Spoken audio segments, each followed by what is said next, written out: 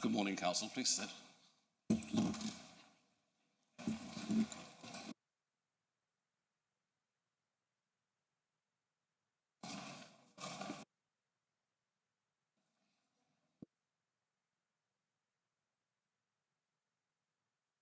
Right, good morning again. I'd like to welcome Chaplain Diane Willoughby from the chaplain team at RNAS Culdrose. Thank you for coming along today. And could you lead us in prayers?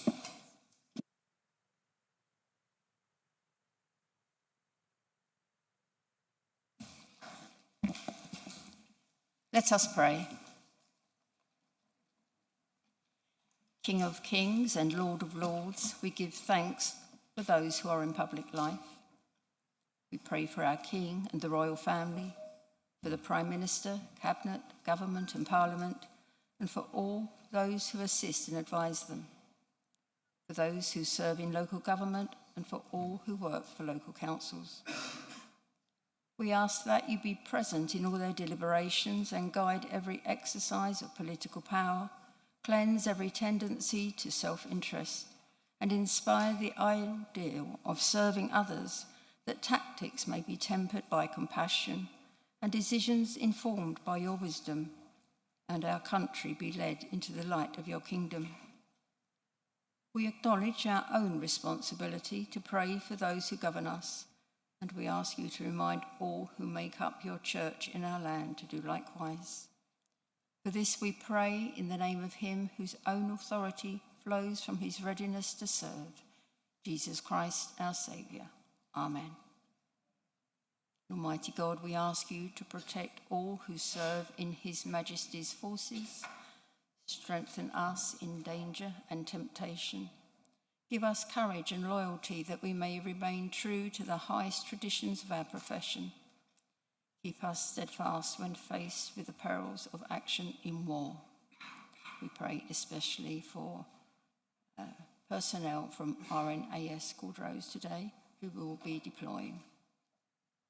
And Heavenly Father, we beseech you to inspire in the hearts of all people the true love of peace, especially in those who direct the nations of the earth. May your Holy Spirit strengthen all who strive to maintain peace and resolve conflict. May your grace be given to those who seek to build bridges between people. And this we ask in the name of Jesus Christ our Lord. Amen. We finish our intercessions by saying together the Lord's Prayer. Our Father, who art in heaven, hallowed be thy name. Thy kingdom come, thy will be done on earth as it is in heaven. Give us this day our daily bread, and forgive us our trespasses, as we forgive those who trespass against us. And lead us not into temptation, but deliver us from evil. For thine is the kingdom, the power and the glory, forever and ever. Amen. Thank you very much. And I normally offer you the opportunity to stay and watch, but I understand you have to hurry back to Culdrose, and I hope you'll take with you our best wishes for a successful deployment. Thank you. Thank you.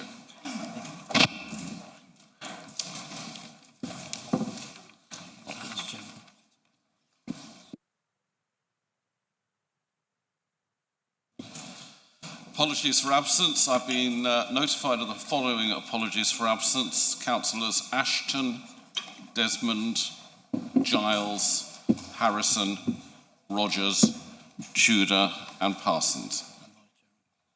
And early departure from the Vice Chair, which will be replaced. Councillor Gow.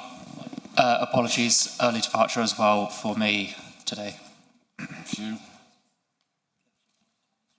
Councillor Sawnby. Yes, I have to have an early departure at 2 o'clock, please. I've got to meet a 100-year-old resident, an important meeting. Thank you. Thank you. And I think Councillor Mike Thomas will be coming up and joining me after lunch to assist. Thank you.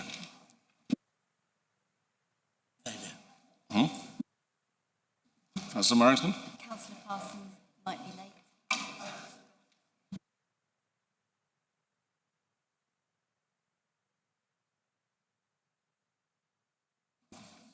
Do we have any declarations of interest? Well, in accordance with the Constitution, I will now take declarations of interest from any members for any items on the agenda. Will members please indicate any items in which they have any interests and the nature of those interests?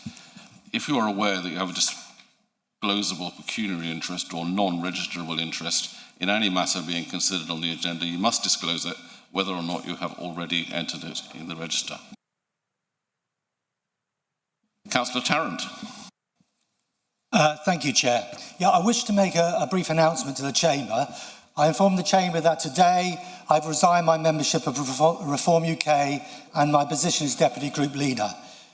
This decision has not been made lightly and is in direct response to feedback I had from my constituents and my commitment to uphold my own principles.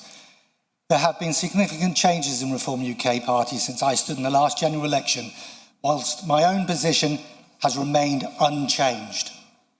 I can confirm that I've joined the Restore Britain Party under the leadership of Rupert Lowe. My primary focus remains with the residents I represent in Redruth North, and moving forward, I look forward to representing and protecting their interests for Redruth and Cornwall. Thank you. Thank you very much. Any other declarations of interest? Anybody else moving anywhere? No? Right. Chairman's announcements. I'm delighted to have welcomed Their Majesties the King and Queen Camilla at the end of last month when they visited the Eden Project as part of its 25th anniversary celebrations. Tomorrow I will be welcoming His Royal Highness the Duke of Edinburgh, who will be visiting Cornwall over the course of the next 2 days. Also, can I welcome Annabelle Scholes, our new Section 151 officer. Would like to give us a wave, Annabelle, where are you? There she is up there. That's our new Section 151 officer. Welcome to your first meeting. Sadly, we've also received news that 2 former chairmen have passed away. Firstly, Jim Philp, who served on Cornwall County Council from 1970 until 2005, representing the Lanreth electoral division. He was chairman of the council from 1998 to 2002, and I'd like to invite Councillor Candy to pay a tribute. Councillor Candy. Thank you, Chair.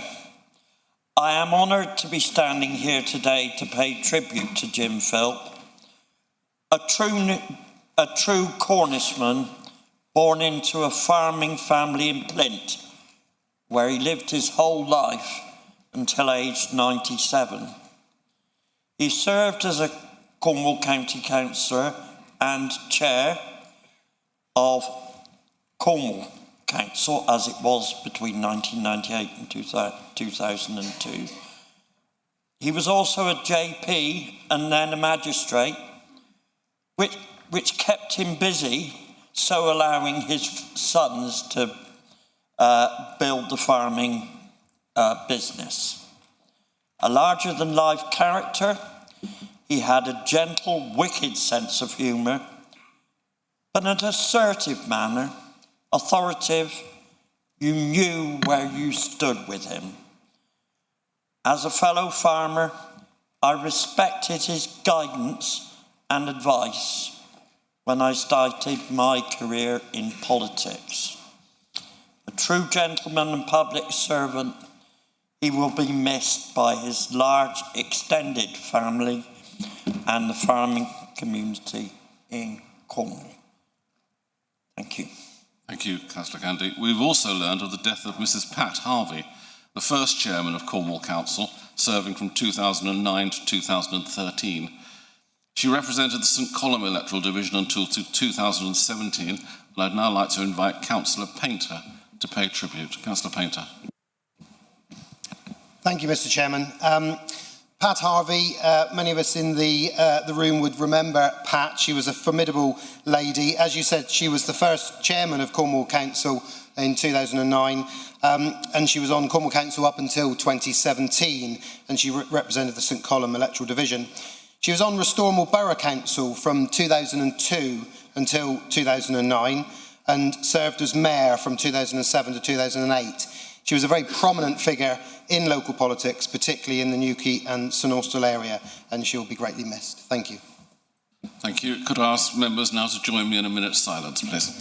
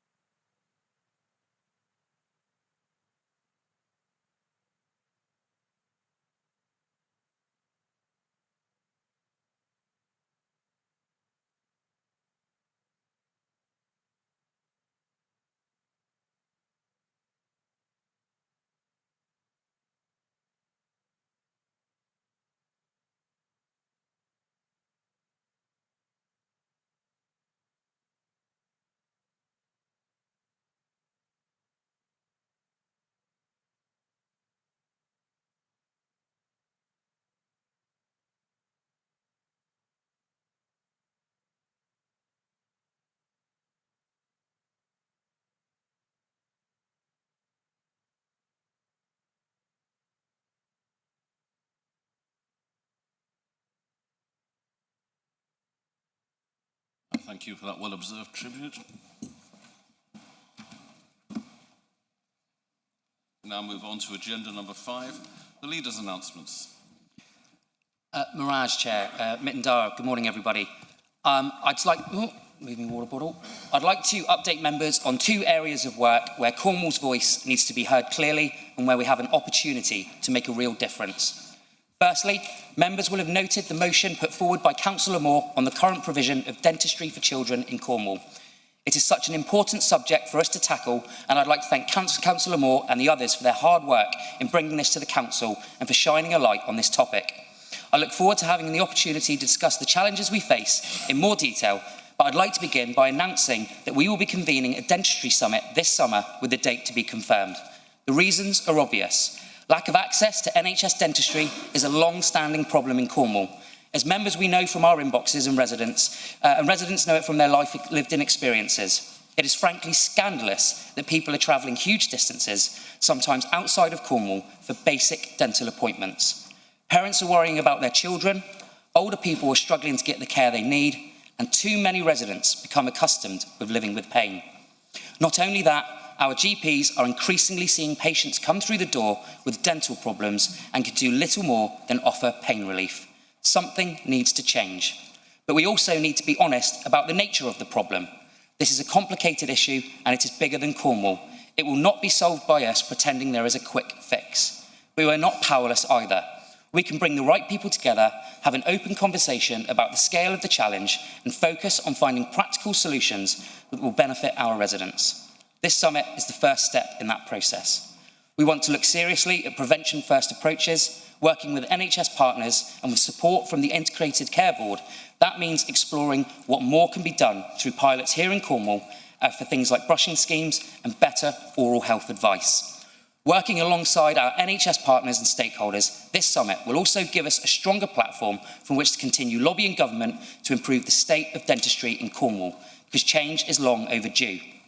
Secondly, I want to report back briefly on my involvement in the Inter-Celtic Business Forum on the Isle of Man.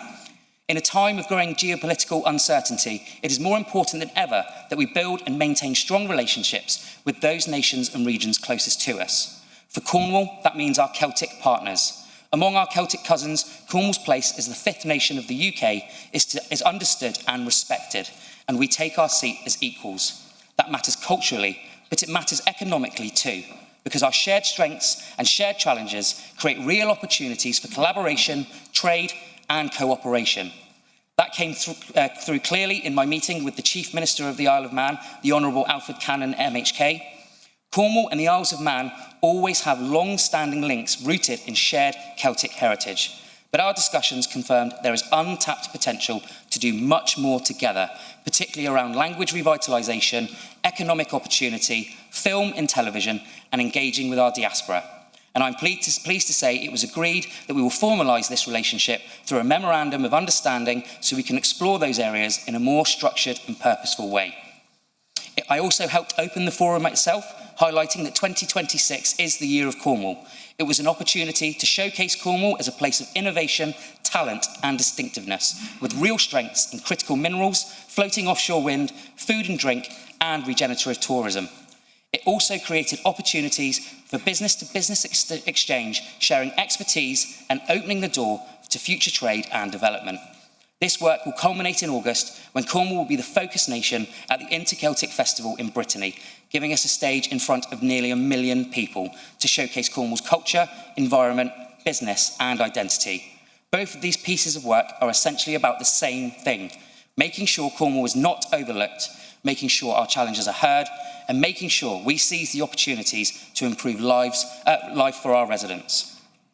I'm also pleased to update you on the progress of the motion brought to Council on the 25th of November that was referred to Cabinet on the Council discontinuing the EDI-DEI policy in preference for the Equality Act 2010.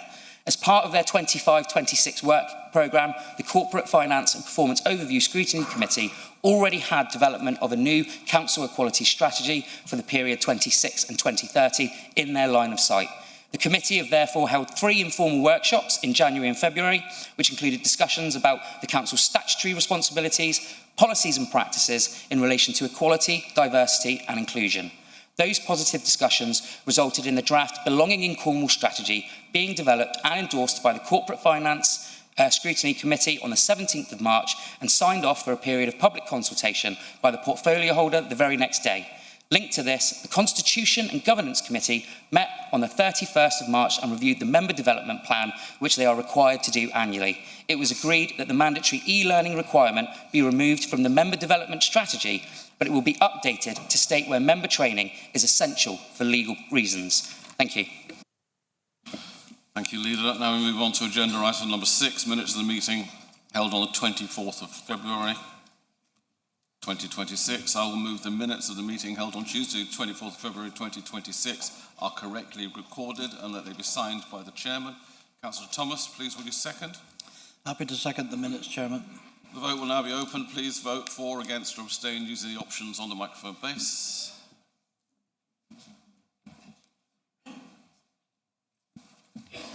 Couple more seconds, members.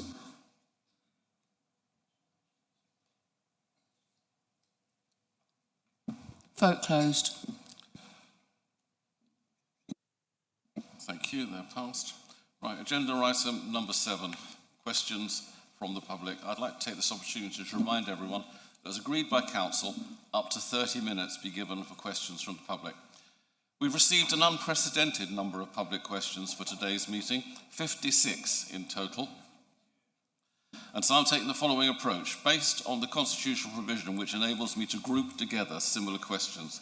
Firstly, individual questions will be asked by members of the public where they are present, and I would ask that they read their questions as published, please.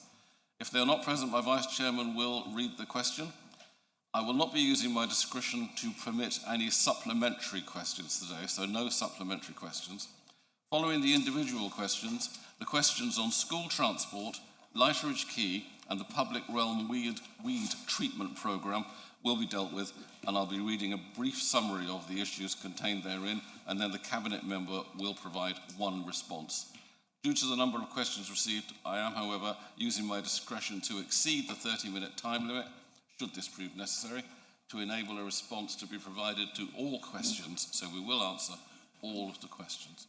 Question number 1 is from Mr. Irving of Tor Point, who is in attendance. Welcome, Mr. Irving. Would you put your question, please?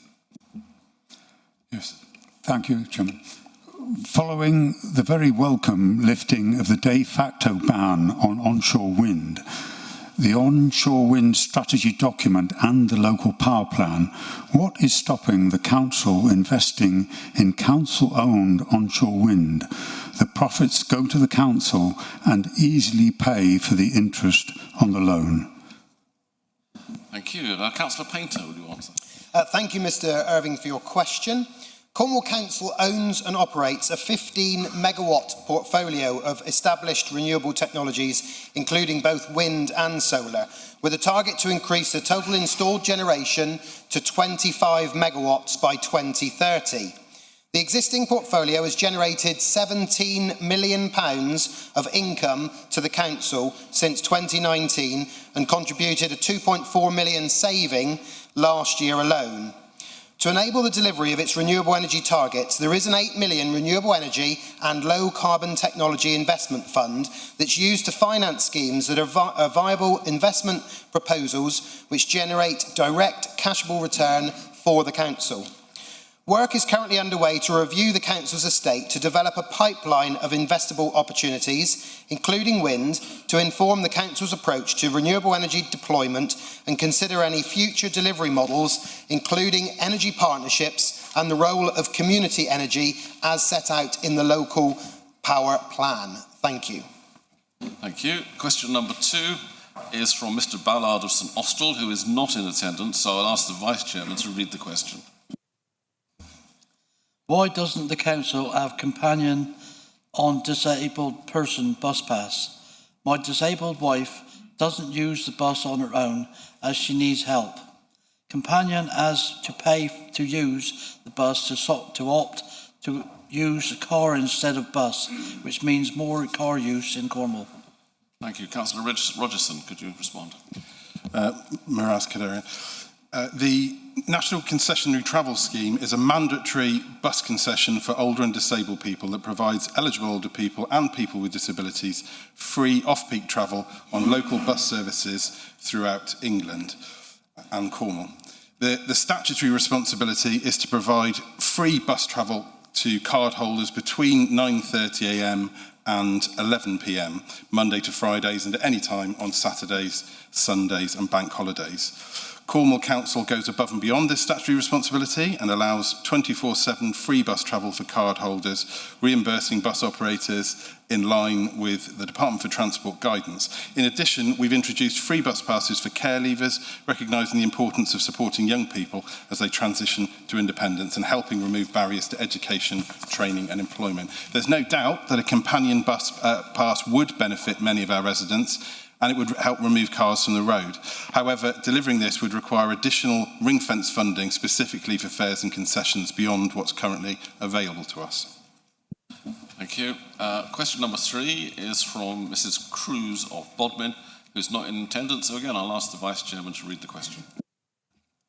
Has Cornwall Council received evidence from Natural England to substantiate the revised advice for development in the Camel SAC? Thank you. Councillor Priest, could you answer that? Miras Kaderia. Thank you, Mrs. Cruz, for your question. The letter from Natural England received in February 2026 about the River Camel sets out their updated assessment, taking into account the forthcoming improvements that are planned to the wastewater treatment works. Their advice is that the upgrades will provide sufficient certainty of restoring sustainable phosphorus levels in the specific subcatchments of the River Camel, so as to avoid further detrimental impact. Natural England have advised that the analysis undertaken to inform the amendment to the catchment forms part of their evidence review, which will be published in due course. Unfortunately, this has not yet been provided. We have requested it, and they have advised that they will share it when it is available. Miras. Thank you. Question number 4 is from Mr. Smith of St Mabon, who is again not in attendance, so I'll ask the Vice Chairman to read the question. In 2011, the Council signed a temporary agreement with the Ministry of Defence, due to expire on the 30th of April 2011, allowing RAF aircraft under 30 tonnes free use of Newquay Airport. In March 2026, a 70-ton US Navy C-130 aircraft used Cornwall's civilian air runway. Why did you allow this? And this goes to the leader, Councillor Frost. Would you like to answer that? Yep. Mirage Chair, Vice Chair even, Cornwall Airport Newquay is routinely used by both civilian and military aircraft from the UK and allied nations. Such use typically relates to activities including training, transit and short-duration short stops, and reflects the airport's available runway capacity, length and relatively uncongested airspace. This type of use is long established and comparable to the way civilian and commercial aircraft also use the airport for training and operational reasons. Individual aircraft visits are managed by the airport and assessed on a case-by-case basis in line with safety, licensing and standard aviation procedures. Cornwall Council itself is not involved in these operational day-to-day decisions. Thank you, Leader. Question 5 is from Mr. Shankland of Devereux, who is in attendance. Welcome, Mr. Shankland. Please, would you put your question? Cornwall Council collects huge sums every year in landlords' fees. These are paid by landlords to the council for licensing, inspection, etc. Can the council tell me where these fees go? Are they ring-fenced or do they go into the general budget? Thank you. Thank you. I've got Councillor Painter and Councillor De Bruyne. Either or. Councillor De Bruyne, welcome. Would you like to answer? Thank you, Chair. It is indeed me. And thank you, Mr. Shankland, for your question. Cornwall Council collects, we assume the question that you ask is referring to private landlords. The only circumstances in which landlords are required to pay fees to the council is in connection with our statutory duty under the Housing Act 2004 to operate a mandatory house in multiple occupation licensing scheme. The scheme requires landlords of properties where 5 or more individual households share facilities to obtain a licence from the council. It currently covers approximately 600 properties, accommodating over 4,000 tenants. Where all statutory requirements are met, licences are typically granted for a 5-year period, with a small number issued for shorter durations. As part of the applications process, landlords must pay a fee, currently £1,481.04 for a new licence and £1,110.77 for a renewal. Due to the nature of the scheme, yearly incomes do fluctuate.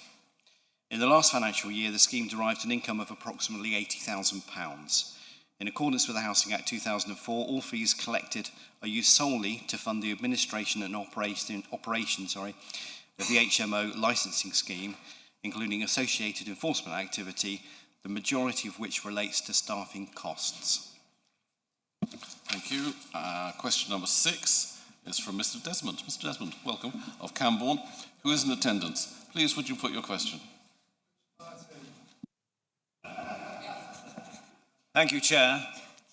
It's good to see you again and to see my colleagues on this wonderful day. Coincidentally, it's my birthday. Please don't break into song.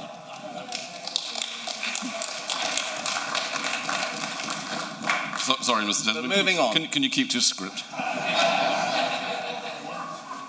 In the 26-27 Council Capital Programme, the Section 151 officer highlights increased financial risk arising from loans made to the council group of companies. At March 2025, Treveth was technically insolvent. Current liabilities exceed current assets, loan to value 98%, losses 2.3 million, borrowings about £100 million. Is there a disaster recovery plan? Thank you. And Councillor Painter to answer. Thank you, Mr. Desmond, and happy birthday to you. The Council established Treveth to deliver both long-term private rented homes as well as other commercial developments and investments. The limited liability partnership is jointly owned by Cornwall Council and CoreServe. It is expected to hold the majority of these homes and business spaces for the longer term, creating much-needed homes for local people and space to create new jobs. In establishing Treveth in 2019, the Council recognised the long-term nature of this work, and the initial business plans agreed by the Council assumed a long break-even period of 17 years. And as such, the Council has continued to provide guarantees to support the continued operation of the company. Following the Article 21 governance review of the council-owned companies, which concluded in December, each of the council-owned companies is in the process of developing business plans for the next 3-year period for consideration at the strategic level by the council in its role as shareholder and owner. The Treveth delivery plan for the financial year 26-27 is based on the agreed 4-year Treveth business plan for 25-29, and it will be brought forward to Cabinet by June this year. The Council and the Treveth Project Committee are commissioning a review of the financing and delivery options to progress the delivery and extension of the Treveth business plan and development pipeline in line with the Council's capital and investment strategy. From this work, a revised business plan will be brought forward to Cabinet by the end of Q3 this year. The business plan will reflect the Council's budgetary position both now and into the future and the emerging commercial strategy to ensure alignment with the Council's commercial and strategic aspirations. Treveth to date has delivered over 500 new homes. Only 35 have been sold, over 100 are affordable, and all are occupied by local people, and holiday lets and Airbnbs are specifically restricted. The pipeline is in excess of 1,500 units. Thank you, Mr. Chairman. Thank you. Thank you. Question number 7. This question is from Mr. Angel of Camborne, who is in attendance. Welcome again, Mr. Angel. Please, would you put your question? Yeah, Cornwall Council spent £1,250 on external advice regarding complaints against Councillor Dulcie Tudor's alleged transphobic comments. The conclusion: she did not breach the Code of Conduct. What revisions have been made to Council standards, practice and policy in light of this advice? Thank you. Leader, can you answer that, please? Yeah, thank you, Mr. Angel, for your question. No changes have been made to the procedures as the complaint was processed in accordance with them. The external advice that was sought did not directly relate to the process or procedures used to assess complaints, but it did ensure that the complaint was handled lawfully, considering the balance between freedom of expression and the Council's statutory duties under the Equality Act. As part of its work programme, the Standards Committee will review the procedures that are set in place for the consideration of complaints against councillors this summer. In doing so, the committee will consider how the 180 complaints against councillors have been processed in the last year, and as part of this, the committee will reflect on whether there is a need for any amendments to be made to its own procedures. Thank you, Leader. Question number 8. This question is from Mr. Michael Mitchell of Redruth, who is in attendance. Welcome, Mr. Mitchell. Please, could you put your question? It's Michelle. Michelle, sorry. Thank you. A Freedom of Information has revealed that Cornwall Council operates a policy to sell off taxpayers' social housing where repair costs are quoted to exceed £50,000. With only 10,400 council homes remaining, can the administration honour their commitment of full transparency and publishing the quotes of every property on their intended disposals and every property signposted to be included in your voids list for disposals? Thank you. Thank you. Councillor Roy. Thank you, Mr. Michel, for your question. The threshold of £50,000 is the financial level that actually triggers a review of whether a property is retained or disposed of. I've changed the approach to ensure that the decision is not just purely financial, and now decisions are being taken into account social and economic factors, the ability to support our homelessness need, and also the availability of alternative uses and also grant funding. So it's not simply the financial cap, there's much more that's taken into account now. We're not able to provide a full specification and offer a tender for individual works on all properties going through this process. This is because we manage all repairs and maintenance work through Cornwall Housing Limited via 3 main contractors who work across 3 localities. These contractors hold a team of operatives that deliver day-to-day work, and they also contract with the local supply chain, and by that we mean the tradespeople in local areas. And they also will use local trades firms frequently to deliver works onto our houses and homes. We would encourage local trades who have not engaged with the 3 main contractors to discuss opportunities so that we can further grow the contracting capacity across Cornwall. Thank you. Thank you. Question number 9. This question is from Mr. Conway of Launceston, who is not in attendance. Can I ask the Vice Chairman to read out question number 9? Mindful that the PSA at Gatwick did not run full term, with the amounts payable be pro rata, where full landing charges payable at Quay. If not, why not? Will outstanding amounts be aggressively pursued? And can I ask Councillor Dwelly to answer that one, please? Thank you, Mr. Conway. Good to hear from you. I was hoping he would be here in his spacesuit. Some of us will know what that is all about. But I'm going to read out a very important, carefully worded answer here. The Council acknowledges that the PSO service to Gatwick ceased operating before the contractual end date of 31st of May this year. All financial and charging arrangements associated with the PSO, including subsidy payments and airport charges, are governed by the terms of the contract and the commercial agreements let through the tender process. The Council is currently in ongoing discussions with the operator regarding matters arising from the early cessation of the service. These discussions are being conducted through the appropriate contractual processes. As these matters remain subject to live and commercially sensitive discussions, it would not be appropriate at this stage to comment on specific payment amounts, charging arrangements, or any potential recovery position, as doing so could prejudice the Council's interests. Once those discussions have concluded, and where appropriate, further information will be reported through the proper governance channels. Thank you. Thank you. Question number 10.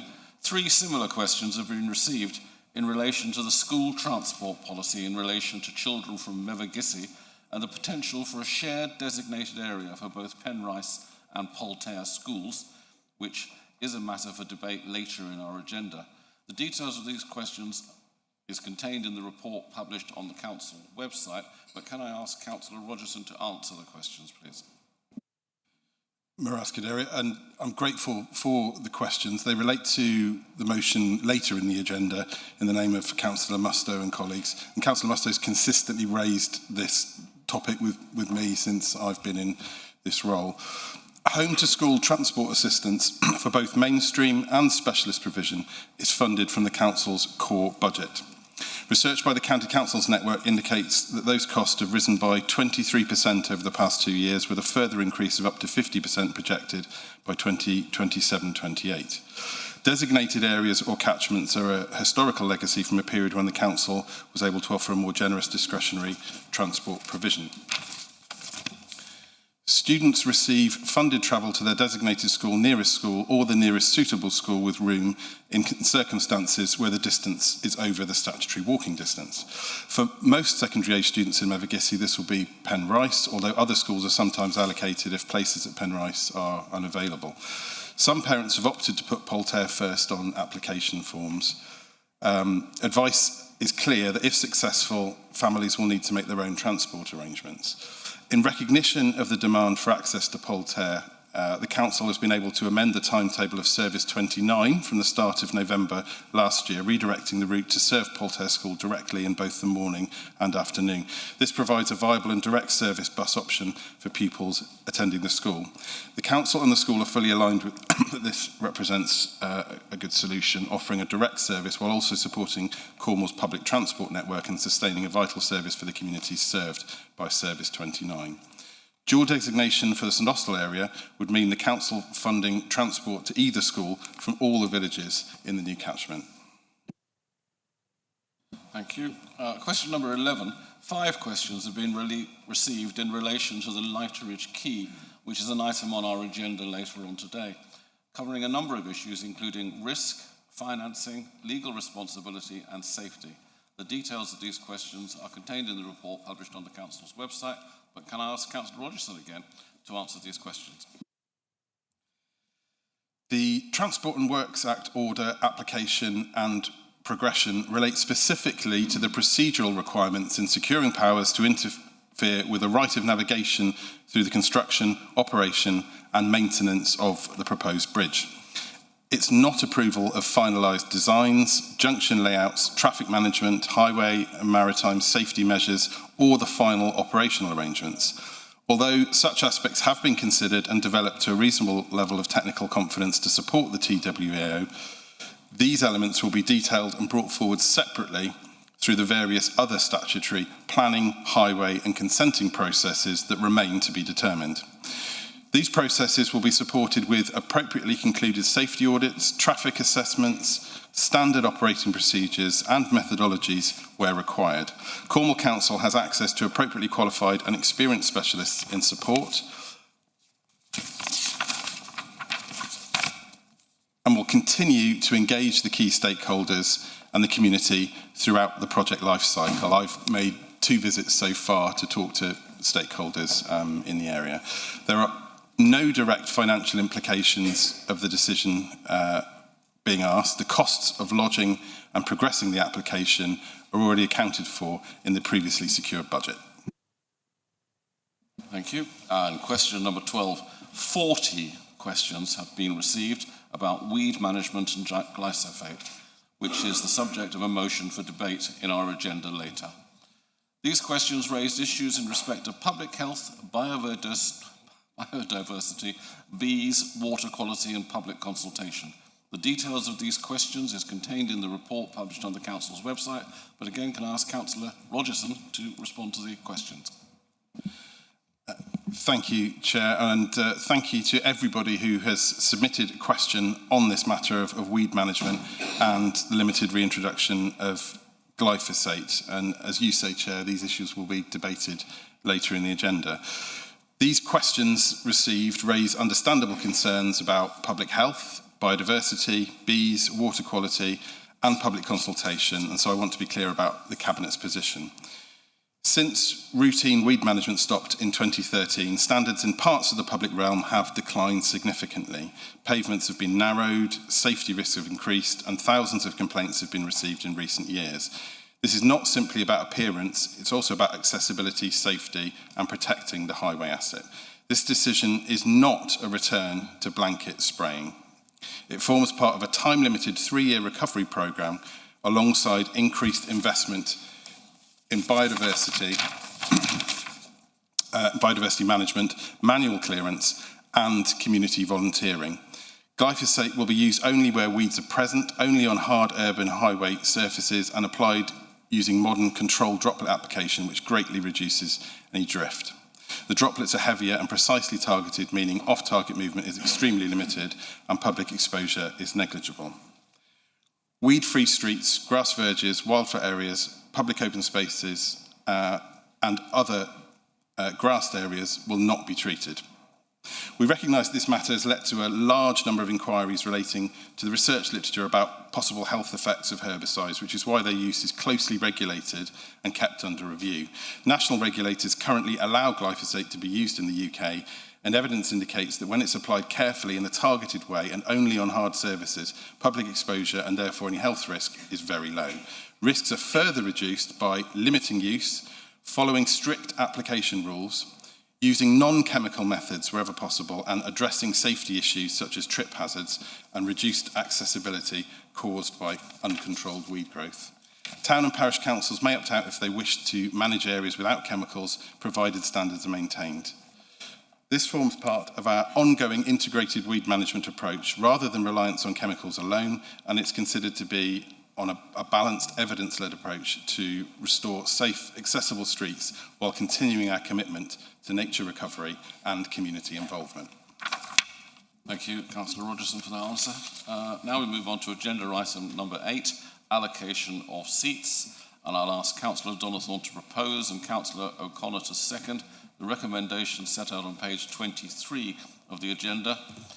Please note the appendix was circulated to all members by email yesterday, and once Councillor Donathorne has proposed, please raise your hand if you wish to ask a question. Councillor Donathorne, I'm not seeing him. He's left the room for the moment, Chair. Happy to move the vote, Chair. And Councillor O'Connor, are you happy to second? I'm happy to second, Chair. Okay, anybody want to say anything? Thank you. And I'll now, well, I won't go back to the proposer because it's not here. We'll move on and vote. The vote will now be open. Please vote for, against or abstain using the options on the microphone.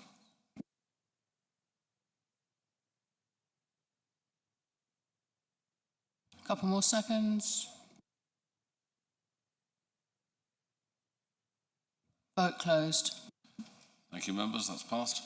Agenda item number 9, Lighterage Quay Bridge Transport Works Act Order Endorsement for Application. I will ask Councillor Rogerson to propose and Councillor Rich to second the recommendation set out on page 29 of the agenda. Councillor Rogerson. Thank you, Chair. Approval is sought, as I said in my answer to the earlier question, only to lodge and progress a Transport Works Act order application. So it's not to approve the bridge or the supporting highway infrastructure itself. The Lighterage Quay Bridge is a long-standing Truro Loop's active travel ambition, as you'll know yourself, Chair, as a Truro member, connecting Newham with Pascown Park to create the river loop made possible through town deal funding. The order is required because the bridge interferes with rights of navigation for harbour users despite having an opening mechanism, so there will be an impact that needs to be managed. Alternative consenting routes were considered but discounted as legally or procedurally inappropriate, so it therefore needs to come to Council for Council to take a view on it. The Transport Works Act provides the most robust and transparent consenting framework, including consultation and a public inquiry if required. Council majority approval is legally required to submit that application, which makes this a non-executive decision, so it's not something I can take as responsible cabinet member. The determination period is a critical path for delivery and may take up to 2 years already built into the programme. So there are no direct financial implications, as I said earlier. The costs are included within the approved town deal budget, and that is funding that's allocated for measures such as this to improve the situation in Truro. So it's not money that's coming from elsewhere in the council's budget. Necessary engagement has taken place, showing strong overall community support, but with further consultation through the TWA process to come. Not approving the resolution would delay the project, would increase risk, cost and programme uncertainty. So thank you for the opportunity to present that. Thank you. And Councillor Rich, do you want to second the recommendation? Yes, please. Thank you, Chair. More than happy to second it. I think Dan, Councillor Rogerson has really sort of set it out, really. I'll just add that this is a hugely important project for Truro. It's part of a journey to regenerate the water, the port of Truro. It will be brilliant for people who live in Truro who are constantly asking me and others, when is this bridge going to happen?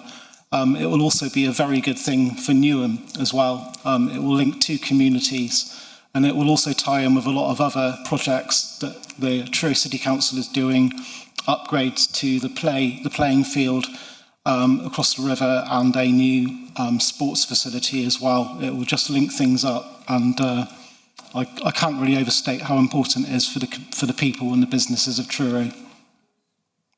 Thank you. Does anybody wish to speak on this? Raise your hand, please.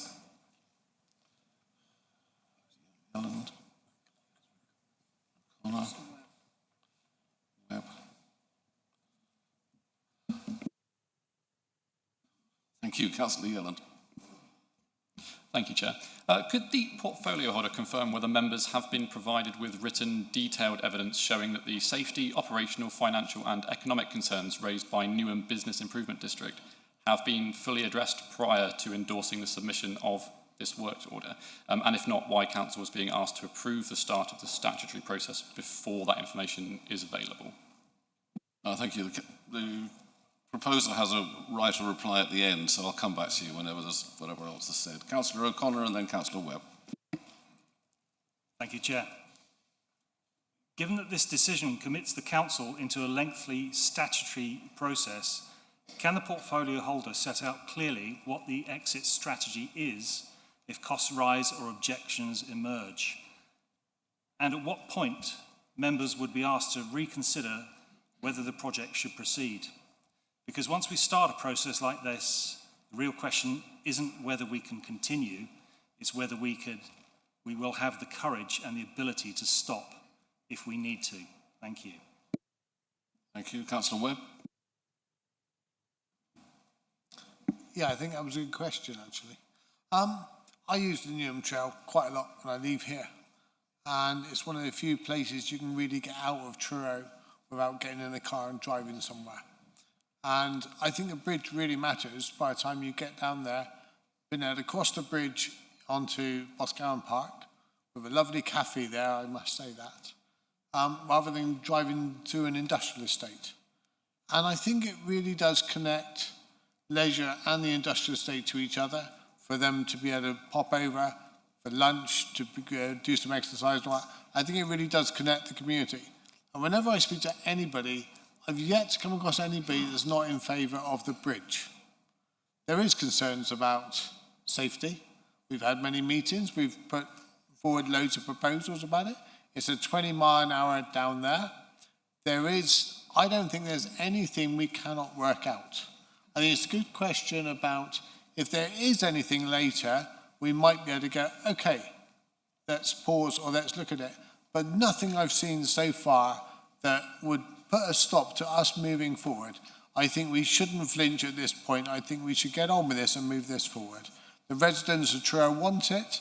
I think it's needed, and I think it really will help people to get out in the countryside and enjoy Truro a lot more. Thank you. And Councillor Dwelly. Thank you very much. I just want to come in as Cabinet Member for Economy, as this is a town deal project. The approximate cost of the project is £8 million. Now, I want to be clear that if, for any reason, we were not to go ahead with this would be lost millions, not only for Truro, but for Cornwall. Very important we back it. And I have to say that on Town Deal, there haven't been extra funds allocated to Town Deal. So we are expecting the project to come in on budget. Obviously, my colleague Dan, as Transport Cabinet Member, is leading on the delivery, but this is very important. And I would also say that I support the project very strongly. I think the opposition to it from some on the industrial estate has been based on the notion that the roads, which are public roads, should only be dominated by their lorries, etc. I'm afraid roads are for everybody, and we need to make sure that this is done safely, yes, but it will help Truro, and I hope that we will all vote for it. Thank you. Thank you. And I will just say, as a local Truro member, residents of Higher Town here have very little public open space. This gives them an opportunity to go to Poscowan Park using an off-road route all the way through. There are concerns about access at the end, but I'm confident that they will be dealt with as part of the planning process. If there's nobody else, I go back to Councillor Rogerson.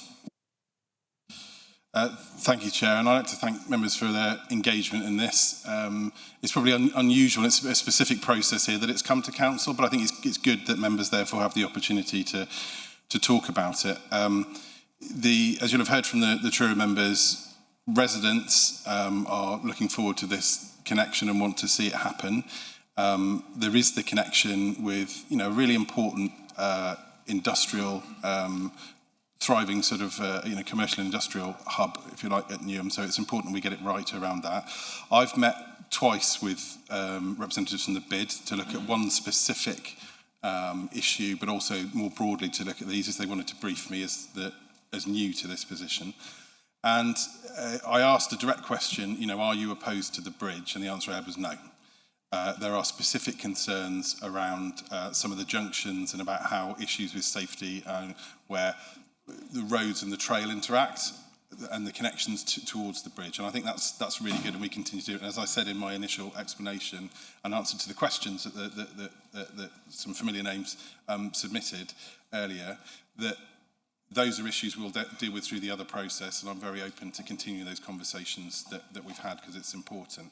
And I think on Councillor Connor's point, it's a good one. That in a sense, we could not start any project if we were concerned that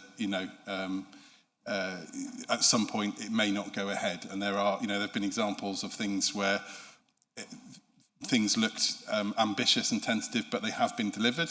And there are other schemes where still are yet to be completed. So there is always an element of risk, and we have to look at that. I think what I would say is that, as set out, this budget is a discrete one. So the money towards delivery of this is anticipated in here.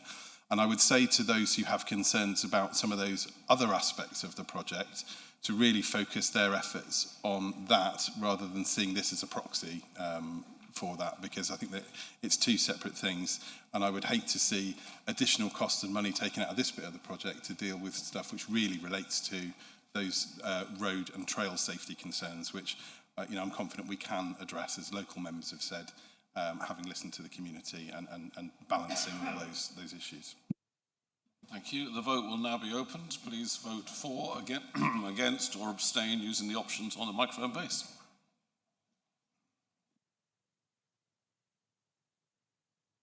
A couple more seconds, members. Vote closed. And that's carried. Thank you.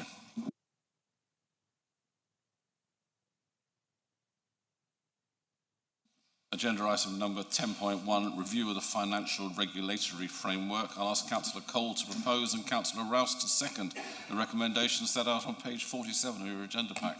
Councillor Cole.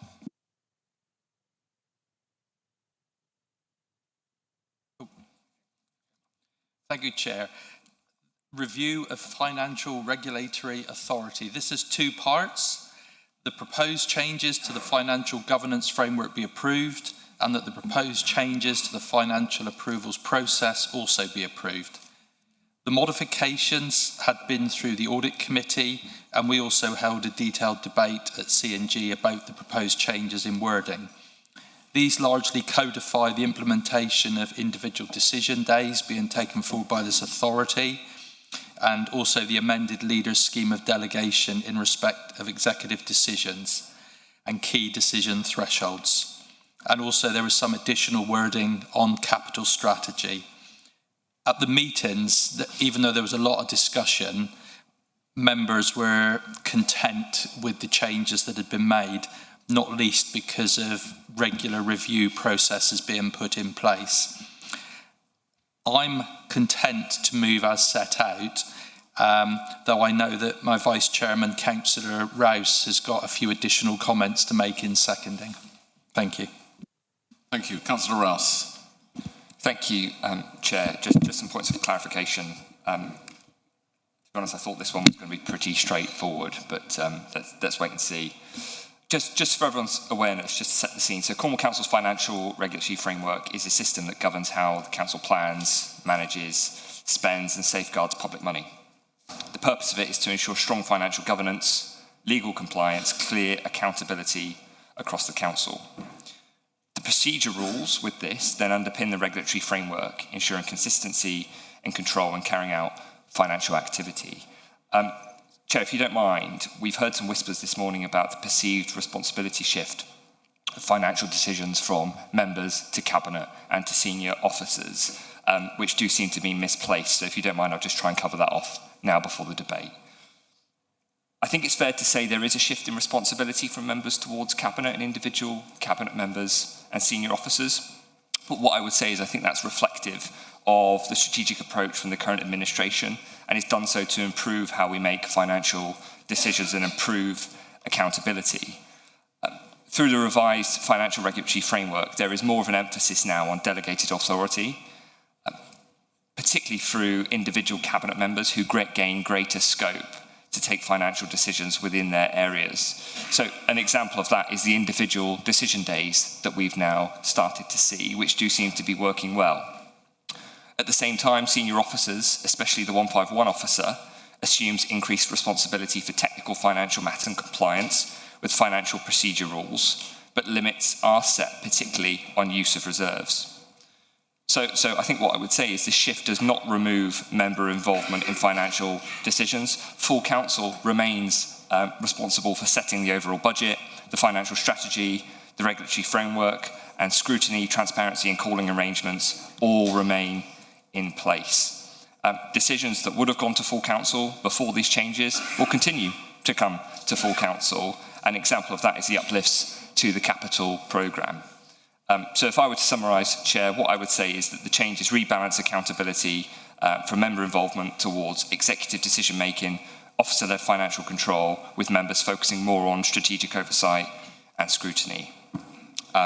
Thanks to our friends at Audit who did much of the heavy lifting on this. It simplifies the framework, strengthens controls and reporting, and ensures regulations remain proportionate, transparent, 30 seconds. and fit for the purpose of the Council's operating environment.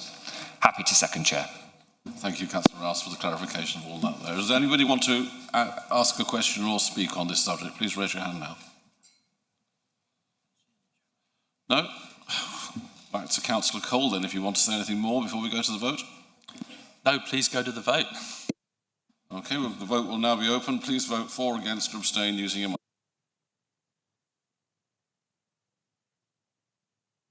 Couple more seconds, members. Vote closed. Well, there you are. What a thorough job you did, Councillor Rouse. Almost unanimously passed. And, of course, the chairman. On to item number 10.2, operational provisions relating to special urgency and call-in. I will ask Councillor Cole to propose and Councillor Rouse to second the recommendation set out on page 89 of your agenda pack. Councillor Cole.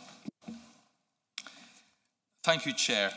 Yes, this report notes our annual requirement to report the number of occasions that urgency and call-in provisions have been used in the preceding municipal year. So to bring everyone up to date, I can confirm that the number of individual decisions made by Cabinet members and officers was 87. The number of decisions taken at individual decision days was 30. The number of decisions taken by Cabinet was 42. And 10 of the above decisions made use of urgency procedures. The first 8 examples of such urgency methods are listed in Appendix 2, and the 2 most recent related to the provision of security services to designated accommodation sites and the Crisis and Resilience Fund for 2026 to 2029. At the meeting, we did actually go through and get a good understanding of why these approaches were taken. In respect of successful call-ins, there have been none since the election, and we concluded that no changes to the provisions are currently required. The process as set out does allow people to call things in on occasions. It's just that we as members have not done that this year. I am therefore content to move the second of our third recommendations to you all today. Thank you. Thank you. And Councillor Rouse, are you having to second? Thank you, Chair. Happy to second. Much shorter this time. The committee's assessment was that the provisions have been used appropriately, sparingly, and give assurance that no change to the urgency or call-in provisions are currently required. In all cases, the urgency was justified by clear evidence, consistent with constitutional requirements. Decisions were either taken under general, exceptional, or special urgency provisions, with appropriate notification to scrutiny chairs, subsequent reporting to council, providing transparency and accountability despite the accelerated process. Happy to second. Thank you. Please raise your hand now if you wish to speak or ask a question. I've got Councillor Andrew Mitchell. Councillor Mitchell. Thank you, Chairman. I'd like to thank Councillor Cole and the committee for the work they do. I think I've had the main point has been answered, that 4 is that we are not proposing any changes, because unlike in the report, I think that this council, being caught short or caught by surprise nearly twice a week on average in having to do an urgency procedure or decision, I don't think is overly acceptable. I think we really need to look at why that is happening. But it does say at the bottom of page 90, resolved that it is recommended to council that, and then page 91 starts with number 3. So I was just wondering what number 1 and 2 were. I'm mainly happy to see that 4 is that you are suggesting no provisions need to be changed, but I would just like to know what 1 and 2 are.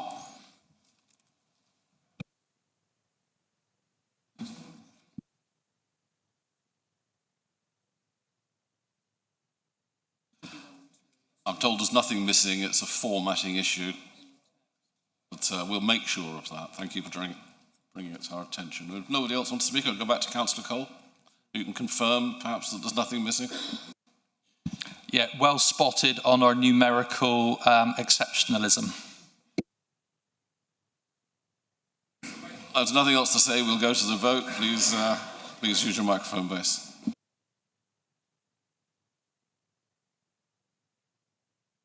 Couple more seconds. Vote closed. Thank you, and that's passed. Agenda item 10.3, review of the protocol for member-officer relations. I'll ask Councillor Cole to propose and Councillor Rouse to second the recommendation set out in page 107 of your agenda pack. Councillor Cole. Thank you. The protocol in front of you today has been revised, and these revisions include, amongst other things, incorporating the 7 principles of public life, clearer definitions of member and officer roles, the development of an informal resolution route where the protocol is considered not to have been followed, and expanded detail on statutory officer roles and examples of acceptable and unacceptable behaviours. Some of the wording does actually come from wider local government sources, so it's consistent with other places around the UK. I think it's fair to say that Constitution and Governance carried out a thorough assessment of this document, and as you'll see from the recommendation, we agree that the protocol should be adopted, subject to a number of tweaks. These included a broader definition of who are senior councillors and leading officers, and these are the people that the document expects to give visible leadership to the values set out in the protocol, as well as ensuring that the reference to officers in Para 21 reflects the requirements of the Employee Code of Conduct. The biggest debate was about how friendly councillors and officers could be, and prescriptive, somewhat negative wording was removed, and in its place an additional paragraph was added which just required members and officers with specific personal relationships to make sure that they were recorded through our interest mechanisms. So we hope you'll feel happy with the changes that we've made, the detail that we went through the documentation, and I move the recommendation as set out. Thank you. Thank you. Councillor Rouse, are you happy to second? Yeah, happy to second, Chair. Helpful summary from Councillor Cole. What I would say is members welcome the review. I think recognising the importance of an up-to-date protocol in supporting effective governance and constructive working relationships between officers and members. I think for us, what we wanted to ensure was that the protocol was clear and balanced. Members emphasised the importance of mutual respect, professionalism and trust between members and officers, and specifically noting that the protocol should be applied consistently to both, to officers and to members. Councillor Cole confirmed we've also now defined what a senior member is, so if you're one of those, congratulations. Happy to second. Thank you, thank you. If anyone wishes to comment or ask a question, please put your hand up. German. We've got Councillors Mitchell and German. Councillor Mitchell. Thank you, Chairman. I think this is a very important piece of work, is how we interact with our officers and members and do the work of the council. So it is very important, which is why I'm a little concerned. There does seem to be a theme developing here as how to constitution and governance actually work with these recommendations starting at number 4.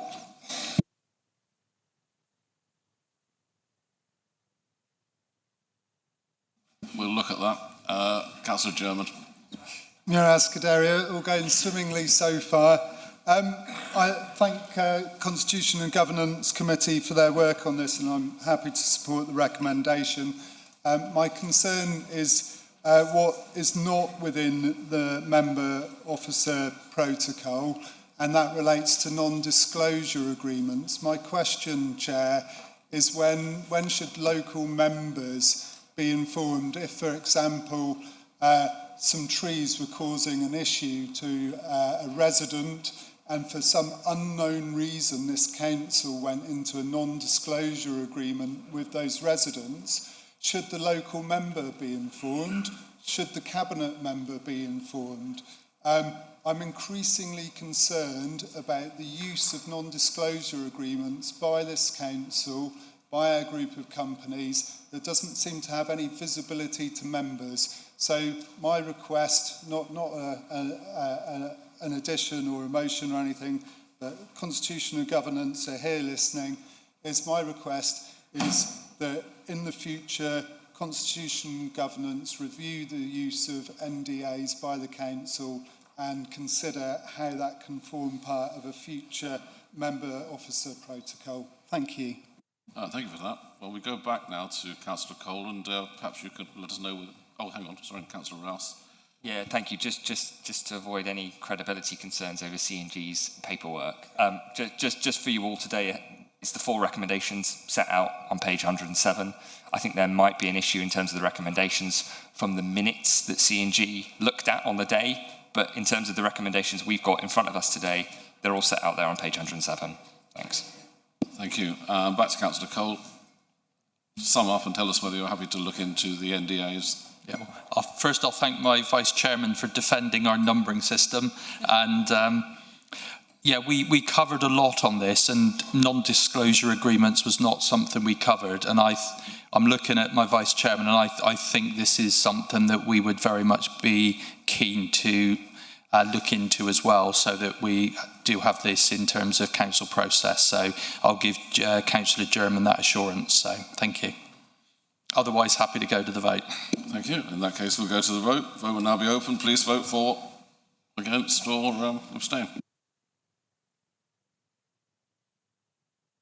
Couple more seconds, members. Vote closed. Thank you, and that's 3 out of 3, Councillor Cole. Well done. We move on to agenda item number 11, motions. Members, as you'll recall at January's council meeting, we agreed to change the constitution so that motions for which notice had been duly given will be debated at our meetings. on the basis that motions approved at Council relating to an executive function will be advisory and not bind the Cabinet or any individual Cabinet member, but may inform their future decisions. Advisory motions relating to non-executive functions may be either considered and approved at Council or referred to the relevant committee for detailed consideration. In the case of the latter, an advisory motion approved at Council will not bind the future deliberations of the committee to which the matter has been referred, but may inform its future recommendations. A total of 3 hours has been agreed for debate on all motions, and therefore I'd be grateful if all members would keep their comments as succinct as possible, and don't repeat what others have already said during the debate. This will enable those members who wish to speak to do so. The rules enable me to change the order of motions listed on the agenda in consultation with group leaders, and due to the level of public interest in agenda item number 11.44, I've decided that Council debate this motion first. If we run out of time, any remaining motions will be referred either to the Cabinet or the relevant committee, and I will confirm appropriately at that point. So we're on to agenda item 11.4, Public Realm Weed Treatment Programme Requirement for Public Consultation. This is an advisory motion to the Cabinet or individual Cabinet member, and if approved today will not bind them, but may inform their future decisions. Please note the appendix was circulated to all members on Friday last week as part of the supplementary agenda pack. I will ask Councillor Creek to propose and Councillor Laporte to second the recommendation set out on page 161 of your agenda pack. Councillor Creek.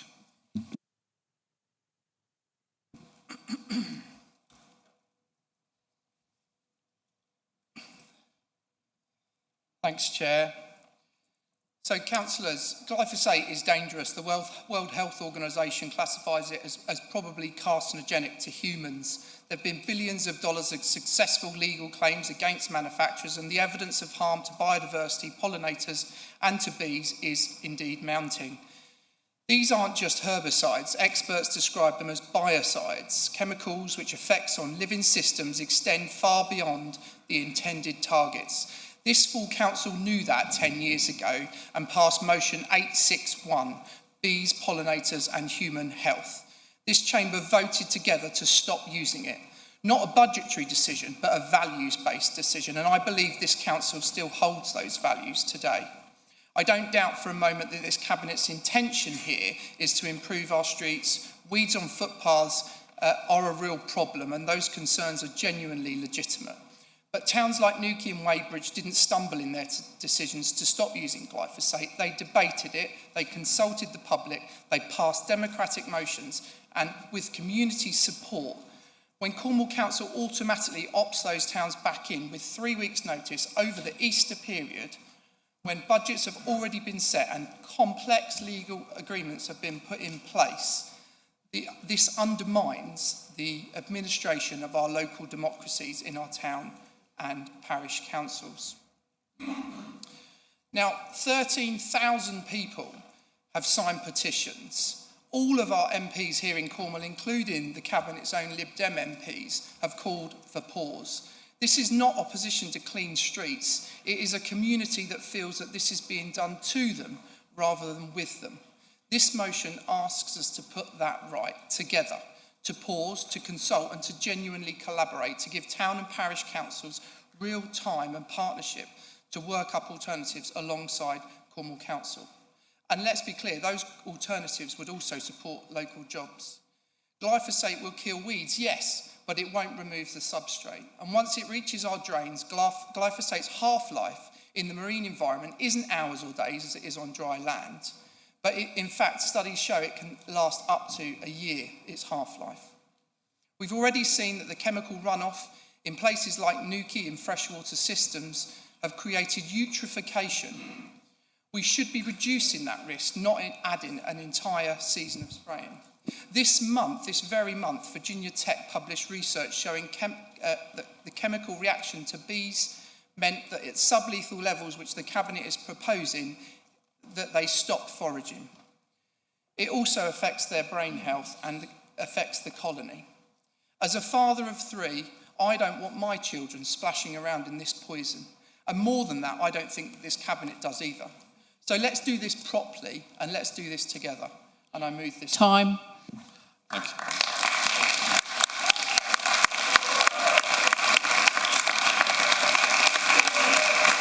Thank you. Thank you. Thank you. Thank you, Councillor Quay. I move on to Councillor Laborde. Do you want a second?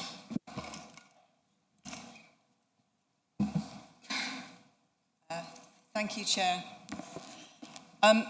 Years ago, and I know many in this room will remember this, we used to sit in pubs and cafes that were choked with cigarette smoke until somebody had a bright spark of an idea that actually those who wanted to breathe clean air should take priority. And what I'm asking you today is to consider is that there's large numbers of people across this country, Lee, who do not want to live in an environment polluted by synthetic chemicals. I think we must acknowledge that. I share the public's serious concerns about this proposal to reintroduce the use of glyphosate on our streets and in our housing estates. Cabinet members, you assure us that this will just be a little gentle dab, it's a little bit here and a little bit there. If anyone saw those lovely videos over the weekend, you would assume that Lee Frost and Dan Rogerson were sprinkling fairy dust across the county. But actually they're not. This is not that magical. It's more sinister than that. And just yesterday, a letter was handed in to the leader of Cornwall Council. He was there, you remember? Yeah. It was signed by 212 health professionals from across the county, 71 of whom are doctors. And they have raised the serious health dangers of glyphosate. People are right to ask these questions. Their health is on the line. So the science on glyphosate is really sobering. And last week I was contacted by Professor Michael Antonio, who is a leading UK toxicologist at King's College London. And he wants me to pass this message to councillors here today. At present, based on scientific research and evidence, there is no safe level of glyphosate. Lab animals submitted to safe levels succumb to cancer. He goes on to say that this is our major consideration. It's our contractors and our staff who distribute the glyphosate that are at the most significant risk. But that's impact is all the unintended consequences. The intended consequences 30 seconds. are even worse. So glyphosate persists in our soils, in our insects. It kills plants because that's its job. And with insect populations collapsing and extinction rates higher now than they've ever been, right, how can we justify spreading killer chemicals anymore? So my call today to you is, before resuming glyphosate, listen to the people we serve. Let's have open debate guided by science and our shared values. Thank you, Councillor Laborde. Thank you. Thank you. Thank you. Please raise your hands if you wish to speak.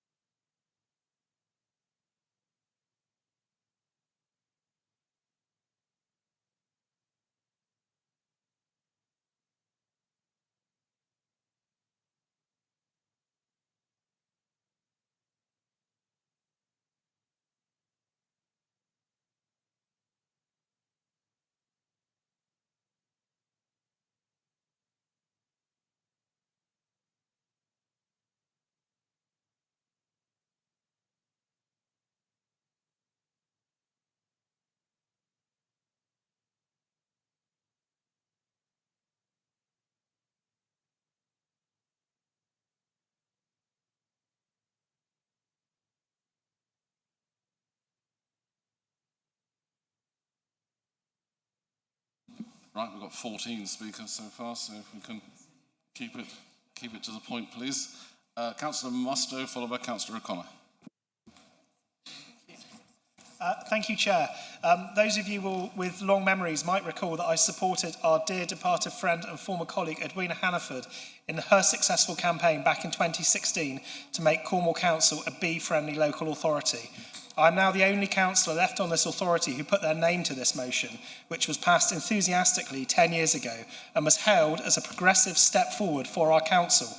That motion stated that Cornwall Council will therefore cease the use of neonicotinoids and glyphosates on all public access land that it manages in a proactive effort to reverse the destruction of the bees and pollinators and protect human health, and that the Council will also explore other ways in which to enhance and protect bee and pollinator habits and encourage environmental growth in line with the emerging environmental growth strategy.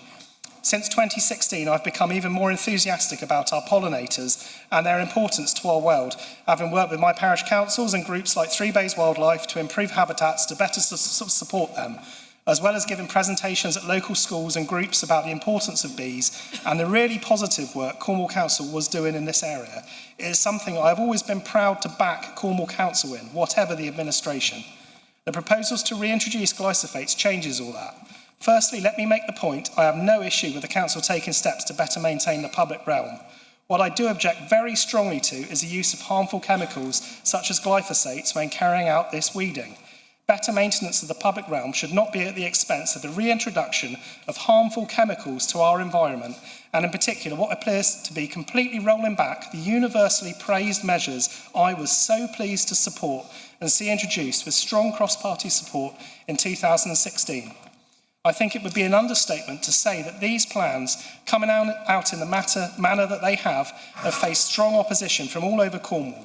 There are councillors and elected representatives from all parties at all levels of representation, from parish and town councils up to MPs, who are publicly and privately calling for these plans to be rethought. I will obviously be supporting this motion today. I hope that the decision makers will listen, not just to the voices from this chamber, not to just the voices from the people around Cornwall, but for the animals and the plants who don't have voices that we're here to speak for. Think again and scrap the use of these harmful chemicals in any future plans. Thank you.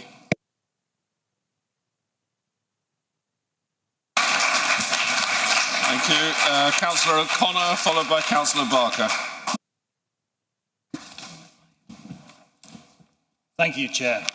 Before I get into the scripted element of this, I just want to mention that I did take the time to go and meet some of the public outside, and I thank everybody that's come along today to voice their opinions on this very important motion. Chair, I support this motion wholeheartedly because whatever view members take on glyphosate, there's a more fundamental issue here, and that's one of process. Town and parish councils were given just 3 weeks to respond to a decision of real consequence, and not just any 3 weeks, weeks that included the Easter bank holiday period. Now, we all know how local councils operate. They meet monthly. They require papers to be properly reviewed. They need time to understand legal and financial implications, and yet they were effectively told, review this, understand it, and decide quickly. That's not meaningful consultation. That is compressed compliance. And it matters because the opt-out is not straightforward. It carries financial responsibilities and operational consequences for local councils. So the key point here is simple. Was this process fair? Because if a council does not even have the opportunity to meet and debate something of this scale, then we cannot seriously claim that we have consulted them. The motion is reasonable. It asks us to pause, consult properly, give councils the time they need. This is not delay, it's doing the job properly. Because this is about more than weeds, it's about trust. Thank you.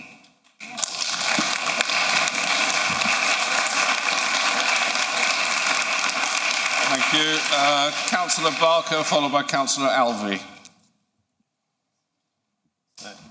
Brilliant. So, thanks for the member of Tranant for bringing forward this motion. I now have no fear of the use of glyphosate, commonly known as Roundup in my research. My father was a university professor in chemistry. It's kind of interesting. And I have to always go back to facts. We must stop viewing glyphosate through the narrow lens of immediate harm. In terms of acute toxicity, glyphosate is mundane as table salt or caffeine. It won't burn your skin or cause instant collapse. However, it is carcinogenic. It is carcinogenic. But it's carcinogenic in the same way that your ammonia in your kitchen cupboard would be. And we wouldn't put those in front of our dogs or our kids, ever. And I agree with that. So I agree with your assessment. But we have to have some level of gauge by which we make our decisions today. The true danger lies in its invisible systemic reach, and your notable King's professor would provide the information because it's a soft antibiotic in the gut in terms of gut microbial gardens. Unless you're going to ingest it, which is not being proposed, it's safe for use as a pesticide. It's been in our ecology since the 50s, and it breaks down to something factually, which is really interesting. Within 12 days, to something that's used as a chelating agent in the water industry. What that means in standard terms, it's a descaler.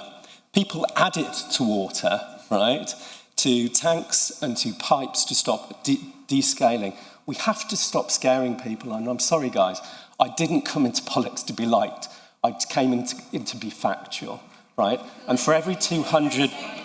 sorry, if you can be quiet, please, up there, and let him speak. We shouldn't scare people. We should present the facts for people and for bees who essentially, in the method that we were talking about, applying this, it's not for ingestion, it's for very targeted use. That said, I do support this. I support the process issue. We should allow the consultation. It has been forced on parishes. I was in a parish meeting only last night, and it's the process that's a problem here. But I really would urge you to look at the facts, yeah? I really would urge you to look at the facts. 30 seconds. And that's my position on this. Thank you. Councillor Alvey and then Councillor Frost. Thank you, Chair. I don't think any of us have got any difficulty with a desire to improve the public realm. However, what we're talking about here is the wrong way of going about it, quite simply. I'm not going to talk about the medical issues. Others with far more knowledge have done so. Also about the process, Councillor O'Connor really covered what I was going to cover on that, so I'm not going to repeat, other than to say that the two parish councils in my division met last week. They both overwhelmingly voted against the use of glyphosate, in other words, wishing to opt out, but at the same time expressed the concern that they were not in a position to work out how to meet the council's requirements in order to do so. So I'm going to focus my comments around nature. And as the former cabinet member responsible for the environment and who very proudly saw Cornwall produce a local nature recovery strategy along with the Isles of Scilly that is not only an excellent strategy, it's nationally recognised for as being basically a benchmark for others to follow. And that strategy specifically identifies the risk of herbicides, transfer into waterways from hard surfaces, and calls for chemical treatments to be limited and reduced. So I'm appalled to see that particular element of the LNRS being conveniently ignored. Not only the LNRS, but also in Cornwall, we were leading the way in producing a marine recovery framework. And actually the marine environment is where glyphosates have even more impact. They take even longer to break down. And what I am most concerned about in the consultation around the introduction of this policy is that there seems to have been no consultation whatsoever with Cornwall's excellent local nature partnership. Those organisations, not just within our own council and the expertise that we have in-house, some brilliant officers within the Nature Recovery team, but also the Wildlife Trust, other organisations that are part of our local nature partnership haven't been consulted in this. And before something like this is introduced, I would have expected them to have been so. clearly I'm going to be supporting this motion. Thank you. Thank you. Thank you. Councillor Frost, followed by Councillor Hanlon. Mirage Chair, and thank you to everyone who has spoken and written in on this. I want to start by saying this. I understand why this issue has become so emotive. People care deeply about their health, their streets, their environment, biodiversity and their children. That matters and it should never be dismissed. Believe it or not, I'm an evidence-led, science-based decision maker, and I always have been. I read the evidence, I look at the risk, and I try to reach a balanced judgment, because the world, unfortunately, is not black and white. It is shades of grey. On glyphosate, the evidence base is vast. Over 6,000 studies alone published in the last decade. I received the letter from healthcare professionals yesterday, and I'm actually extremely grateful that they took the time to collate that, to make sure that elected officials have the evidence that they need when they come to making a decision. And that letter cited 7 papers. And I've read all 7 of those papers. And they are important papers, but they all have something in common. Not one of them concludes that glyphosate should be banned outright. Even the study by Dr. Dennis Weisenberger, which was referenced today in public questions, points to the risks associated to continuous intensive use. It raises legitimate questions about whether some regulatory safe intake levels, particularly in the US, are set too high.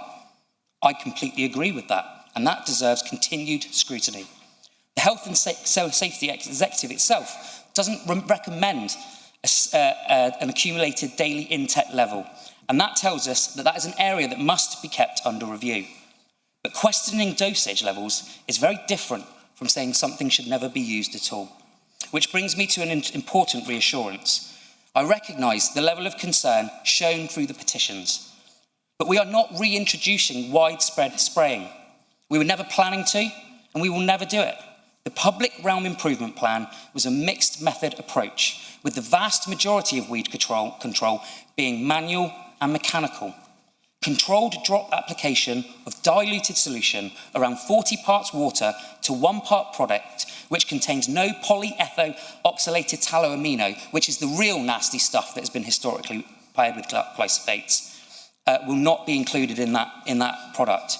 Proposed only where there is a genuine safety risk and no effective alternative. Other councils, including Brighton and Hove, Cardiff and Truro City Council itself, have tested this in real-world conditions and found that a mixed approach is necessary, which is why the proposal sets out the potential of 6 uses in 3 years, 30 seconds. 3-year recovery phase, where those risks to pavements exist not across the board. But finally, I want to speak to the town and parish councils. You're going to tell me to stop, but I'm going to have to carry on. We absolutely got this wrong, how it was communicated. Well, you should have not felt railroaded. You should not have been given unrealistic deadlines immediately after project setting. That was not our intention. I am sorry. Time, please. Thank you very much. Councillor Hanlon, followed by Councillor Marrington. Thank you, Chair. This is not simple debate about weed control. It's a matter of safety and accessibility. Across Cornwall, we are now seeing pavements where curb lines are obscured, footways are narrowing, and surface defects are being hidden by vegetation.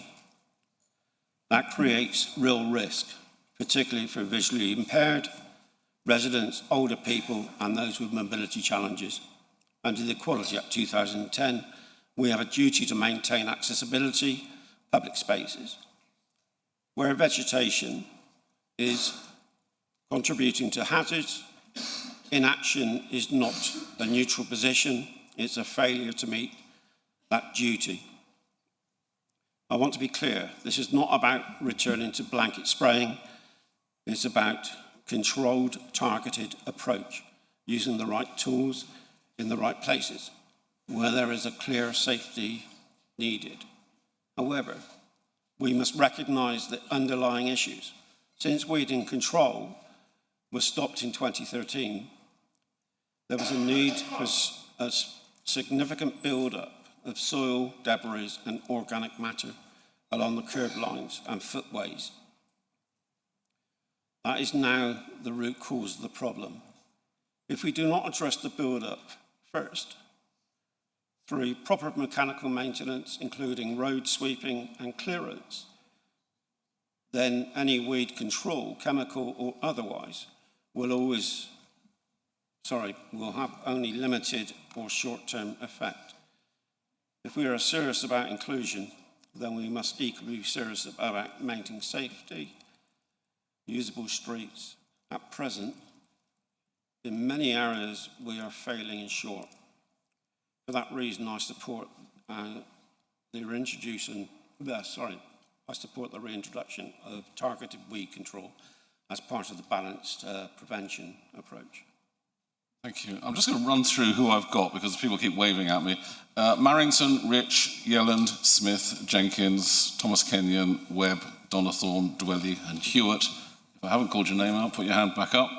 Rogerson, Evans, got you. Gibbons.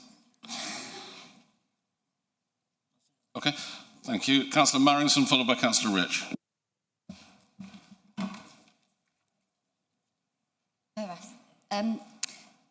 I want to acknowledge at the outset that the process hasn't been perfect in terms of the timing, and that was my main concern about things. It was to town and parish councils on what is a significant and sensitive policy shift. It's a complex, nuanced and emotive issue, and we should have engaged earlier and more thoroughly. And as a Cabinet member, I share that collective responsibility, and we'll reflect on how that happened and ensure we do better. But on an issue like this, it's vital we ground our discussions in clear, factual and evidence-based information. These elements are essential if we want to bring both members and the public with us.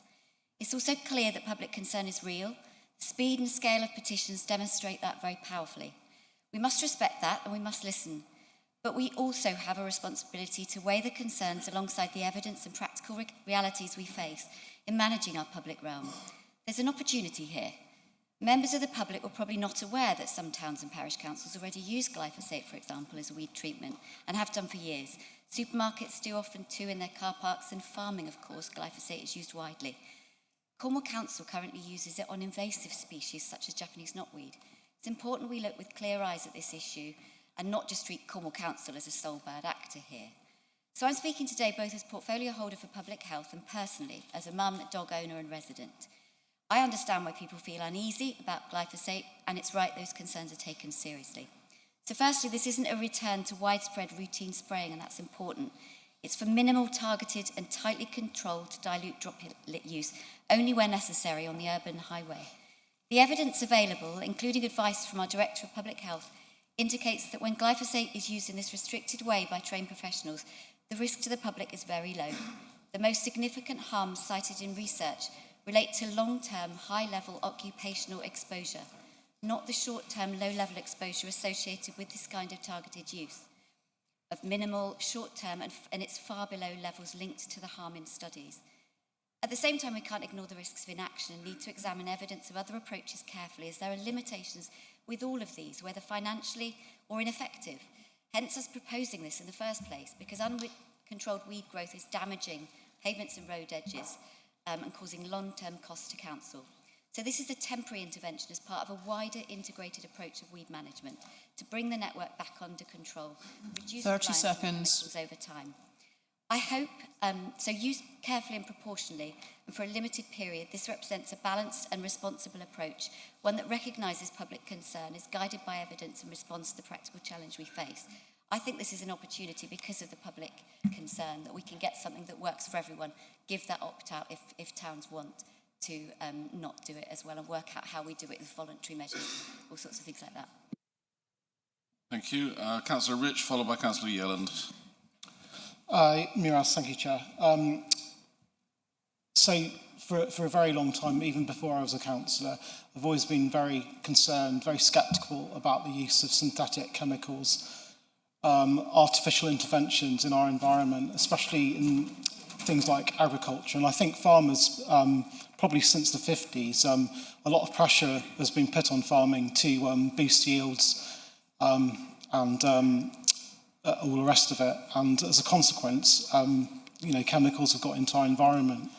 So on principle, I'm always against the use of anything artificial in the environment, in nature, when there's a viable alternative. And one thing that I'm quite pleased to have been involved with on Truro City Council, some years ago, we actually stopped using glyphosate and trialled all sorts of alternatives. We tried burning weeds, we tried manually removing them. I even went out with some residents and we used salt and vinegar, and our local street smelt like a fish and chip shop. And it was always quite nice. The immediate effect was that the weeds went, but unfortunately they would just come back with a vengeance. Basically, we tried the alternatives, we really did, and our parks manager, Richard, and obviously Council of the Board knows, as chair of Truro City Council Parks Committee, you probably know the story as well as I do. But our parks manager said, in all good faith, the only solution in a lot of situations for him, in his experience, and he's been doing the job for decades, was to use glyphosate. And actually, we're not talking about on artificial environments, we're talking about in the gardens as well. And I'm still sceptical. I don't think gardens should look all pretty and artificial. And I'm kind of against glyphosate being used just to make things look nice for the sake of it. I don't think it's good for animals, good for nature, just on principle, anything artificial. And glyphosate is not the only thing that's used.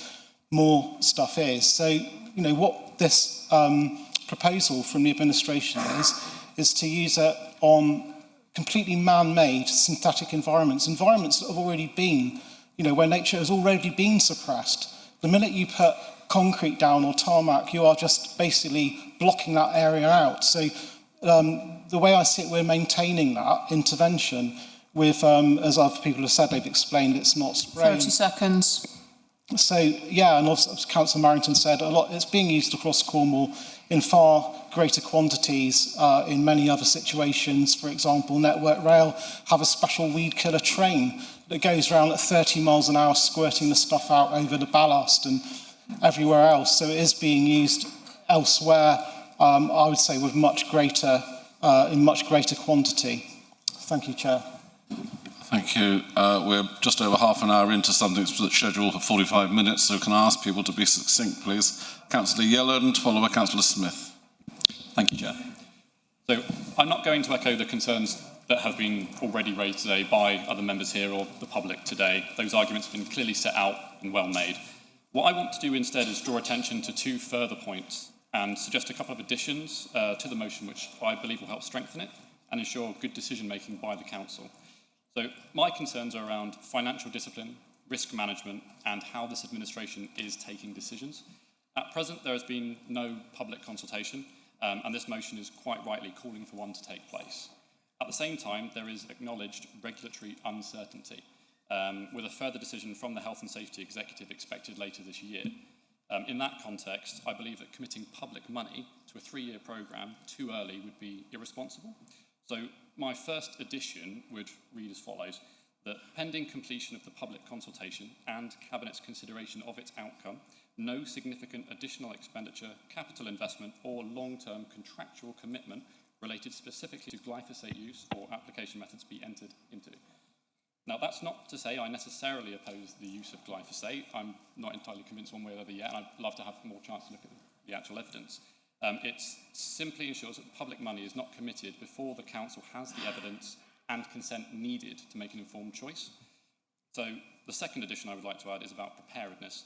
And whatever the outcome of the consultation, whatever the future regulatory position might be, this Council does have to have a credible plan B to the use of glyphosate.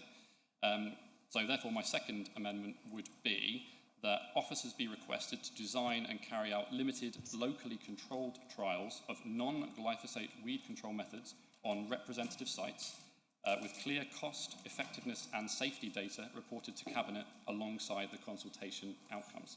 So in practice, that could include methods such as foam, salt-based or vinegar-based treatments, thermal approaches, or other credible alternatives that officers would consider appropriate. Taken together, these amendments do not direct Cabinet towards any particular outcome. They just ensure that when a decision is taken, it is evidence-led, it is financially responsible, and not locked into a single approach by any premature spending. So for these reasons, I'm happy to support the motion in principle, regardless, but I hope that these amendments could be considered acceptable by the proposers. Thank Thank you. Do you have a seconder for those amendments? Councillor Barker. Have they been circulated? They're circulating now. Have you seen them, Councillor Drew? Councillor Creek, sorry. I hadn't had sight of them before Councillor Yellen read them out, but I think I'm happy to accept those as amendments to the substantive motion. I don't think it takes anything away. I think it adds to the motion. So thank you for that, Councillor Yellen. Well, thank you very much for that. Right, we move on. Councillor. Sorry, Chair, are we all going to get sight of that? Thank you. It's being circulated at the moment. It's been circulated. We'll come back to all this later, but not just establishing the position. Councillor Smith, followed by Councillor Jenkins.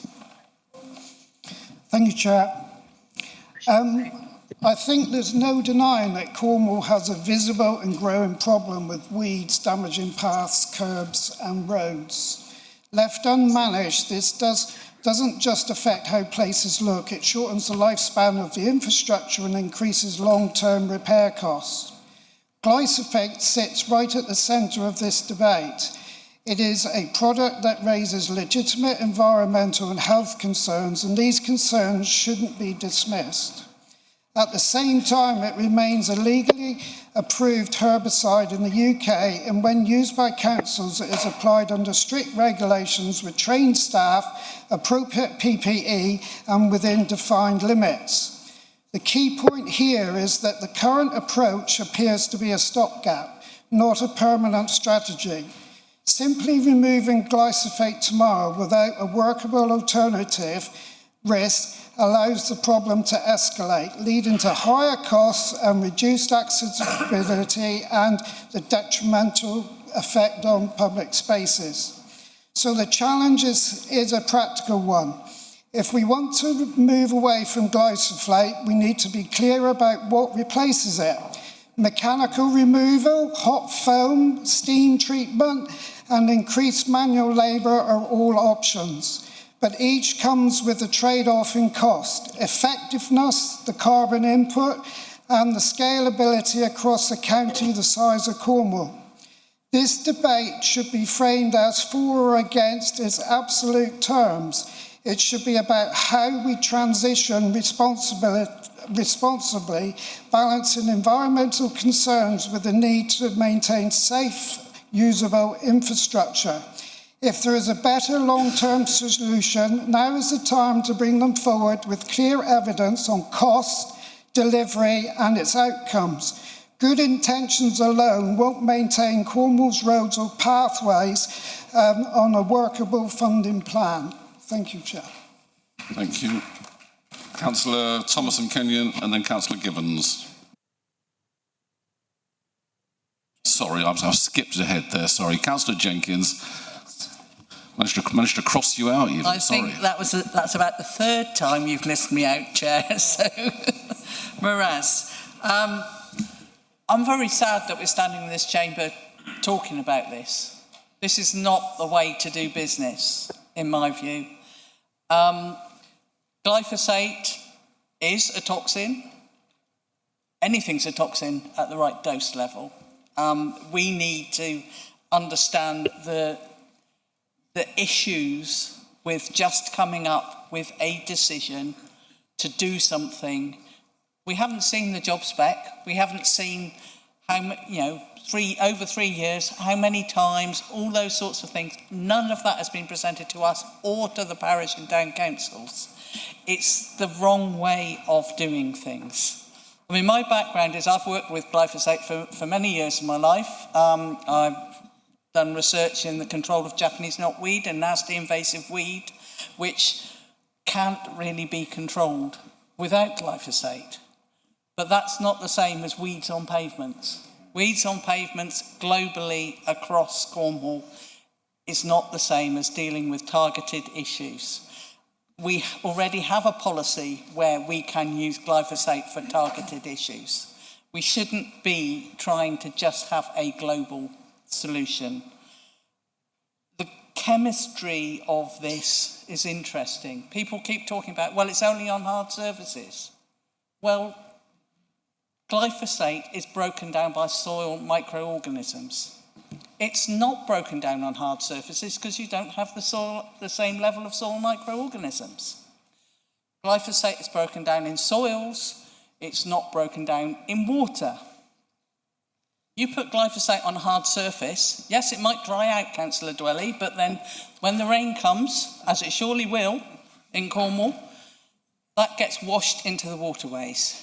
We already have good data on impact on amphibians. We already have that for many, many years, which is why glyphosate is not recommended near watercourses. We're talking about putting it on pavements next to drains, which are watercourses. We haven't been science-led in this. Sorry, Leader, this is not science-led at all. The whole issue is that regardless of toxicity, the methodology of discussing this is completely wrong. We shouldn't be having to do a motion in full council. Should have been scrutinised properly. 30 seconds. It was introduced. The other issue we have is we don't actually know the financial implications. Glyphosate is a chemical. Chemicals are produced. How are they produced? They need energy, they need chemical feedstock. That is all increasing in price. We're looking at how to develop resilient communities. We should be developing resilient communities by supporting the local groups and the people who are looking at alternatives and not just coming in with a global thing that says we will just do this, but it'll only be for 3 years, so it'll be Thank you, Councillor Jenkins, for your... I'm sorry to have missed you, but I'm going to have to stop you then. Thank you.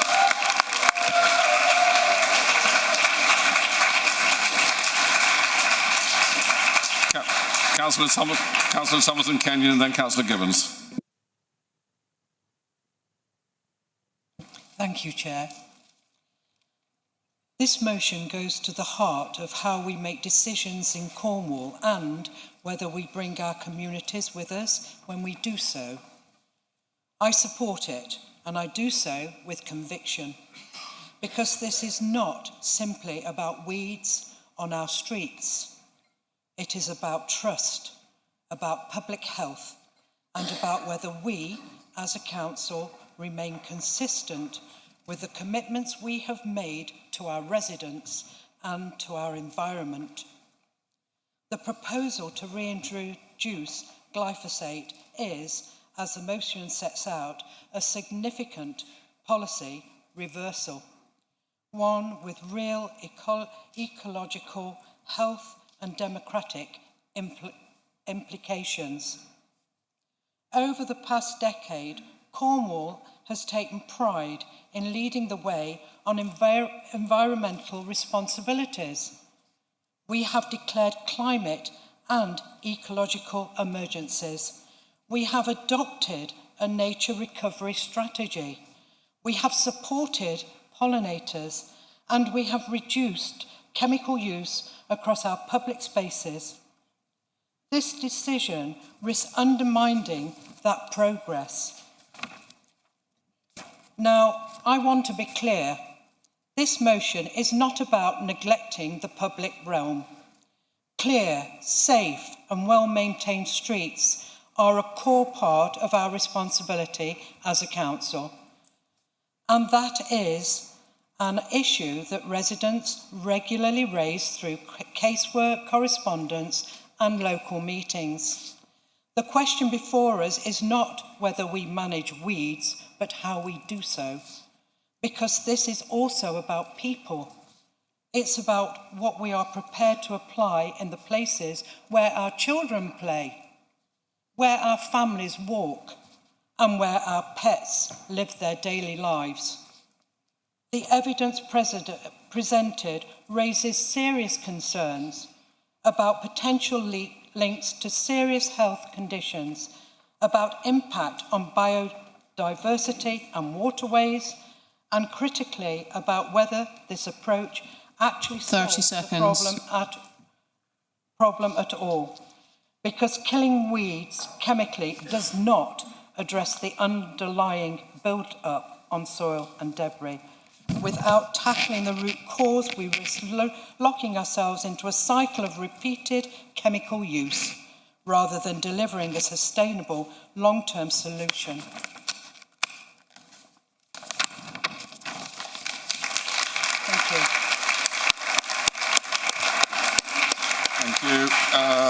Councillor Gibbons, then Councillor Donathorne.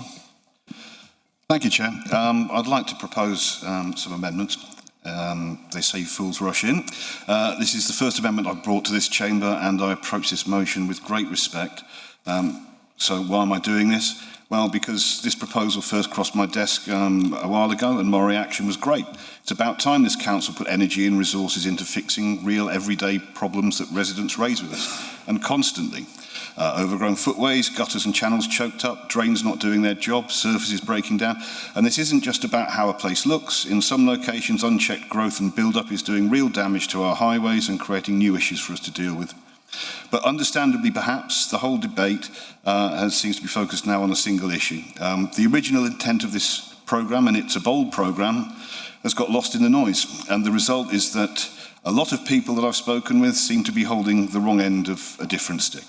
So, as we seem to be at risk of throwing the baby out with the bathwater, I thought I'd try to address the process here, not the herbicide. As we've heard already, this policy is not about a return to historic blanket spraying because it's easier. It's about tightly controlled, targeted treatment on certain hard surfaces where weeds are present, as part of a wider recovery package.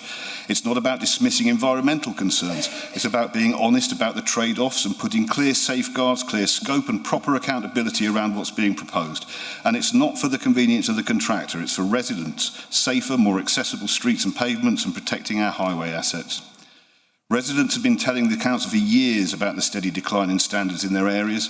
A properly funded mixed programme to tackle that, with manual and mechanical clearance and wider improvements delivered consistently, is exactly the sort of practical action this council should be taking, in my view. Where it's come unstuck is in its rollout. Councillor Gibbons, you mentioned an amendment. I'm worried that you're going to run out of time before you get... I'm getting to it and I've timed it. The amendments are complicated, but basically this amendment doesn't seek the blanket Cornwall-wide pause suggested by the motion. Instead, it puts the issue of localism on a footing. The programme can proceed in participating areas, while councils that are not ready to decide yet can defer, without prejudice, no penalties of any sort. And they can remain deferred unless and until they choose to opt in later, with reasonable notice for scheduling. It also requires clear written guidance on minimum standards, scope and exclusions, and that the practical implications of each option are available so decisions are made properly rather than under pressure. Finally, it deals with two essentials, fairness and accountability. Councils that opt out should not face unplanned in-year costs after setting their budgets. They should continue to receive comparable levels of service during the current financial year while arrangements are reviewed. And all this should come back to scrutiny within 6 months of the first cycle, the May cycle, so members can review performance, complaints and inquiries, mitigations, participation and lessons learned. Councils who have chosen to defer will then have the benefit of that scrutiny feedback to inform their decisions at the next cycle. In short, this keeps a much-needed programme moving rather than kicking the can, but makes it clearer, fairer and more workable for local councils and residents. Thank you, Councillor Gibbons. Has this been circulated? Right, so we have a seconder for that. No, point of order. Sorry. I'm trying to find it, but currently the website's when you found it, come back to me. Well, no. Let me just find out if there's a amendments seconder aren't allowed for this. to change the substantive of a motion. That's surely in the Constitution. Is there a seconder for this motion? Yeah, I'll second that. Councillor Webb. Have we seen the amendment? Are you happy to accept it?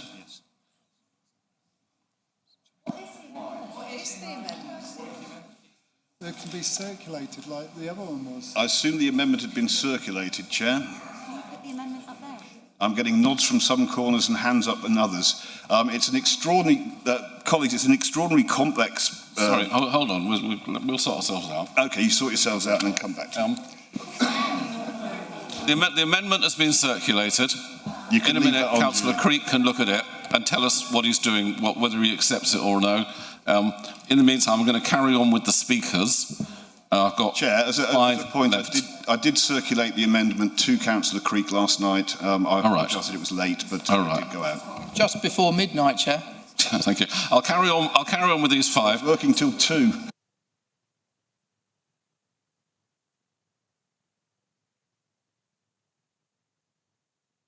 Right, members, can you have a look in your inbox and read the amendment and give you a minute or two, because now we have to talk about the amendment. It'd be nice if this had come a bit earlier, to be honest. So if you can have a little look at your amendment, your inboxes. and see what you Point think. of order. Can I suggest a 5-minute break so people can actually look at what's coming out? Yeah, I think that's fair enough. Yeah. So we'll have a 5-minute break where people can look at it and I can get some advice. Thank you very much. Don't all rush off places. It will be 5 minutes.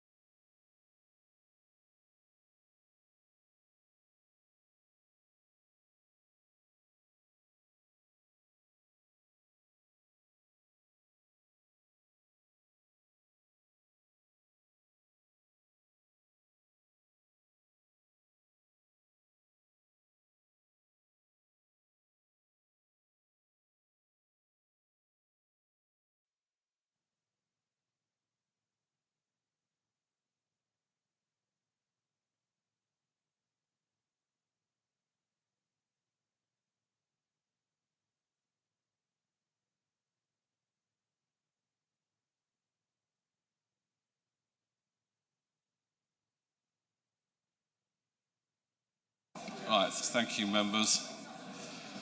So you've all had a look at hopefully had a chance to have a little look at the amendment.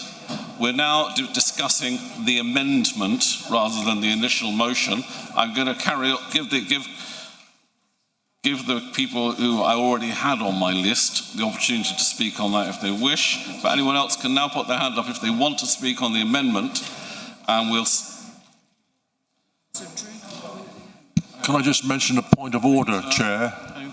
Could I ask members to speak into the microphone, because they are pretty good microphones. Just a bit closer. If you're standing, don't put your papers in front. Yeah, just as an instruction. Thank you.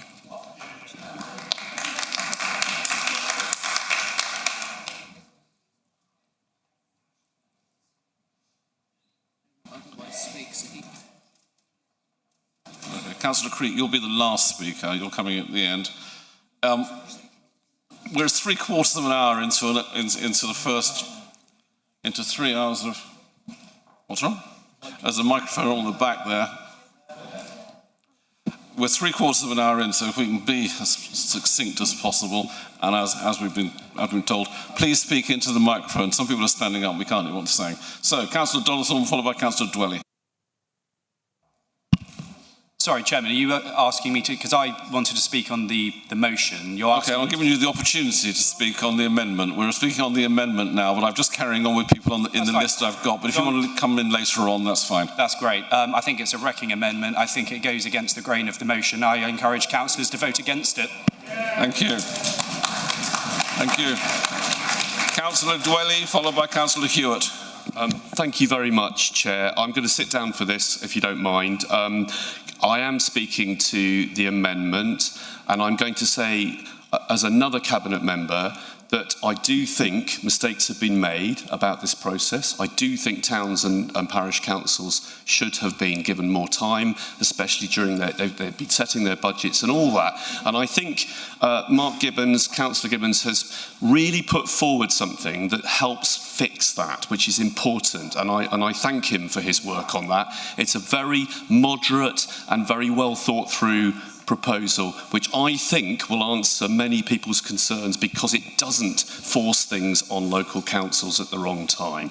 If I could just quickly say, in Penzance, the streetscape, certainly in less well-off areas, is pretty appalling. And I hope we don't lose sight of this. Whatever the means of removing weeds, assuming people want to, some people think they should stay for pollinators, although you'd think that bees probably have other places they prefer to go. But whatever... No, it's important. I'm a passionate gardener. Just let Councillor Dwelly speak, please. Can I just say, please can those who don't want some of these things to happen be clear. Do you want all weeds left or not? I haven't heard the answer to that. But if I can... Sorry, can I finish? I'm sorry, Councillor Dwelly, but you're asking people questions and then you're complaining when they answer. So, okay, we can... All right. Well, if you could just make your point, in which case, briefly, please. If you'd like them to answer now, that's fine. No, I don't want them to answer now. You don't want them to answer now. We get on. Right, okay. But if I could just say that, please can we not lose sight of the importance of avoiding areas looking awful and being hard to access. It's really important, whatever the technique. I'm just going to, as we talked about science, I'd like to refer, please, to the biggest study I believe ever done. 180,000 page dossier, 2,400 studies assessed, 90 experts appointed, 400 entries. This is the EU regulatory position just over 2 years ago, and it approved 10 years of glyphosate use. Comes from the European Food Safety... I'll finish. Please look at this. European Food Safety Authority, European Chemicals Agency, and they looked at the evidence and they said it did not meet the criteria to classify glyphosate as a carcinogen. 30 seconds. And I will conclude by saying that study, and we should be looking at all the studies and reading them and looking at the summaries, concluded really less than 2 years ago that it did not identify critical areas of concern regarding the risk to human or animal health. So what matters is restricting it, using it incredibly carefully, and most importantly of all, as Councillor Gibbons has put forward, letting local areas decide how they want to. Now, we're still on the amendments. I'm inviting people who are still on my list. If you don't want to speak on the amendment, don't. I've got Councillor Hewitt and then Councillor Rogerson. Councillor Hewitt. I would like to speak on the main motion, not on the amendment, apart from to say it's a wrecking amendment. We'll come back to you. Councillor Rogerson, amendment or main motion? I'll speak on the amendment because I think I understand the intention of it. But in the background to that, I also totally understand people's concern and reticence to look at any form of chemical treatment. I pay tribute to Edwina and colleagues who took forward that original proposal on pollinators long before my time here on the council, and for example, not going back to neonicotinoids anywhere is a really good thing. However, I have to talk particularly about my responsibility, and all the people here and the people outside this chamber want to see the roads and footpaths maintained in a way that makes them safe and accessible for people. And this winter, we've just been through an incredibly wet period. We've had all the damage that people have been hugely and understandably focused on, that's been caused by water getting into those paved surfaces and damaging them. And not taking action on the weeds is what leaves those voids and cracks and fissures that the water gets into the end of the freeze and thaw cycle, and we end up with infrastructure that we're responsible for degrading. So we need solutions to deal with all of that. The question, I guess, for us is whether an approved chemical, heavily diluted, not sprayed but applied, whether it's like fairy dust or not, Councillor Broad, applied in a way that other organisations in Cornwall are still doing. So I think we also need to be clear of that. Councillor Rich has mentioned that that parish councils have tried all these other things and gone back to it because that's the way of maintaining it. So we have to keep these things under review. But I think what Councillor Gibbons' amendment does is say that, as the leader has said, we have got it wrong in terms of how we've liaised with towns and parishes over this. It's been far too quick, and that we need to reflect that and allow those that have questions and concerns to pause that in their areas so that we can enter into more of a dialogue and move forward in that. But the areas where people are saying, please, can you just do something about the weeds, and we're happy with this, we've read the evidence and we're happy with it, can you get on with it? And I think that gives a balance. Thank you. Councillor Evans, do you want to speak on the amendment or do you want to wait? On the main motion? Councillor Jenkins, you want to speak on the amendment, don't you? Yes, please, Chair. I shall have, if I can. This amendment reminds me of a camel, a horse designed by a committee.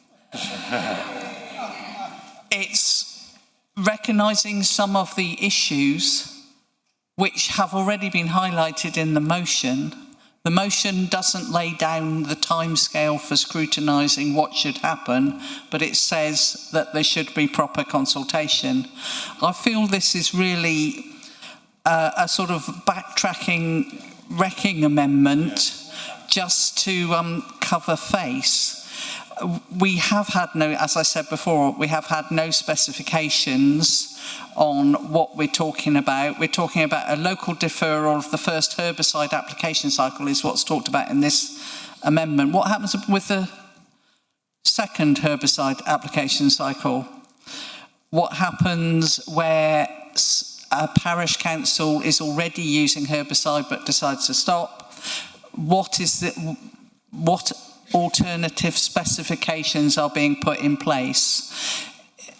That all needs to happen, but I don't think it can happen at this committee, this council. I think it needs to be properly scrutinised with proper public consultation, which was the point of the original motion.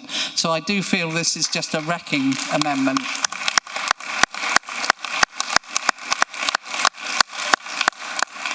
And I think that we need to make sure that we have proper scrutiny of what's happening, not just deciding something at full council. So can we just vote down this amendment and go back to the original motion, which covers everything that we need to do? Yeah. Thanks.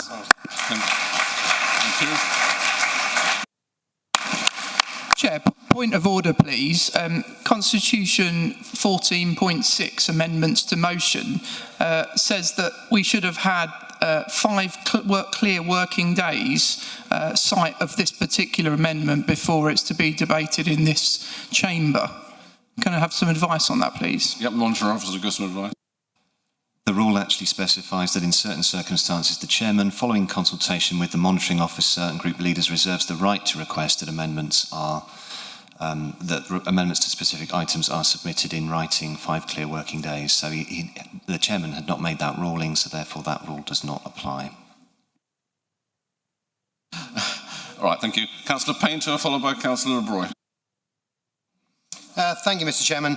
I think this amendment, the way I read it, is that it is much clearer, giving more timescales on what should happen next. I think I was part of the Edwina Hannaford's proposal that did ban neonicotinoids as well as glyphosate at the time, some 13 years ago, and we're certainly not rolling back on all of that. The limited use of glyphosate is what the change to that, and I think that's why we're talking about it now, because things have changed and the public realm, I think in many people's eyes, has deteriorated, as well as our assets being deteriorated. There has been lots and lots of different studies, as has been said. There's been lots of councils also doing studies, so I think Councillor Yelland asking for yet another study and a trial. Lots of these trials have been done. Cardiff City Council did an extremely good one with the University of Swansea very recently, peer-reviewed study into clearing weeds and looking at the effectiveness of all the different methods that he stated. So, I don't believe that we need to be doing that again. I think many of our town and parish councils, when you talk to them, will have said they've used lots of different ways of removing weeds. The council itself, I spoke to an officer this morning to ask what we're doing and what exactly is changing and what is proposed.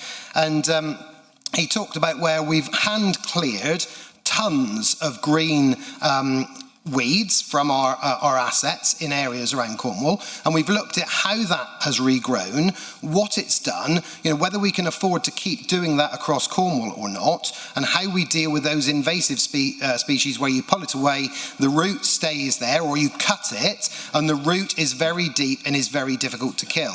The idea with this is that if you pull it or cut it, so say a buddleia that's damaging and pushing out a road or a curb or a part of the footway, then when it's cut, then a controlled droplet can be placed directly onto that root, which would then kill the plant. Rather than coming back again... Point of order, he's talking a load of rubbish. That's just rude. That's just a rude interruption. Carry on, Councillor. I'm sorry, but we're talking about scientific things here. You don't put glyphosate onto roots, you put it onto leaves. Rude interruption.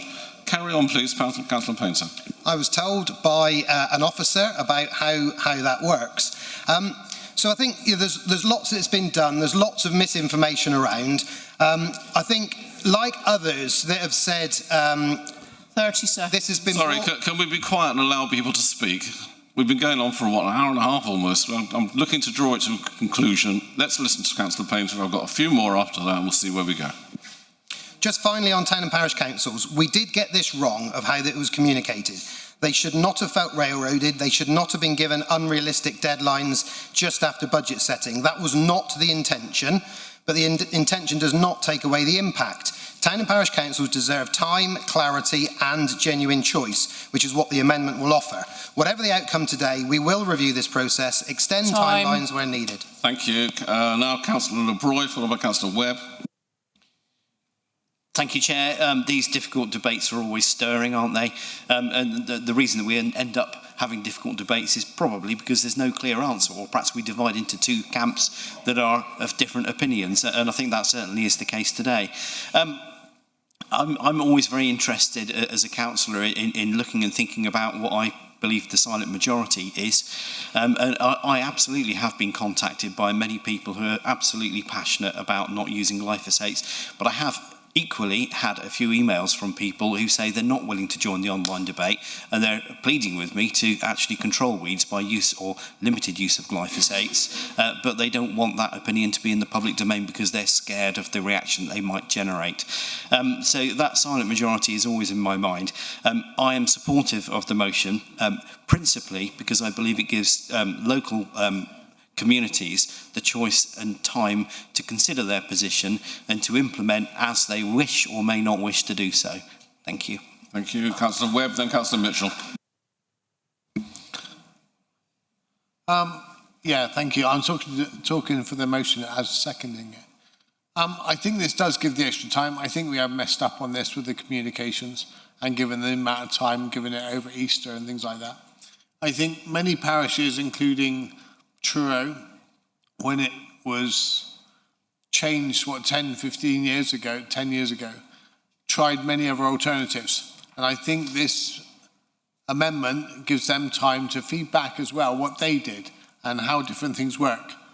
There's no mistaking when I went around Cornwall that the amount of paths that I had to reverse out of because weeds and broken up pavements with roots and things like that.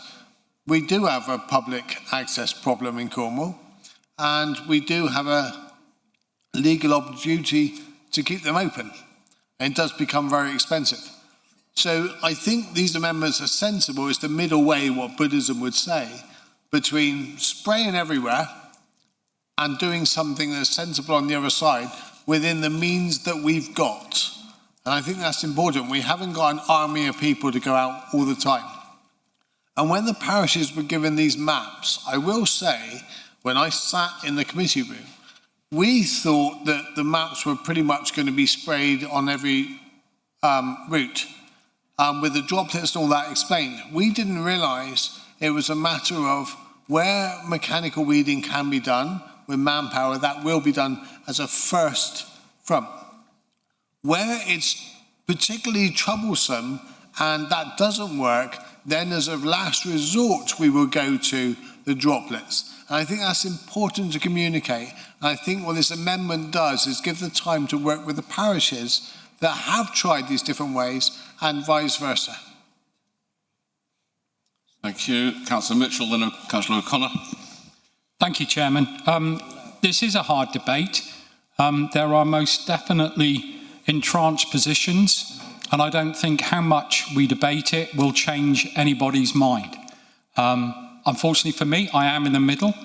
I see facts and figures that say it's not as harmful as bleach or salt that you keep in your household. And I also understand other people who view this as a real retrograde step and that it will have huge impacts on people's healths. So it's difficult when I don't have a position. I was hoping that the debate today would clarify that for me, and unfortunately I don't think it has on the actual chemical issue. What I think this amendment does, and I don't see it as a wrecking amendment, I think it's really positive, is actually we will give the time which should have been given in the first, and that's been acknowledged by the leader and other cabinet members, to parish councils to listen to their local communities and make their own decision. There are financial implications to that, so they do need that time, and also to have the facts, as I say, and there's facts for both sides, as a lot of things these days. But I will support this amendment because I think it really helps us pass the decision to where it should be made, and that's at a local level. And if councils, parishes, towns wish to join us, they can. My own town council uses targeted amounts of chemical weeding. I think it works to an extent, but what I am sure of is the amount of postbag I get of people saying that St Ives now looks really unkept, untidy.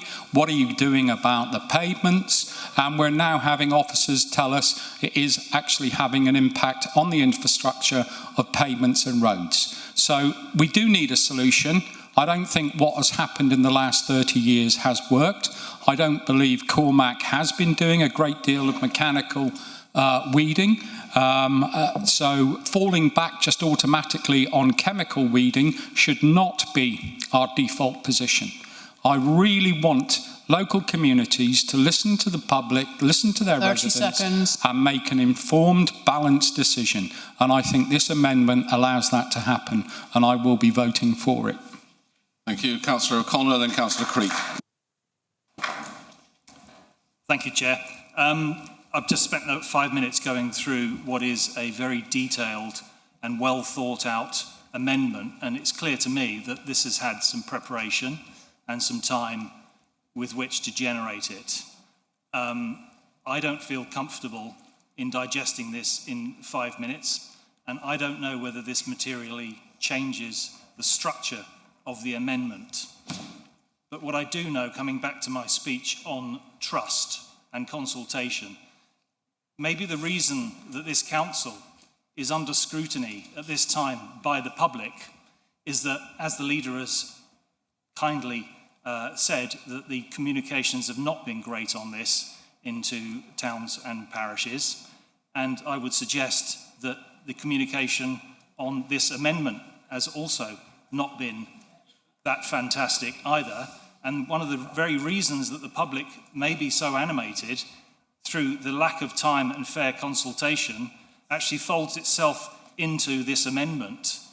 And I will not be supporting this amendment, and I would move to vote this down in favour of having sufficient time to have adequate scrutiny on this. Thank you.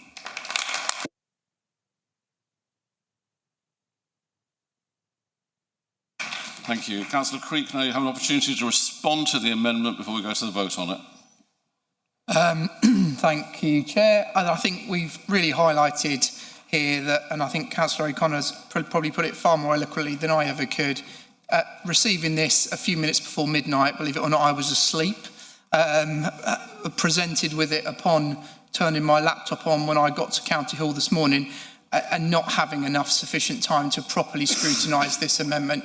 I can see that there are bits in there that are interesting, but substantively, I believe that this completely wrecks my motion in so much as it removes the requirement for public consultation. The public have spoke loudly and clearly.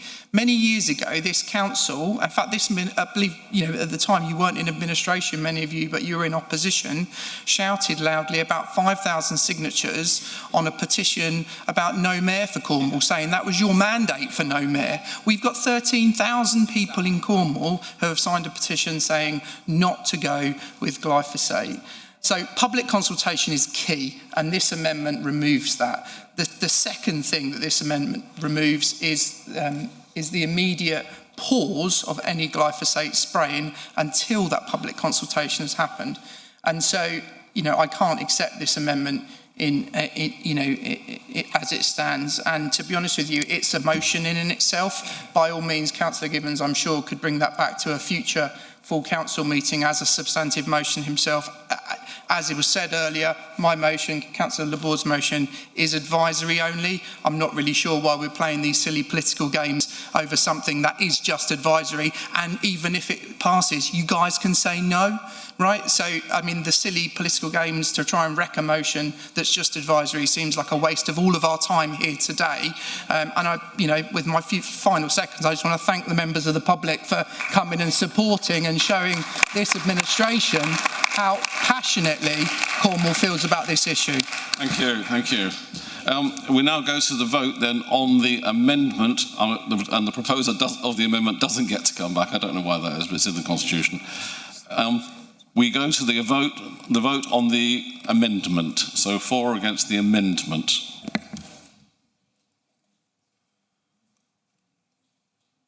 Couple more seconds, members. Vote closed.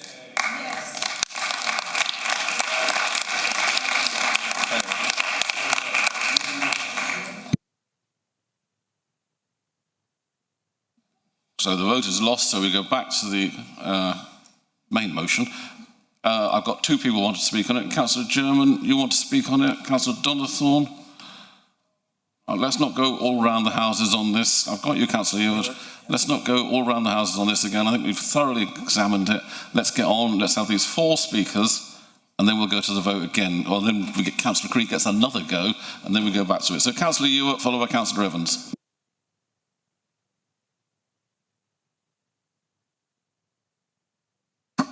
Thank you, Chair. Sorry, I got a bit confused then about who was going next. So, you know, others have absolutely covered off about the environmental concerns of this proposed policy and about the process, which has been extraordinarily disrespectful to our town and parish council colleagues who work incredibly hard as volunteers for our communities. It's so wrong in so many ways. In addition to that, I've got real concerns about the safety of our workforce that will be tasked with applying glyphosate if the change in policy was taken forward. So we do not know, because everything has been so vague, so woolly, we've had no spec, we don't really know what this is, but we don't know if there's an option for staff to be able to opt out of having to use glyphosate if they have health concerns. The exposure routes are not fully understood, with skin contact and inhalation both considered risks, including for staff working nearby and not directly applying. We shouldn't be risking the health of our workforce, and we shouldn't be ignoring the concerns of our local communities that have spoken in great numbers through various petitions and questions submitted to this meeting. I will absolutely be supporting Councillor Creek's motion here, and I urge members across the chamber to do so as well, and I absolutely beg the Cabinet to listen. Thank you. Thank you. Councillor Evans, followed by Councillor German. Councillor Evans. Thank you, Chair. In a former life, on my way to becoming a chartered member of the Institute of Waste Management, I was required to study street cleaning, and I've also worked with Councillor Jenkin on alternative treatments of knotweed. Over the years, local authorities have cut back on sweeping roads and paved areas, and we've seen the result. In my opinion, it's Trigger's broom that is the answer, not reintroduction of glyphosate. Thank you. Councillor German, then Councillor Donathorn. Thank you, Chairman. Miraz Kadaria. Councillor Creek and Councillor Laborde both spoke passionately against the use of glyphosates, and I welcome that. So just to be clear and explicit for all of us, for our officers, for those listening, I'm sure that they'll be happy to include this in their motion in between 2 and 3, a new 3, that Cornwall Council undertake their tidy-ups and tackling of structural defects within existing policy, explicitly that glyphosate shall not be used except for the control of Schedule 9 invasive plants. Thank you, Chair. Is that an amendment, or are you asking them to include it? I've asked them to include it, Chair. Thank you. Happy to include it, Chair. Thank you very much. Councillor Donathorn. Councillor Donathorn, followed by Councillor Creek. Thank you, Drew. I was going to start, actually, by reading out the comments made by Ben Maguire and Andrew George, which in their letter that they published recently included that Cornwall Council has left this matter too late, and it's kind of impossible to move forward, how it was being proposed by the Cabinet without undermining trust. And I think the debacle in this chamber with an amendment that would have fundamentally changed the objectives of the motion put forward by Councillor Creek doesn't do anything to add to public trust in this process. The motion itself has some key points which I just wanted to talk to, that this is, however Cabinet members want to address this, a significant policy reversal, which was spoken about well by my colleague, Councillor Mustoe. And this Cabinet promised to change how things were done in this place. And actually, I don't think that members of the public watching this today will have much faith in that process with how this debate has moved forward. It calls for a pause to the plan commencement for May 2026 until meaningful public consultation has been completed. And we've all seen the videos by several Cabinet members out there saying that there's no risk for the plan of action that they want to put out there. But I think members of the community will want to feel that actually their concerns are being listened to rather than just dismissed. And I think everyone can refer to peer-reviewed science and analysis, and we'll kind of go round the circles, but I think Cabinet just need to see how they've approached this and change that for future of how different decisions are going to be made. Councillor O'Connor spoke powerfully actually about how there's been a wholly inadequate 3-week opt-out window, including the Easter period. And this is, of course, with forgetting that many town and parish councils have already met. They've already set their precepts. They've already set their budgets. And town and parish councillors who are volunteers, they don't get paid an allowance, unlike all of us in this chamber. They do really hard work under difficult time constraints around other jobs. And I think this process has been totally disrespectful to the thousands of towns and parish councillors across Cornwall who work tirelessly for their communities. And I think that Cabinet really need to reflect on that. I've heard from different Cabinet members how this process hasn't been followed. I'm yet to hear an apology to those town and parish councillors. And give 30 seconds. Councils hopefully will get greater clarity on minimum standards. And I'm proud to be a Redruth Cornwall councillor, and Redruth Town Council today have lodged their petition with over 5,600 signatures, and it's climbing, on the petition against Cornwall Council's decision to reintroduce glyphosate weed killer within their working methods. The Town Council unanimously opposed that decision, and their petition sets out what they want Cornwall Council to do. We all hope in this chamber that the Cabinet listen. Thank you. Now we go to Councillor Creek. Councillor Creek, so sum up on your motion, please. Thanks, Chair. I don't know about you, I'm exhausted. I thought I'd just go through a couple of the comments. Councillor Barker, thank you for your bits. Obviously, yes, won't be swallowed, but I'd encourage you to go and have a look at Dwayne Johnson, not The Rock, but the first gentleman that was successfully took a claim out against Monsanto for non-Hodgkin lymphoma. And I'd encourage you to go and have a look at the pictures. He used to spray this stuff. He didn't swallow it and ended up with that. So by all means, Councillor Frost, thank you. But I think, I think as Councillor Yellen's already said, actually, the HSE are looking at this. It's actually only licensed in this country until December. And so it would be worthy of us to pause until at least that decision has been made. Otherwise, you're jumping into something that could potentially be removed anyway, even if you don't agree with the science. Councillor Hanlon, I think you made some really good points about accessibility. I don't think that this detracts from accessibility.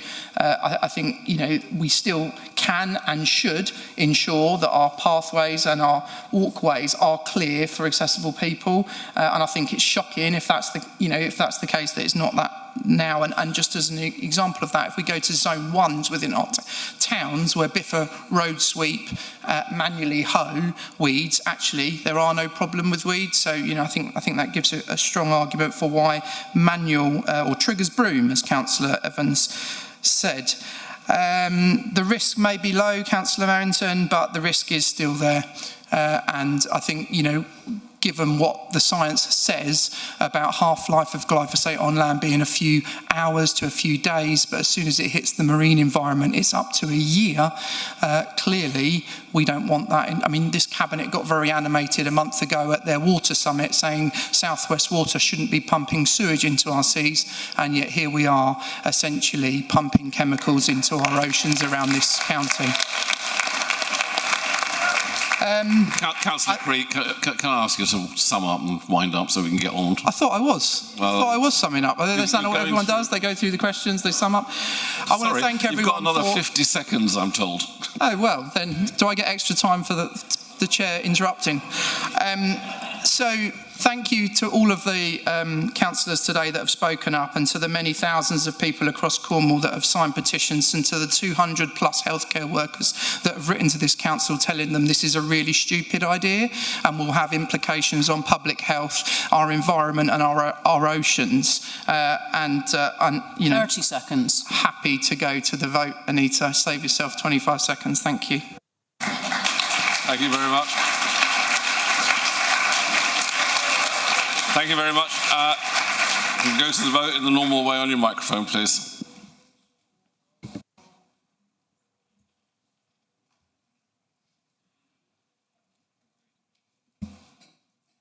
Couple more seconds, members. Vote closed.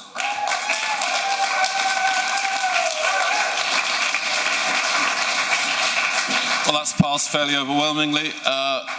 Back here at 10:02, is that enough time, please? 2 o'clock. Back here at 2 o'clock, please.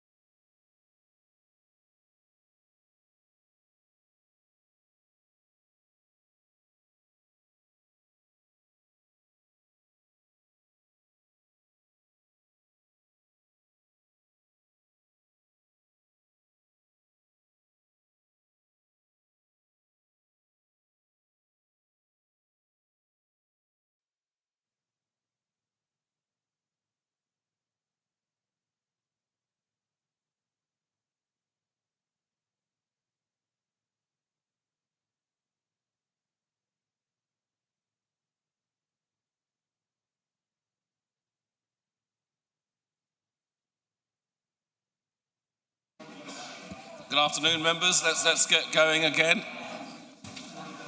We're not all here, but I am going to say we've got an hour and a half to get through 3 motions.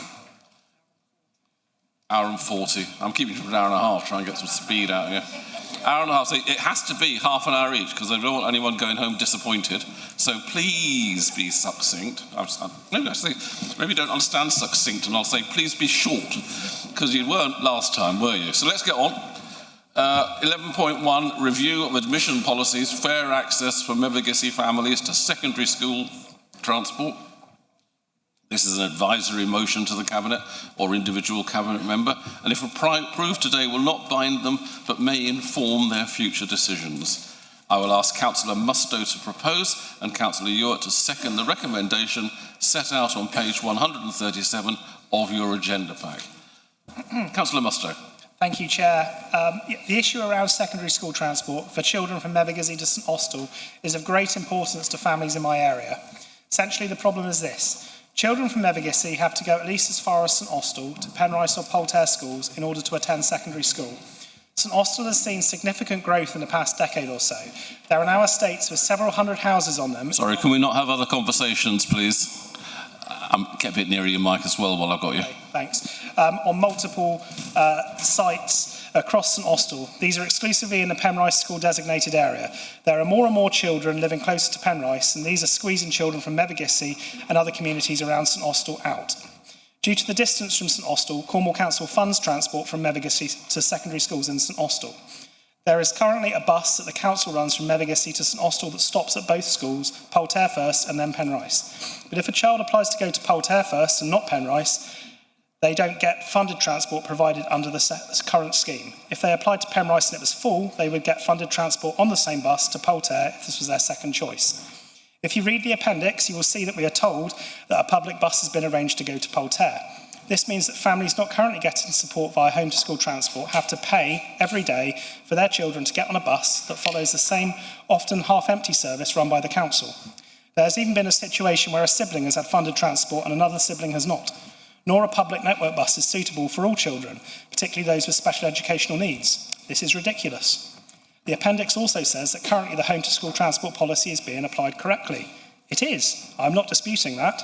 But if a policy is no longer fit for purpose, then we as members should be able to review it and get it changed. My solution is to make Penrice and Poltaire both the designated schools for Mevigacy and the surrounding communities because of the particular population growth in St Austell. If the admissions policy was thus changed, then the Home to School Transport team will, if following the same process they do now, give children who successfully apply to Penrice and Poltaire from Mevigacy support via Home to School Transport.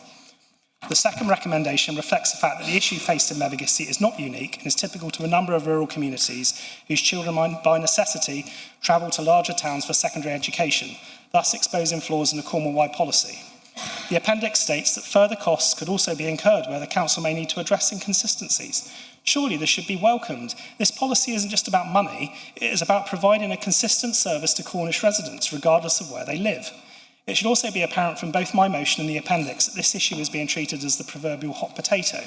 It is being passed from one department to another, 30 seconds, or even to the academies. But from the outside looking in, for families who have to live with the consequences of this policy every day, the buck stops with Cornwall Council. They don't care which department, and in the end it is us as elected members who are responsible for our policies. What I'm asking is for a clear yes or no from the Cabinet to make a decision on this matter one way or another. As a full council, we have the power to ask them to do this via this motion. So I'm asking council today to vote to send this to Cabinet, for our Cabinet to make a decision to change the admissions policy, which will in turn allow children from Mevigacy fair access to school transport. Thank you. Thank you. Councillor Ewart, would you like to second, please? Thank you, Chair. Firstly, I want to thank Councillor Mustoe for bringing forward this motion. This is an issue that he and I have discussed many times over the years and shared deep frustrations over. While Councillor Mustoe's motion focuses primarily on the issue in his division, this really is an issue that has wider impact across Cornwall. In my own division, families that live in St Germans and Polbathic are restricted to funded school transport only for Saltash School, as this is a designated school as per the current admissions policy. In reality, Saltash is not actually the closest school, and the school bus which serves Lewes School drives through the community on its way to pick up young people that live very close to the families in my community, but whose designated school is Lou. The families in this community that have chosen their closest secondary school geographically that are then faced with the choice of having to pay for school transport on a bus that collects other children without cost, or having to send them into a school that they believe will not meet their children's needs and is further away. We are told when we raise this that the policy is being applied correctly and that the only way to change this policy is through a vote in this chamber. So here we are. And we are not asking for a blanket change to the policy which would cover the costs of transport to any school in Cornwall from anywhere in Cornwall, but we are requesting that some common sense be applied and that a review is taken of rural communities across Cornwall that are negatively impacted by the current admissions policy in the same way. I urge you to support this motion as Councillor Mustoe sets out, to send this to Cabinet to ask them to look again. Thank you. Thank you. Now, please raise your hands if you'd like to speak or comment. Councillor Rogerson, Councillor Jenkins, Clements, Yelland. Ball, was that Ball at the back? Yep. O'Connor. Hilary Frank. Sorry. So I've got Councillor Rogerson, Jenkins, Clements, Yelland. Oh, I can't even read that now. Gosh. O'Connor and Frank. And who was Ball? Did I miss anyone? No? Okay. Councillor Rogerson, followed by Councillor Jenkins.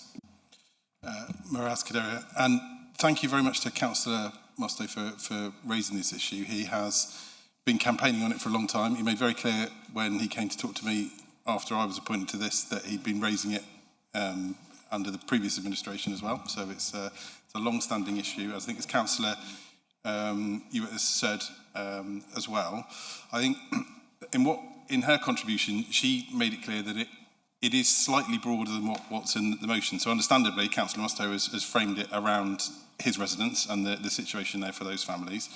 But it isn't unique in that there are a number of historic anomalies, if you like, with how the areas have been designated. And I remember in my time in a different role in North Cornwall where there were a number of villages that felt they were on the wrong side, but you might get people within a village who felt very much that they looked in that direction to that town, another way to that town. I can remember, for example, Treviska School at St Evell, where I think is usually paired with Treviglis School and going and looking into Quay.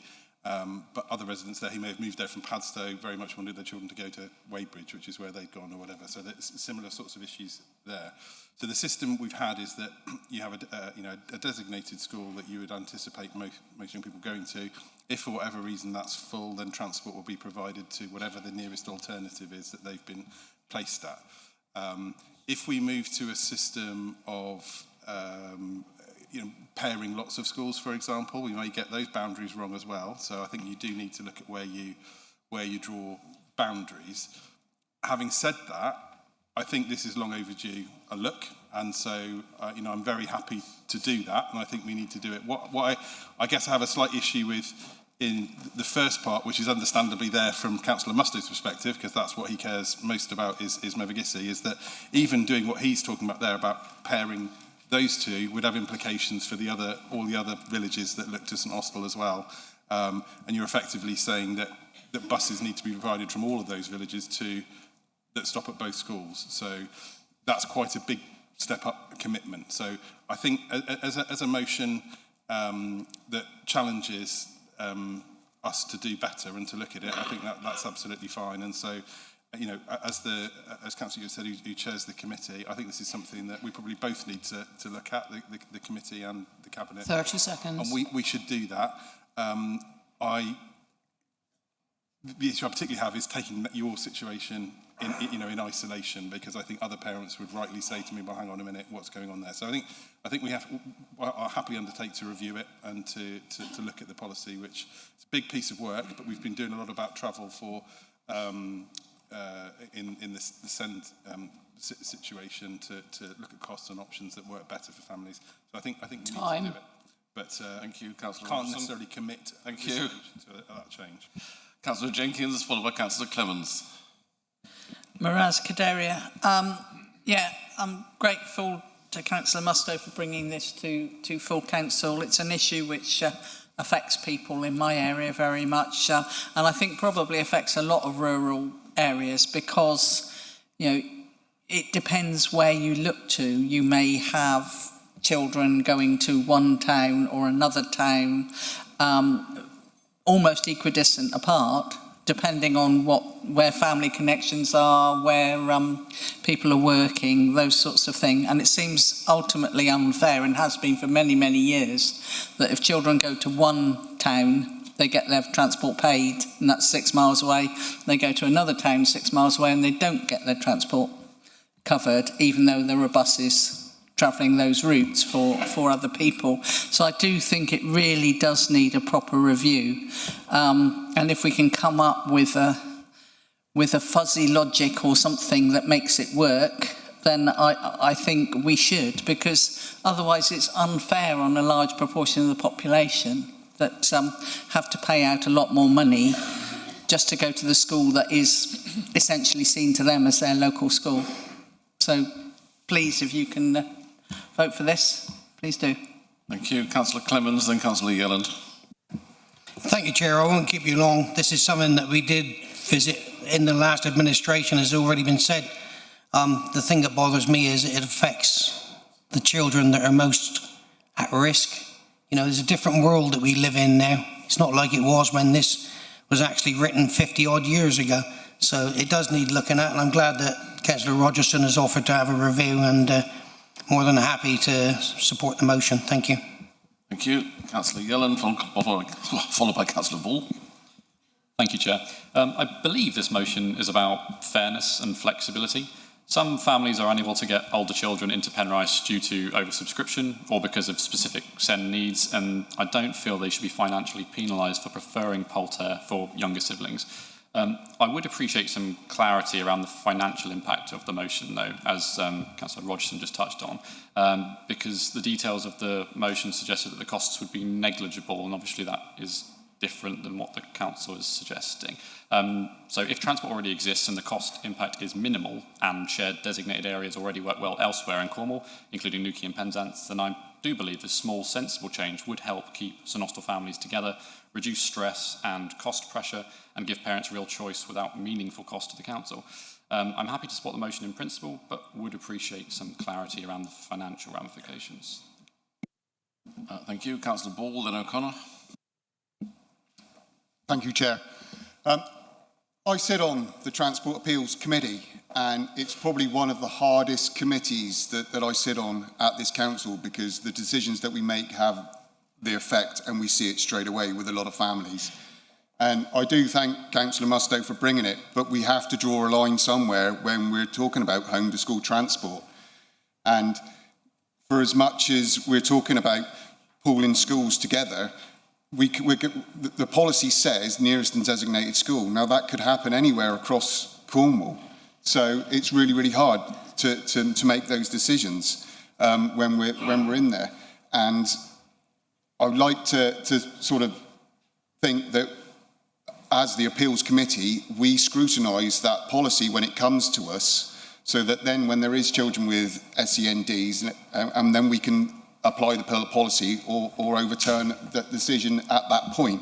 That's what the purpose of that committee is. So unfortunately, we have to draw a line underneath this, and the cost implications could be huge to this council. So unfortunately, I won't be able to support this motion. Thank you. Councillor O'Connor, then Councillor Frank. Thank you, Chair, and thank you to Councillor Mustoe for bringing this motion forward. The key point here is simple. It isn't about policy theory, it's about fairness in practice. And right now we have a situation where children from Mevagissey are travelling on the same bus, along the same route, and yet they are being treated differently depending on how a form is filled in. That raises a straightforward question. How can that be justified to families? Because from a resident's perspective, it can't. Families are making reasonable choices about their children's education, but under the current system, some qualify and others don't, despite no meaningful difference in the journey. This is the definition of inconsistency. Now, we've heard concerns about cost, precedent, and wider policy implications. Those are valid considerations. but they are not the reasons to ignore a clear imbalance. What matters is whether this system is working for Cornwall, and in this case, it clearly isn't. And this is not an isolated issue. Rural communities across Cornwall face similar challenges. This motion proposes a practical, targeted fix, aligning policy with reality. Residents will rightly expect us to act when something clearly isn't working. So the question is simple. Do we accept a system that treats children on the same bus differently? Or do we take a measured, common sense step to put that right? Chair, I urge members to support this motion. Thank you. Thank you. Takes on to Councillor Frank, who might be able to help Councillor Yelland with the financial implications. I can give a little bit of help there, but I just, before doing that, want to thank Councillor Rogerson for giving that commitment to review the whole policy, because I think that is going to be absolutely key, not to look at individual cases in isolation, because it will have an impact on the whole of the system throughout Cornwall. It's clearly an area of concern for families in Mevagissey, in the Rhine Peninsula, in all the rural areas, and that's a concern that we really do need to take seriously. So thank you, Dan, for saying we're going to review that, and I'm looking forward to working alongside you to take that to look at all the jigsaw puzzle pieces in this. And one of those jigsaw puzzle pieces is the finance. And finance for home to school transport is becoming an increasing issue, not only in Cornwall, but the whole of the country. There was the House of Commons issued a Public Accounts Committee report just at the end of March, which really highlighted the impact that increasing costs for home to school transport are having on all local authorities throughout the country. So in Cornwall in 2019, our home to school transport bill was £19 million. In 25-26, the home to school transport bill was £35 million. So there is an impact on decisions we take about how much we need to support, how much of our budget we need to spend on supporting children getting to school. So there is that cost needs to be taken into account. Fairness also absolutely needs to be taken into account, because Mevagissey, Rhine Peninsula, Helston area, they're not the only areas that have schools, children living in rural areas that need to get to schools. So we need to make sure it's fair and consistent across the whole of Cornwall, not just isolated areas. So I think having a whole review of the policy is a really good way forward, and I welcome that intervention. Thank you. We go back to Councillor Musto now to sum up. Thank you, and I won't stand. I'll go back to the people who contributed to the debate. I'm grateful for the people who contributed. Councillor Rogerson and Councillor Frank, I'm very grateful for your engagement informally as Cabinet members since your appointment. And as you say, I have raised this with previous administrations in the past as well, and I felt that this was the best way now in my sort of arsenal to bring this to full council and actually get a result with it. And I'm grateful to Councillor Rogerson for committing to review the policy. In terms of what he was saying about how if we change this for Mevagissey, then we'd have to look at the other villages around St Austell as well. Those other villages are already providing buses to Penrice or Polterra as well, so that transport provision is already there. This is specifically around the issue with Mevagissey and the one bus, as I've previously set out. Councillor Jenkin, I completely agree with you, and Councillor O'Connor as well, thank you for your support, I really appreciate that. Councillor Yelland, the negligible costs that I mentioned, that was around the Mevagissey example. I do appreciate, obviously, if you're going to do a wider piece of work, then that it will cost more to get that right for across the whole of Cornwall. Councillor Ball, this is obviously, I appreciate the hard work that you do in quite emotional circumstances on the Home to School Appeals Committee, and as you say, the policy as you're currently looking at it is being applied correctly. That's the Home to School Transport Policy. This is about the admissions policy. Again, Councillor Frank, again, this is about the admissions policy, and I have been through this with officers before while I was constructing my motion, and they told me that me doing it in the way that I suggested would actually work if Cabinet were minded to support it. So, but I am grateful for both of you for committing to look at this, and I hope that we could get timescales for how this is looked at and potentially put in place for the tranche for the coming year. pupils going to secondary school. And in closing, I'd urge members across the chamber to support this. Thank you very much. Thank you. The vote will now be open. Please vote for, against or abstain using the options on your microphone base.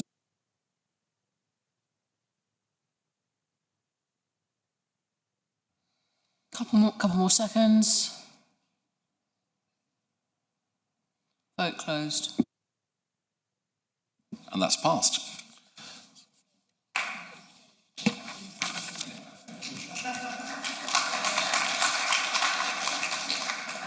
And in just 20 minutes. Thank you very much. We move on now to 11.3. Cornwall Council says... No, that's not right, is it?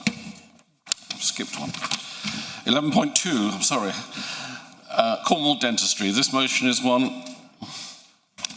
What have I got here? This isn't the right thing. Dentistry, isn't it? Right. Cornwall Dentistry. This motion is one within the remit of full council to consider and vote on today. I will ask Councillor Moore to propose and Councillor Garrigan to second the recommendation set out on page 149 of your agenda pack. Councillor Moore, would you like to introduce it? Okay. Thank you, Chairman. I'd like to begin by thanking my seconder, Councillor Garrigan, for his support and to say how delighted I am to see support from every party in this chamber, 17 members in total, which must be a record. It speaks volumes about how important this issue is to all of us, regardless of political differences. I'd also like to thank the leader for announcing the Dentistry Summit, which has come from my motion I brought forward in February. It's encouraging to see that call taken seriously, and I'm grateful for the momentum it has created. But we must be clear about what this summit needs to achieve: practical outcomes, stronger partnerships, and a clear plan to improve access to NHS dentistry here in Cornwall. We now need to turn that momentum into action. Since then, I've had a positive meeting with our Director of Public Health, and today I'm building on that progress with a renewed sense of urgency, because the reality we are facing is shocking.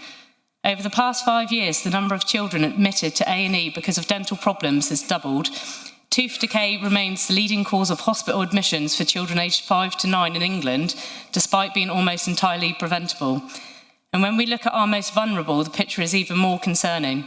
Around 37% of looked after children not seen a dentist in the past year, even allowing for incomplete reporting periods. We know that dental health can deteriorate not just over years, but over months, weeks, and even days. That is why access to a dentist must be treated with the same urgency as access to a GP. Firstly, I'm calling on our Director of Public Health to identify which schools are not engaged in oral health prevention programmes, including those that have declined, and to work with them to understand barriers and provide the support needed to increase uptake. We should also explore extending supervised toothbrushing through family wellbeing hubs, ensuring prevention is embedded where it matters most. Secondly, I'm asking that we work with partners such as Smile Together to expand the dental van service and to establish dental nurse-led checkups and referral pathways into NHS services. This is about meeting people where they are, not expecting them to navigate a system that is already overstretched. Thirdly, we must look at the future. We need to investigate initiatives that encourage local students into dentistry and support them to return to practice here in Cornwall. Workforce challenges will not solve themselves. We must train and retrain local talent. And finally, we must do better for children in care. Every looked after child should be registered with an NHS dentist and receive a checkup within 6 months of entering care. That should not be aspirational, it should be standard. This is not just about teeth, it's about dignity, prevention and fairness.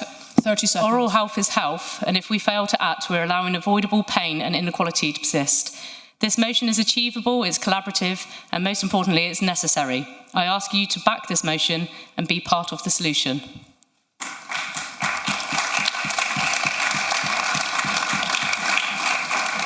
Thank you. Councillor Garrigan, would you like to second the motion?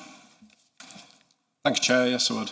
I'm proud to second this motion because at its heart this is about children and how poverty and access to care are shaping their health from the very start. Access to NHS dentistry in Cornwall is no longer something people can rely on. For many it's become uncertain, distant and simply out of reach. When I needed urgent NHS dental treatment, the only appointment I could secure was miles away in Devon. I could make that journey. I had a car, I had fuel and enough flexibility to get there, but many families cannot. For people on low incomes, the journey means unpaid time off work, fuel or travel costs they cannot afford, or arranging expensive childcare. For some, that appointment may as well not exist. Rurality makes things worse. When children miss out on routine dental care, small problems do not stay small. Tooth decay worsens, pain goes untreated, infections develop, children struggle to eat, to sleep, and concentrate at school. What should be preventable becomes a long-term problem. The evidence is stark.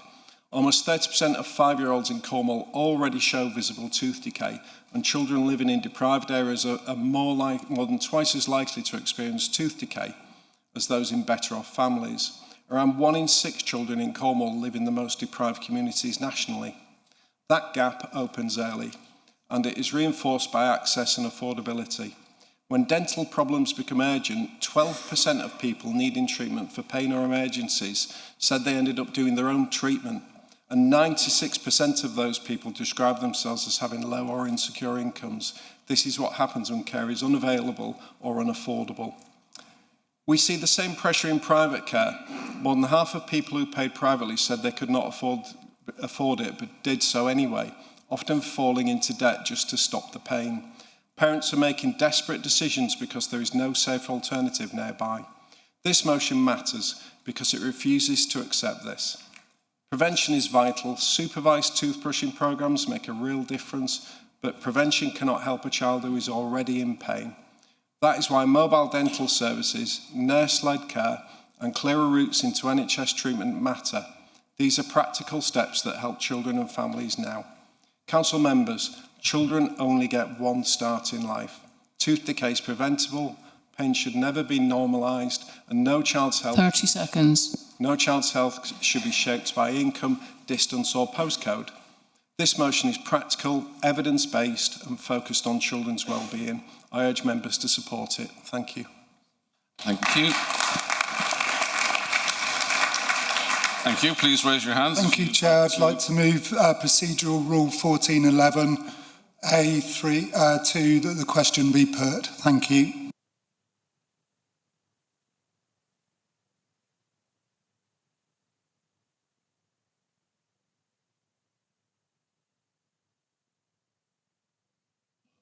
Can I have an indication of how many people would have wanted to speak on this one? 1, 2, 3, 4,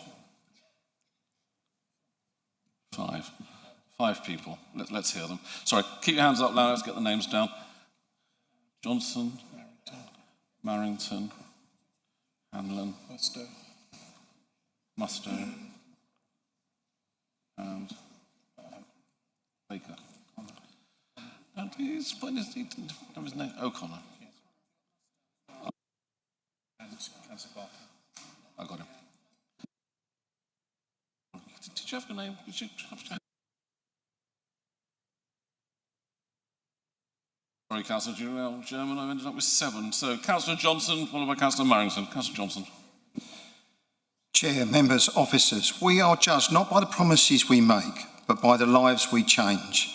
Today we speak of children in Cornwall who wait with pain, who go without care, who are denied something as basic as a visit to a dentist. This is not a failure of service, it's a failure of duty. For our looked after children, it is even more profound. They do not choose their circumstances. We are their parents in this chamber. And where they are not receiving care, we must accept we're falling short. Yet there is hope in this motion. It speaks of blame, but not action. It speaks not of blame, but action. To reach the schools not yet reached, to bring care into our communities through mobile services, to build a future workforce from within Cornwall itself, and to ensure that every child, especially the most vulnerable, is seen, is cared for and is not forgotten. Prevention is dignity, access is justice, and justice demands that no child is left behind. Let's stand together, not as parties, but as guardians of the next generation, and support this motion. Thank you. Councillor Marrington, then Councillor Hanlon.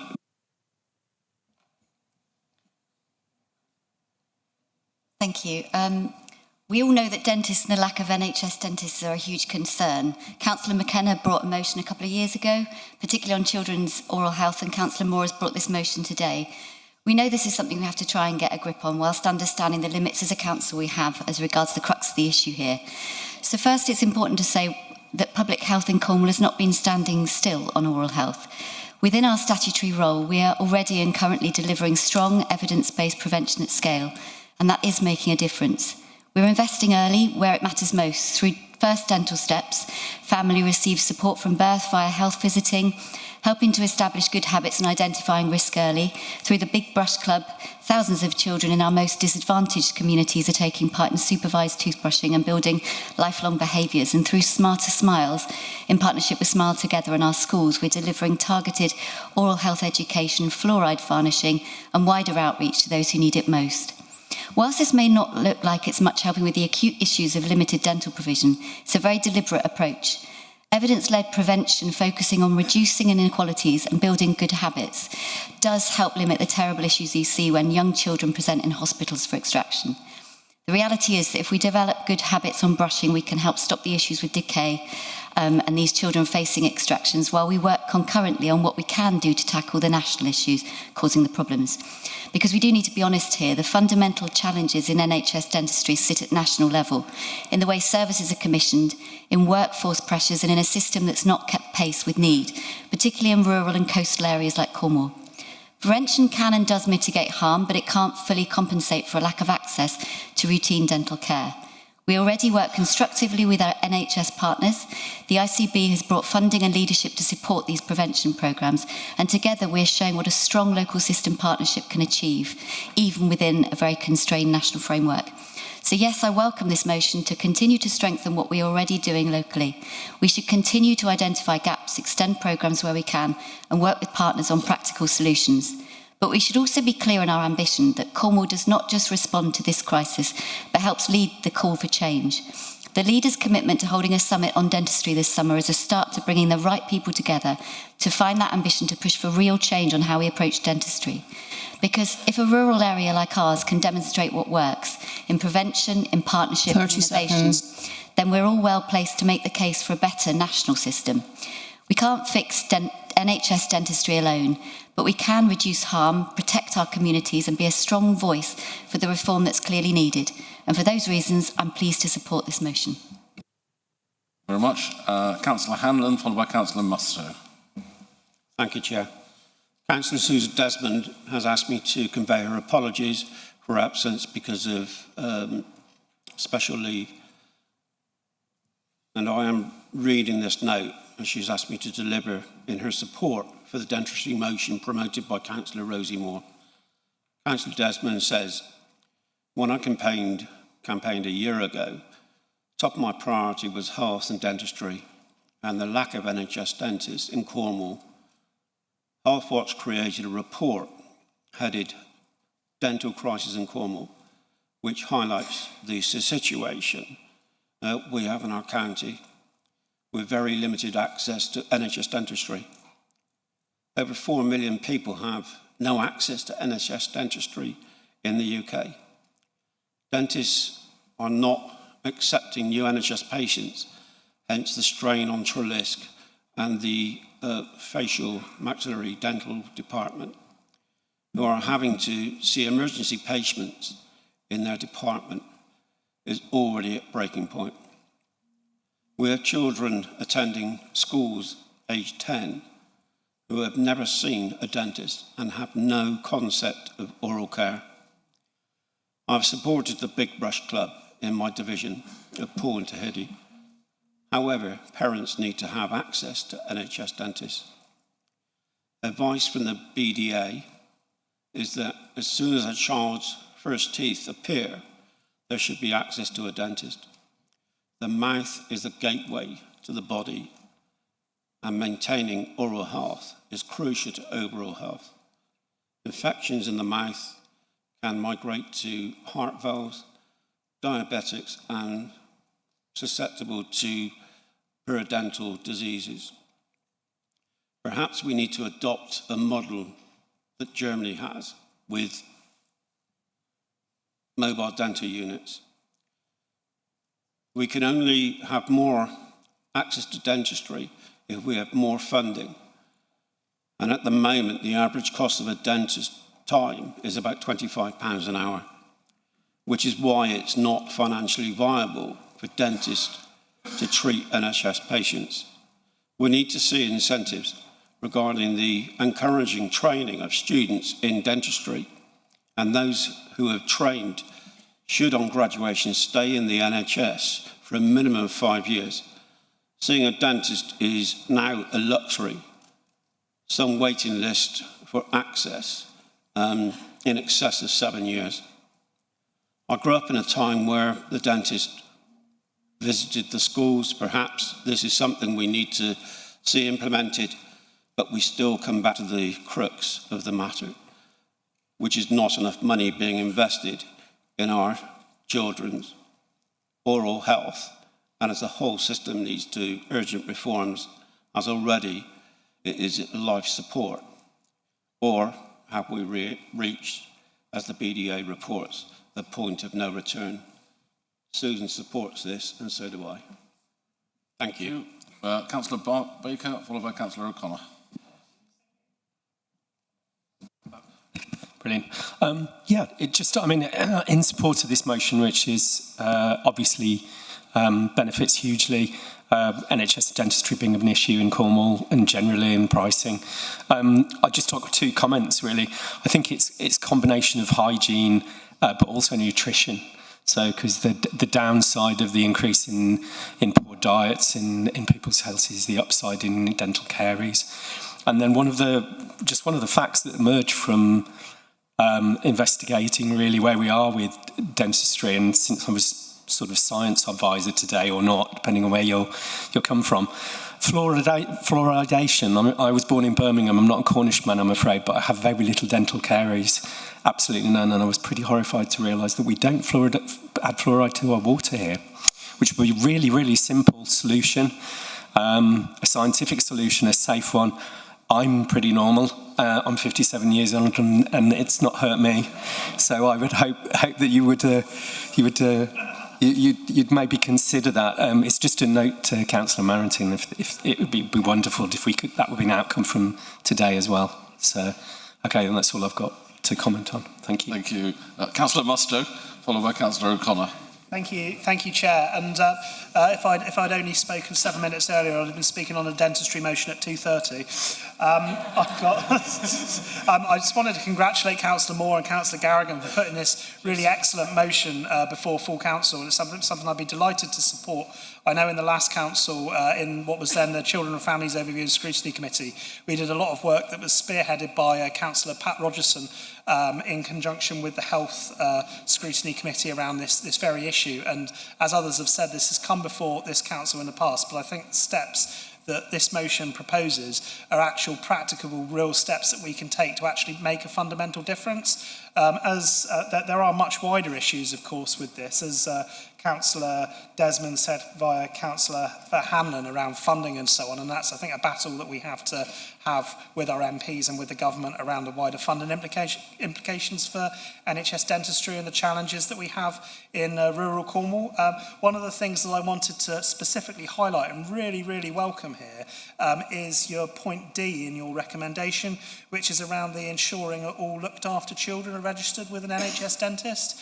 As a really passionate champion of our children in care in Cornwall Council, I always really, really appreciate it when our children in care, young people in care are brought up in this chamber, because we as the councillors and as Cornwall Council as an organisation have a parental responsibility, a corporate parental responsibility for those young people in care. As a former person in care myself, this is something that I feel passionately about, and we wouldn't want those young people to have any sort of care less than we would expect for our own children, for our own families.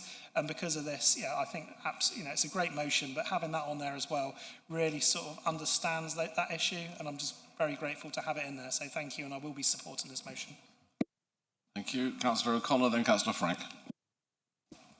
Thank you, Chair, and thank you to Councillors Moore and Garrigan for bringing this motion.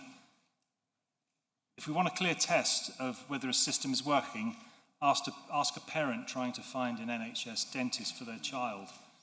Across Cornwall, the answer is too often the same. They can't. We're hearing it everywhere. Children going without routine checkups and families left with nowhere to turn. That is not the standard anyone in this chamber should accept. This motion is grounded in reality and focused on practical action. Prevention matters, but brushing teeth is not a substitute for seeing a dentist. Regular checkups are essential, and too many children do not have that access. If people cannot access services, then services must reach them.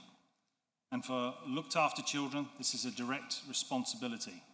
We should expect nothing less than consistent access to care.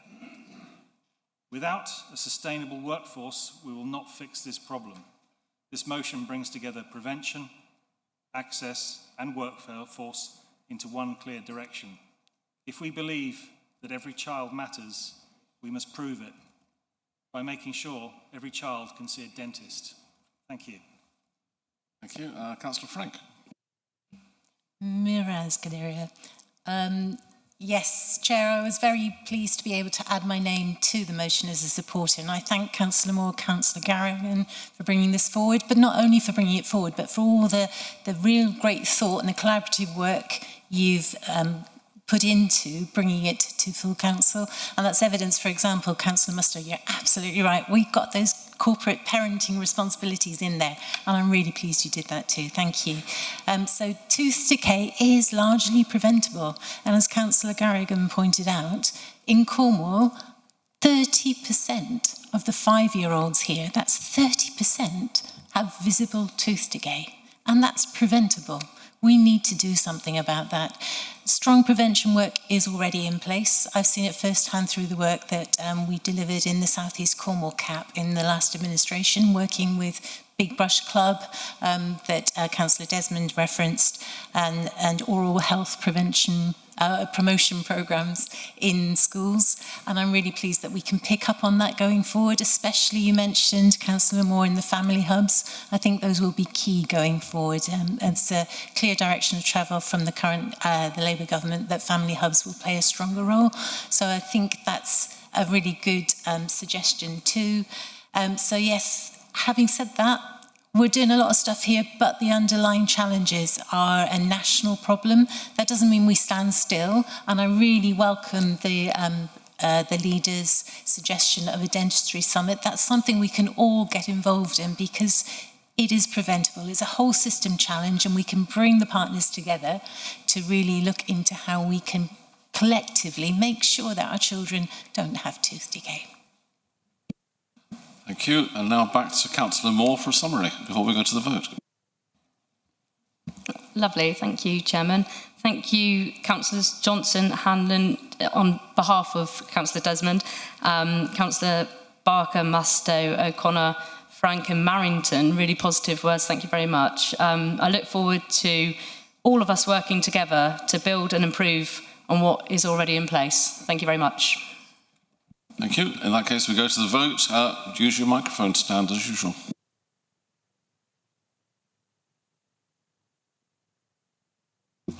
Couple more seconds. Vote closed. Overwhelmingly in favour. Well done.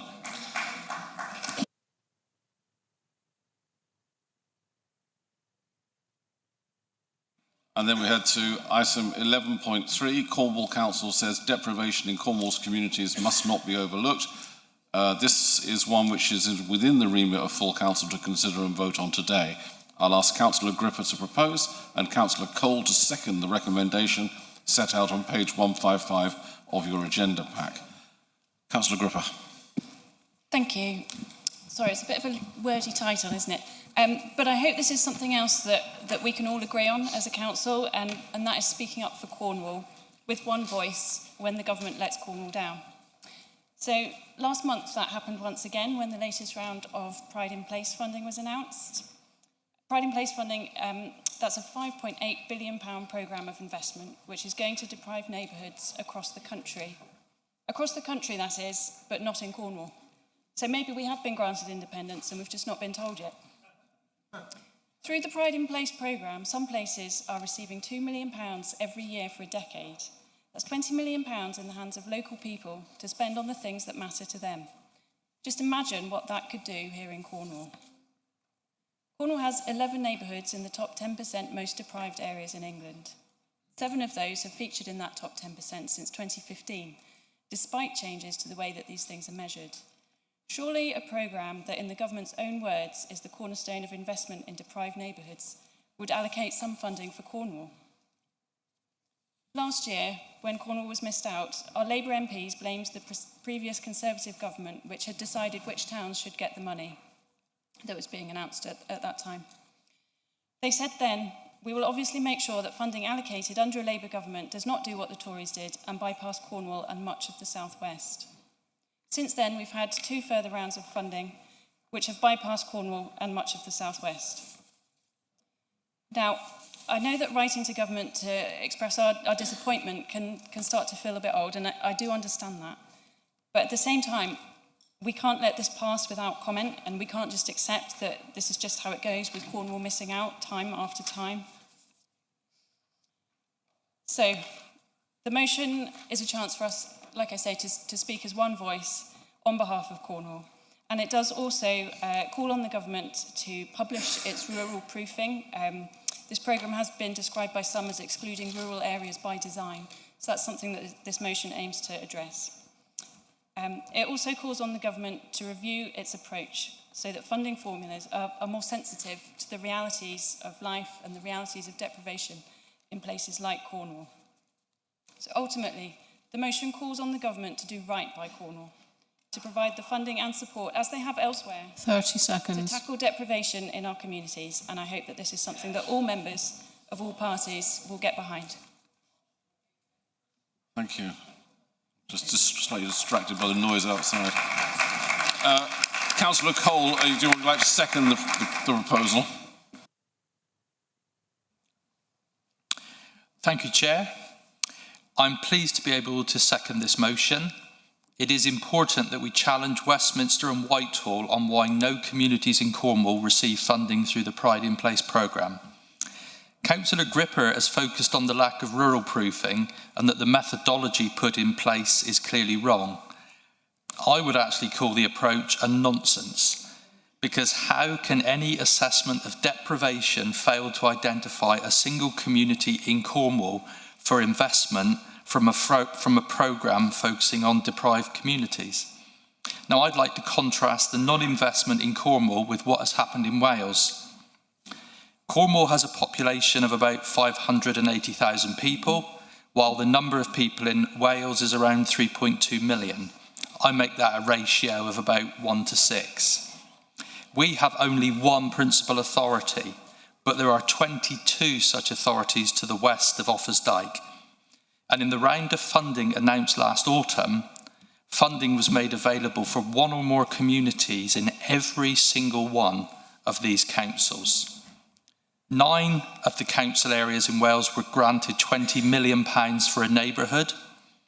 I found it interesting that even though the authorities stated that the communities identified for investment were carefully chosen, an associated list showed that for each of these 9 areas, the specific neighbourhood for investment was to be selected at a later date.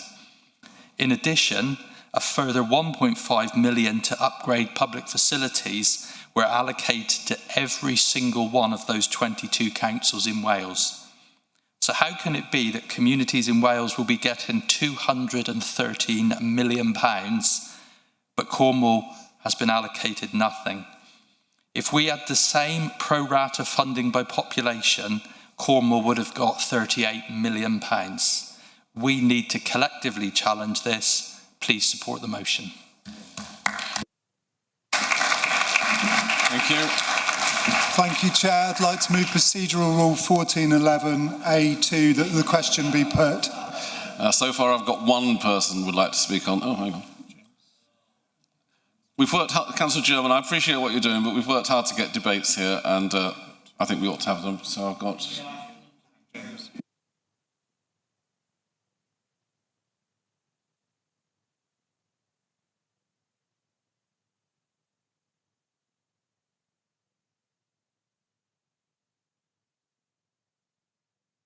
Okay, Councillor Dwelly, followed by Councillor Blackman. Thank you, Chair, and I'll stay seated for this one as well, please. I completely agree with the sentiment around what happened with Pride of Place. It's really not okay what happened with the formula, but I do, and I always have done, have a problem with us sending condemning letters to government when we're trying to get money into Cornwall, because I do think sometimes you have to be very careful about the tone of it, and this has got words like condemn and failure and mandate. And I do, however, agree with the A, B, C, D on the motion, but I'm just wanting to raise that we are trying to get more money from government, for example, an extension of the Cornwall Industrial Growth Fund, so we have to be thoughtful about how we do that.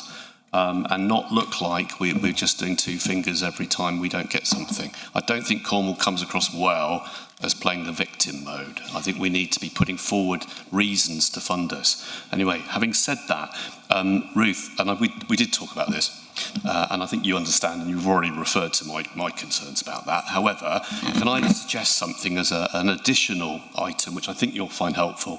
There's an LGA engagement with government going on, advising them on pride of place and neighbourhood investment. Can I ask if you'll consider adding that Cornwall Council, as one of your ABCDs, that Cornwall Council engages with the local government association to help advise government on pride in place and neighbourhood investment? Thank you. Okay, I'll come back to Councillor Gripper on that. Councillor Blackman, then Councillor Muster. Thank you, Chair. I support this motion. However, let us for a moment consider it in its wider context, and it's one that touches all the conversations that we have had today. The Industrial Revolution lifted more people out of poverty in this country than any other force, thanks also to an effective and clear-sighted labour movement. Between 1800 and 1900, real wages in Britain doubled or tripled, and the monopoly of the landed aristocrats on wealth was broken. We are now living through a deindustrialisation process and feeling the consequences. We offshore dirty industry to countries where environmental, labour and production standards are lower in the name of saving the planet. I find this kind of thinking a tad hypocritical. There are simple laws of physics that cannot be escaped. You cannot have wealth without a source of dense, reliable energy. If you are serious about ending poverty, these facts need to be accepted. Thank you. Councillor Musto, followed by Councillor Marrington.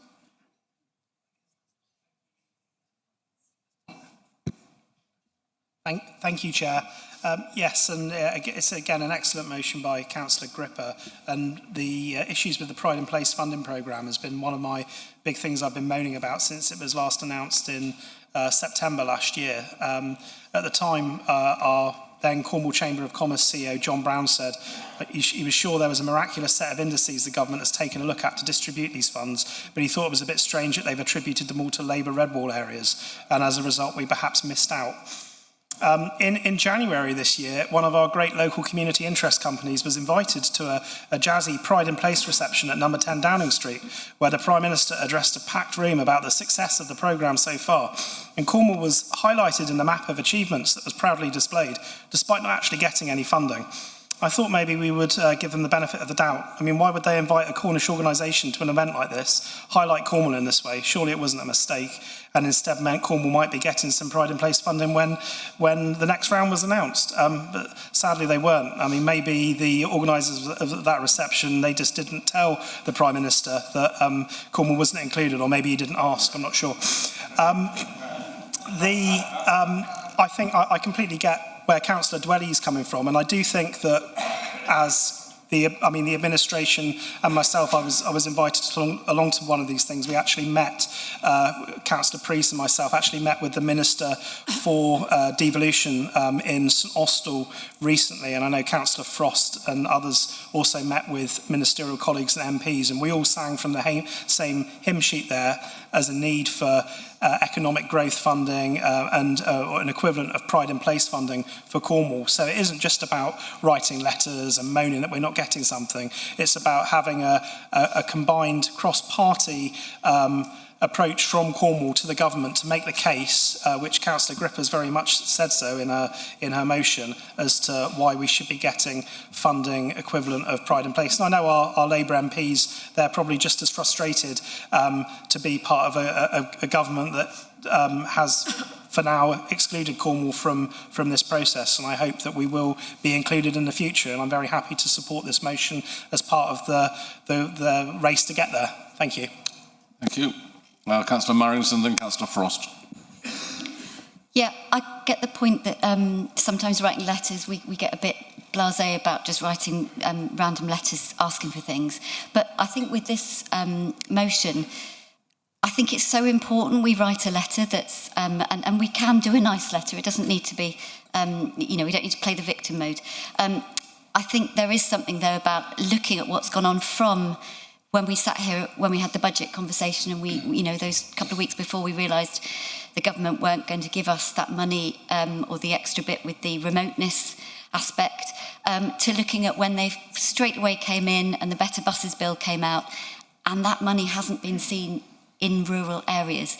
And I just find I'm constantly watching now for things where I just see that if you're in a rural area, you're so penalised. And I'm frustrated with the government, because I look at other areas and I start almost getting a bit conspiracy theorist and thinking, is this just going to places where, it benefits Labour? And I'll be honest, I don't normally get political, but I've started looking, because I think, why are we not being seen? I genuinely feel like Cornwall's sometimes invisible. And even the other day, I was sat on in the car, and there was an article on meals and delivering healthier meals in schools.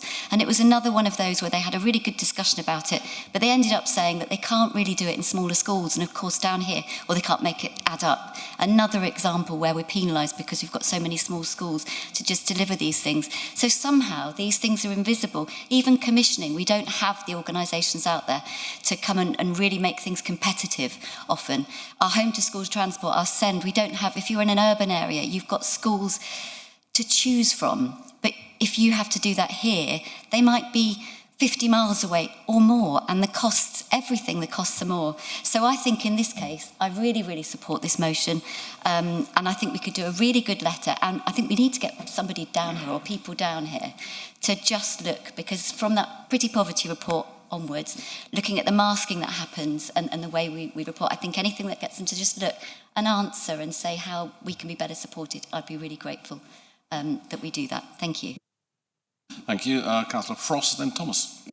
Yeah, thank you. I just wanted to reassure people that when I met with the Minister, we discussed the next round, and she was really keen to make sure that Cornwall was included in the next round. However, I have been burned by ministers before that are really keen to do things for Cornwall, so I'm not against making sure that we send a letter to them to keep pushing, keep reiterating that this is what we need and this is what we deserve. However, I also want to reassure Councillor Dwelly that I will craft that letter in the same charming way that I speak to all of you.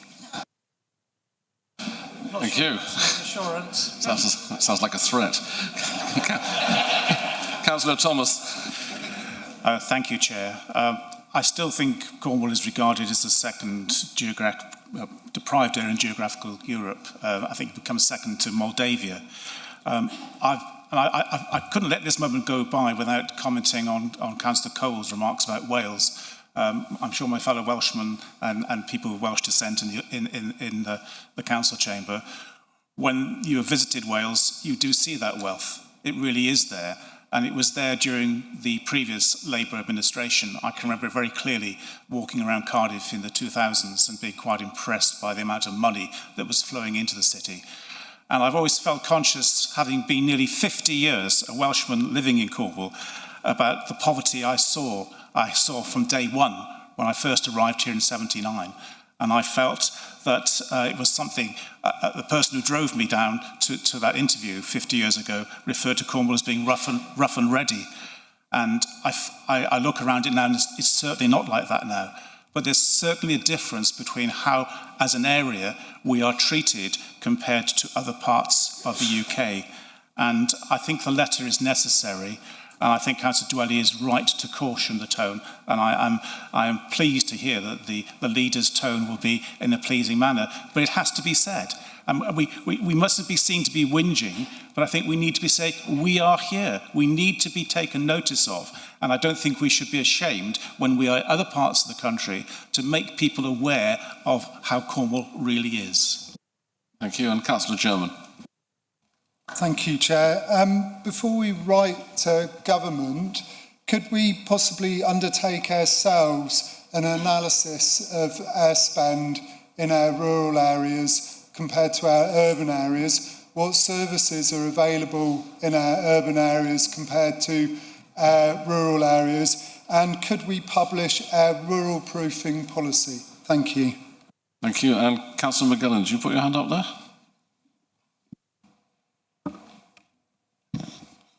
Definitely don't need 2 microphones. Thank you, Chair. Thank you. Just to say, I think myself and the Labour Group really understand the premise of this motion. I think the figures speak for themselves, and based on the demographics, that have been put into the motion and the report, Cornwall should have received some element of funding from this pride of place, just based on the figures and level of deprivation. The one concern I do have is around point C within the motion, that requests a bespoke funding scheme to provide tailored support to tackle deprivation in Cornwall. Cornwall is a special place, but I think there are some risks around making it the exception and making a special case in this particular issue of where deprivation does affect every area of the country and indeed the UK. I think effort's probably better spent, as Councillor Dwelly has highlighted, in inputting into the LGA review of the next round of pride of place funding to make sure that Cornwall's voice is heard through the existing mechanisms and funding that are in place. Thank you. Thank you. So we're back to Councillor Gripper to summarise and to tell us whether you accept the comments made by Councillor Dwelly. Yes, I accept the comments made by Councillor Dwelly.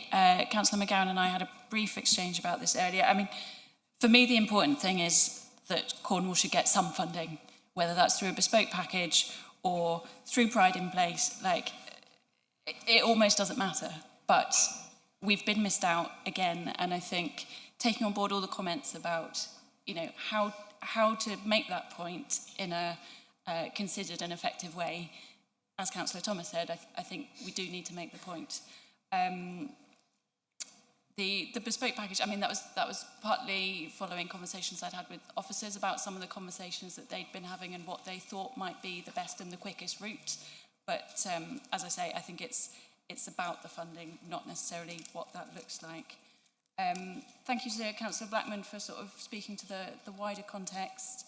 Councillor Dwelly, yes, absolutely agree. And Councillor Frost, as he says, I'm sure he will be charming and delightful in his letter and constructive. And thank you for your suggestion around, those other routes that we have to influence and engaging with the LGA. And I guess to all councillors that have spoken on this discussion or just been thinking about it, if there are other things or other ways that we can collectively as a council support the Cabinet and the leader in the work that they are doing to speak up for Cornwall, then by all means let's have this conversation, whether it's in the chamber as today or outside as we go forward. But that's all. Thank you. In which case we go to the vote. On your microphones in the usual way.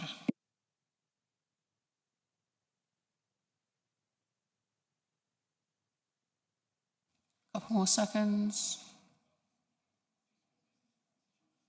Vote closed. Almost unanimous. Thank you. That takes us to the end of the motions, and I hope members have, I don't know about enjoyed, but I hope members have appreciated the change in the way we're doing things and debating all motions. And I would just say to you, the next full council is fairly soon, so quite a quick turnaround if you want to get a motion in. I think they need to be in by the... Pardon, sorry? Quite a quick turnaround if you want to get a motion in for the next thing. It needs to be in by the 6th of May, which isn't very far away. And really, when she says the 6th, she means the 4th. It is the AGM, yes. Anyway, we're moving on now to questions to Cabinet members.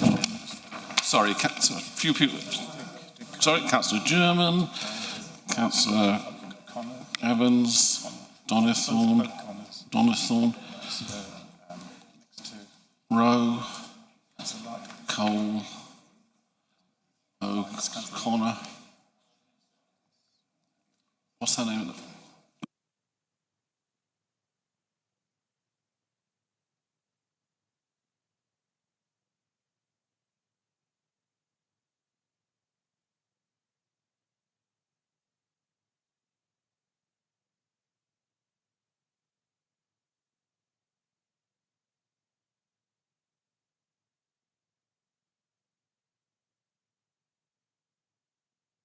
Okay, Councillor German, followed by Councillor Evans. Scudaria, thank you, Chair. I appreciate Councillor Donathorne's got a question after me, but I'm going to ask a question of the leader in any case. Councillor Donathorne had the gall to describe Cabinet as a shambles, and I sat through the last council, and in my view, the Conservative Cabinet was a complete and utter shambles, and twice Councillor Donathorne was on that Cabinet. What a disgrace. Leader, point of order. Will you review all of the NDAs made in the last administration? Councillor German, is there a number to this point of order? Or well, personal explanation. I don't actually think I called them a shambles. If Councillor German's using me as a vehicle to give his own views, that's fine. But I don't think I actually used the word shambles. He may not have said shambles. Just a précis of what Councillor Donathorne said. Okay. And Thank you. will the leader review all of the NDAs that were made in the last council, and will the leader withdraw any delegations for officers to be able to make NDAs in this council without political sign-off? Thank you. Thank you, Leader. Thank you. So obviously, this administration has been stung already by NDA signed under the previous administration. So will I commit to reviewing? I think I will commit to reviewing that. Whether we have the outcome, I don't want to predispose any outcome of a review. It may be that it should have political sign-off. I do know that the issue we had previously with the other NDA that caused us an issue, we already have reviewed that and ensured that that would never happen again. So we're already one further step in the right direction, but absolutely, maybe there is more work to do, so I will look into that for you. Thank you. Councillor Evans, followed by Councillor Dunnett. Thank you, Chair. It's a question for the leader. Will you join me in supporting seafarers of the Royal Fleet Auxiliary in their pay dispute with HM Government, and ask all members present here today to join us in showing their support in the usual way? Thank you, Councillor Evans. So you may be, many people probably don't know this, but my granddad was actually a lifer in the Royal Navy. And these civilian seafarers, many of whom are already based in Falmouth, are actually vital to our country, sent into disaster zones during a humanitarian crisis, yet unfortunately the government can't even confirm that they're paid minimum wage. So seafarers, RFA seafarers play a vital role in supporting the Royal Navy, often in demanding and dangerous conditions. Earlier this month, RFA Tide Force was involved in tracking Russian warships through the Channel, and previously involved with the US Navy in seizing a Russian tanker in the Atlantic. RFA Line Bay is being made ready for joining UK vessels involved in the response to difficulties currently being experienced in the Straits of Hormuz. Less talked about that, the better. So these seafarers serve the country well, and they should be rewarded appropriately.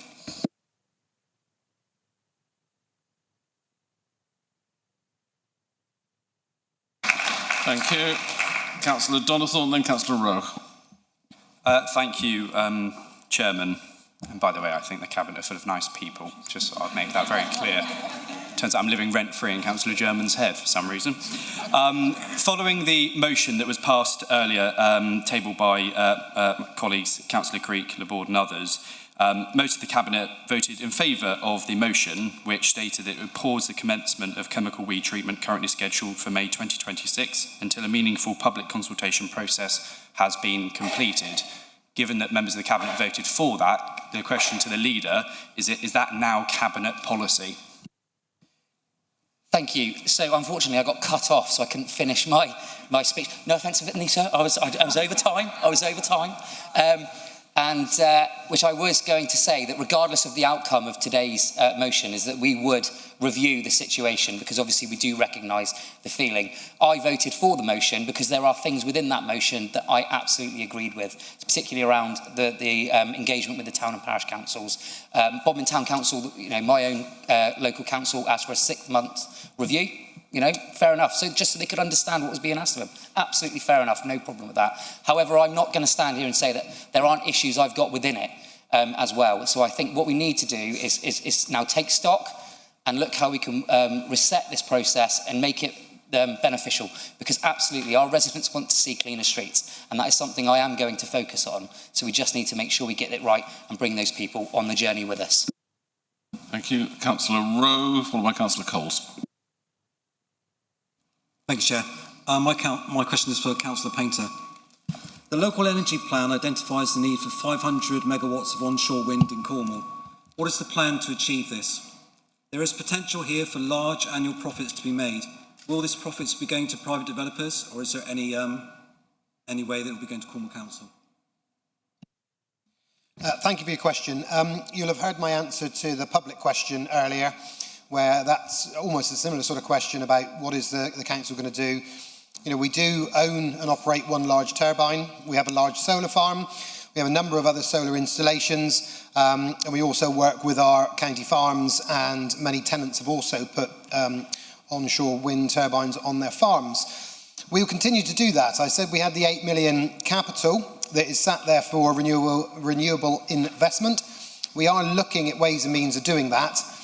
Clearly, things have changed a lot over time. Since we put our turbine in, since the solar farm was built, the system for payment for energy has changed massively, and any subsidies or any support from government or others has changed quite substantially. So that does change the economics of how you do that. But we are continuing to work with the energy team to look at what we can do, and if there are investments that make sense, we'll be looking to take those forward. Thank you. Councillor Cole, followed by Councillor O'Connor. Councillor Cole. Thank you. This one's for Pete Lebroy. Pete, following representations from councillors such as myself, Councillor Pascoe and others, you sent a letter to Steve Reid, the Minister, about the adverse impact of the top-down imposition of unsustainable housing targets and how this relates to planning in Cornwall. You circulated the letter and the response at the same time to members.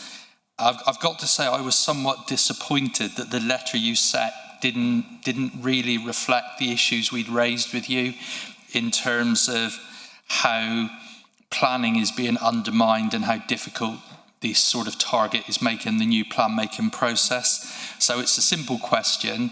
Will you meet with a few of us to see if we can have a second go at writing the letter so it reflects our concerns? Thank you.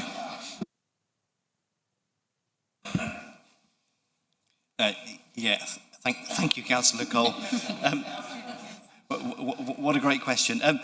In a way, I'd like to say yes, open the doors, come and sit down with me, but I've got a feeling really it's a question for Councillor Priest as well, because if it relates to the local plan and the development of the local plan, that certainly does fit within Sarah's portfolio.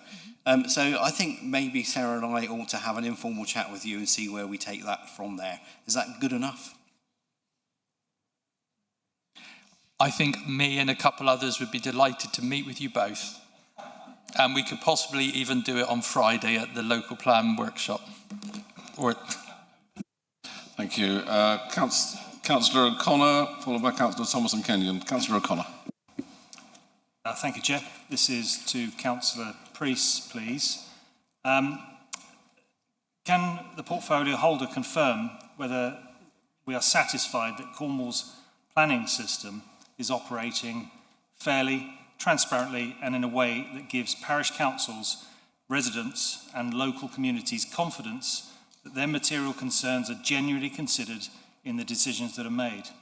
Furthermore, what safeguards are in place to ensure that local input is not simply heard, but is demonstrably capable of influencing outcomes where appropriate? Thank you. Thank you.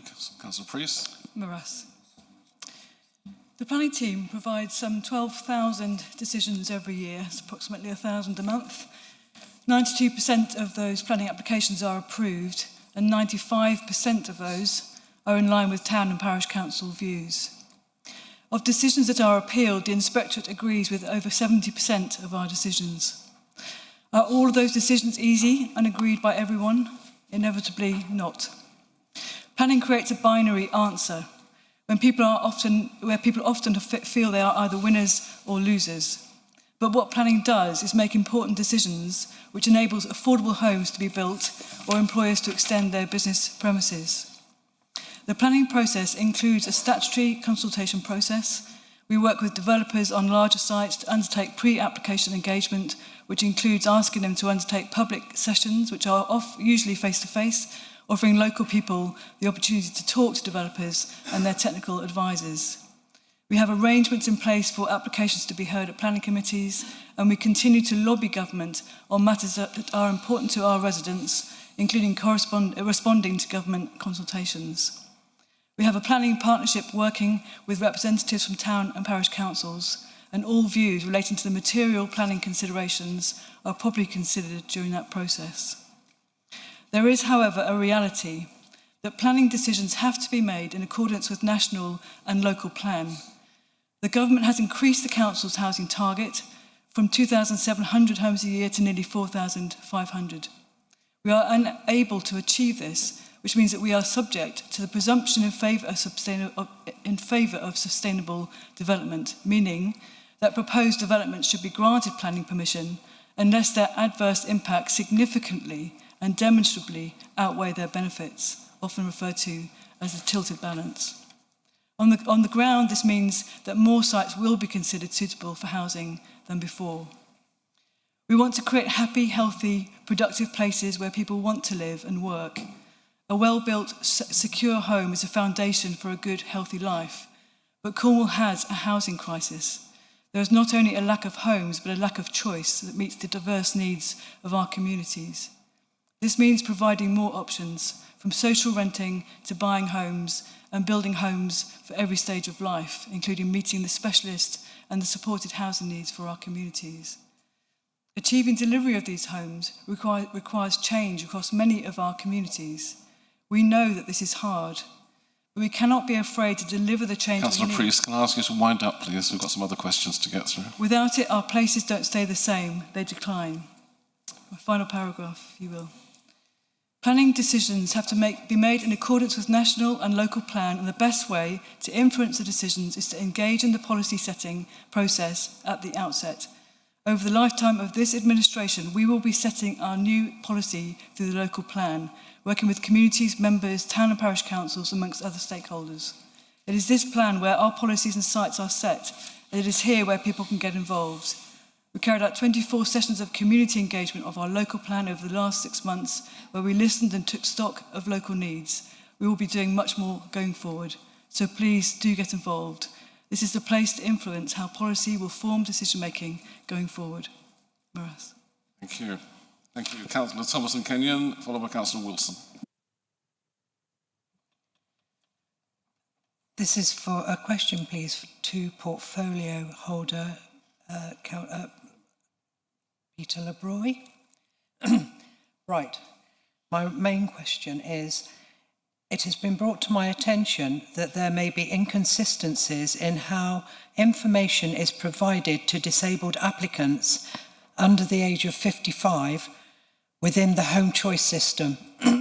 In particular, while current policy allows applicants to bid on suitable properties and then request necessary adaptations and ensures that they are not penalised where those adaptations cannot be delivered. This does not appear to be consistently communicated to applicants at the outset. That raises a concern about a potential gap between what the policy allows and what applicants are actually being told in practice.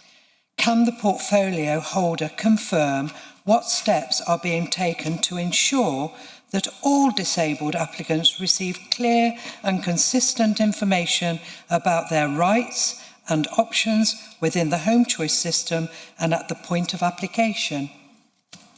Thank you. Councillor Roy. Thank you for the question, Councillor Thomas and Kenny. And clearly, people with extra needs need a bit of extra care as far as I'm concerned. Sorry, can you not hear me? People with extra needs deserve a bit of extra care and attention. If you have a specific example that's given you cause for concern, I'll be very happy to look into it with the team. But the very short answer, I'm sure the chairman will be very glad of this, is that the applications of this nature are inevitably complex, reflecting the individual needs of the applicants. It would be almost impossible for us to provide information for all eventualities up front. But I would trust our officers to advise our clients in a manner that's faithful to our policy. So what I'm saying is, I trust the officers, but if you have an individual case that is causing you concern, then please do bring it to me. Thank you. Councillor Wilson and Councillor Smith. Thank you, Chair. I guess this is probably a question for the leader.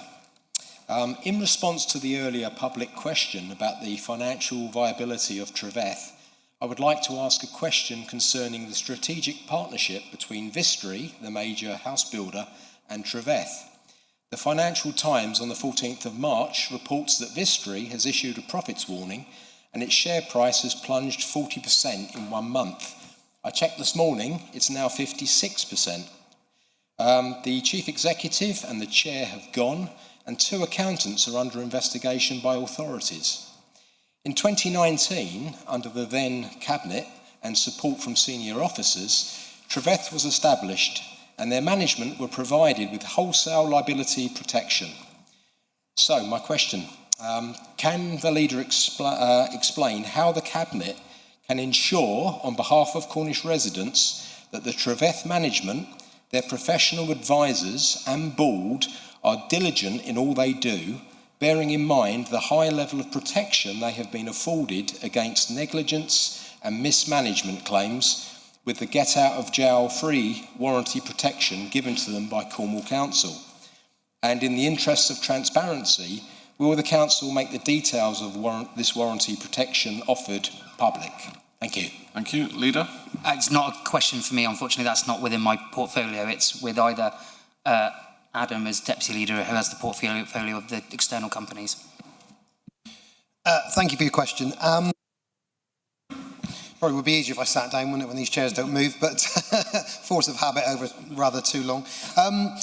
I hear what you're saying about the Vistry Group. I think they are still the government's #1 supplier of affordable homes, which is interesting as far as, I do believe they do have a new CEO, as you say, yeah, clearly they've had some issues.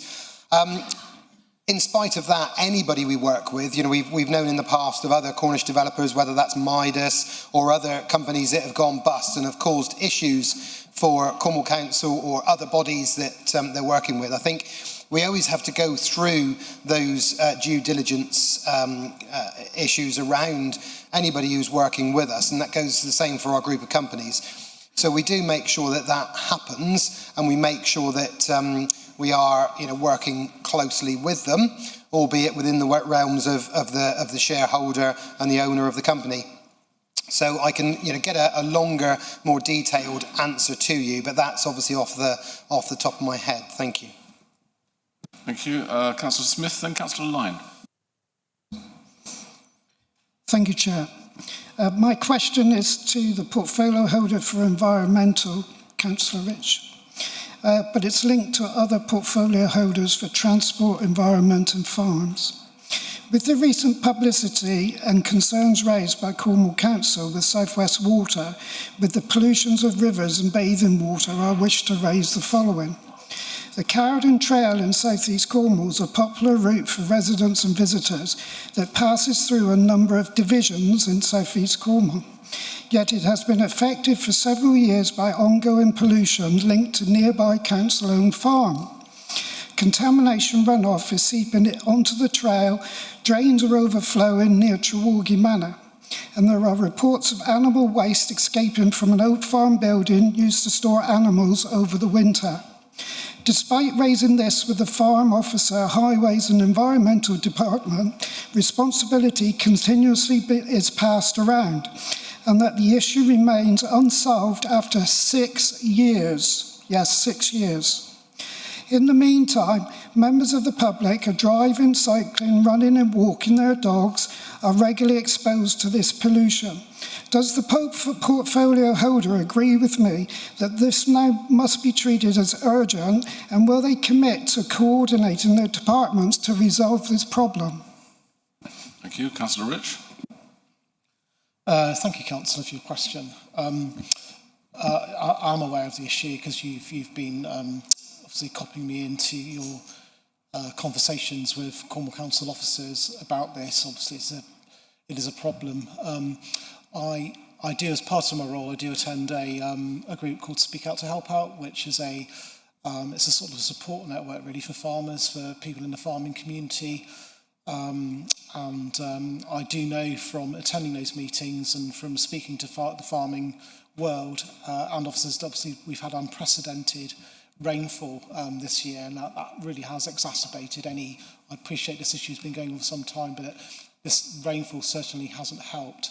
And I am aware of a lot of farms actually really struggling to contain wastewater because of this weather impact.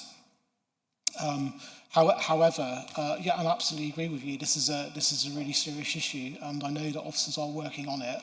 I think it's kind of complex, really. It does involve lots of different agencies, and yes, it is a council farm. So obviously, as the landlord, we have a responsibility with regards to how those farms operate. But as far as I can tell, this is a problem that largely is weather related, and obviously I'm happy to continue trying to help and to work on it, but please don't think that the officers at Cornwall Council that are trying to support you don't take it seriously, because they do, and will of course continue to work to address the issue. Thank you. Thank you. Councillor Lyne. Thank you, Chair. It's a question for Councillor Frank. So yesterday the UK government announced that it was bringing in a statutory ban on the use of smartphones in schools. My question is, will you support schools to go genuinely smartphone free by prioritising funding or any requests for funding for the provision of basic brick phones instead of the costly pouches which normalise and incentivise smartphone ownership among children? Thank you, Councillor Lyne. Yes, I saw the announcement. I really heartily welcome this, because there is a growing recognition across the country of the impact that smartphones can have on children's learning, their behaviour, their well-being as a whole. And I welcome there are various schools in Cornwall that are already delivering a lot in this space, particularly the schools in Quay I pay tribute to. So I'm really keen on getting all our team focused on learning from those schools, learning what has helped them and what issues they may face, so that we can really support schools going forward. I'd also actually like to include the Youth Council in this and get the views of the young people and our Youth Council, so that we can introduce things that are really fair and that they welcome as well. So you mentioned, I think, funding. We need to take that on, certainly on a case-by-case basis, but certainly I welcome the idea of that, because what we need to be able to support schools going forward, because this is clearly an issue for our young people. Thank you. And Councillor Alvey. Thank you, Chairman. This one's for Councillor Broy. Councillor Broy, firstly, thank you for the help that you've given on various housing casework that I've become involved in as the Armed Forces member champion. Within the Armed Forces Covenant, there are 3 areas where there's a statutory duty on the public sector: housing, education and health. I turn particularly to housing. Within that duty, there's a expectation that individuals that have been injured either physically or mentally as a result of their service should be given special consideration. Within home choice, and I've had this confirmed with various bits of casework that I've done lately, no special consideration is given to veterans who are suffering from either physical or mental injuries as a result of their service. Can you work with me to ensure that the banding process for home choice is altered to take account of this omission? Thank you. Yeah, thank you for the question, Councillor Harvey. Of course, if it's a statutory duty, we absolutely must comply, and I'm very happy to work with you to make sure that we satisfy our duties. Thank you, and that brings me to the end of my list and the end of the meeting, so thank you very much. Remember what I said, quite a quick turnaround if you want to get a motion to the next meeting. Let's go and work on it this evening. Thank you very much. Thank you, Chair.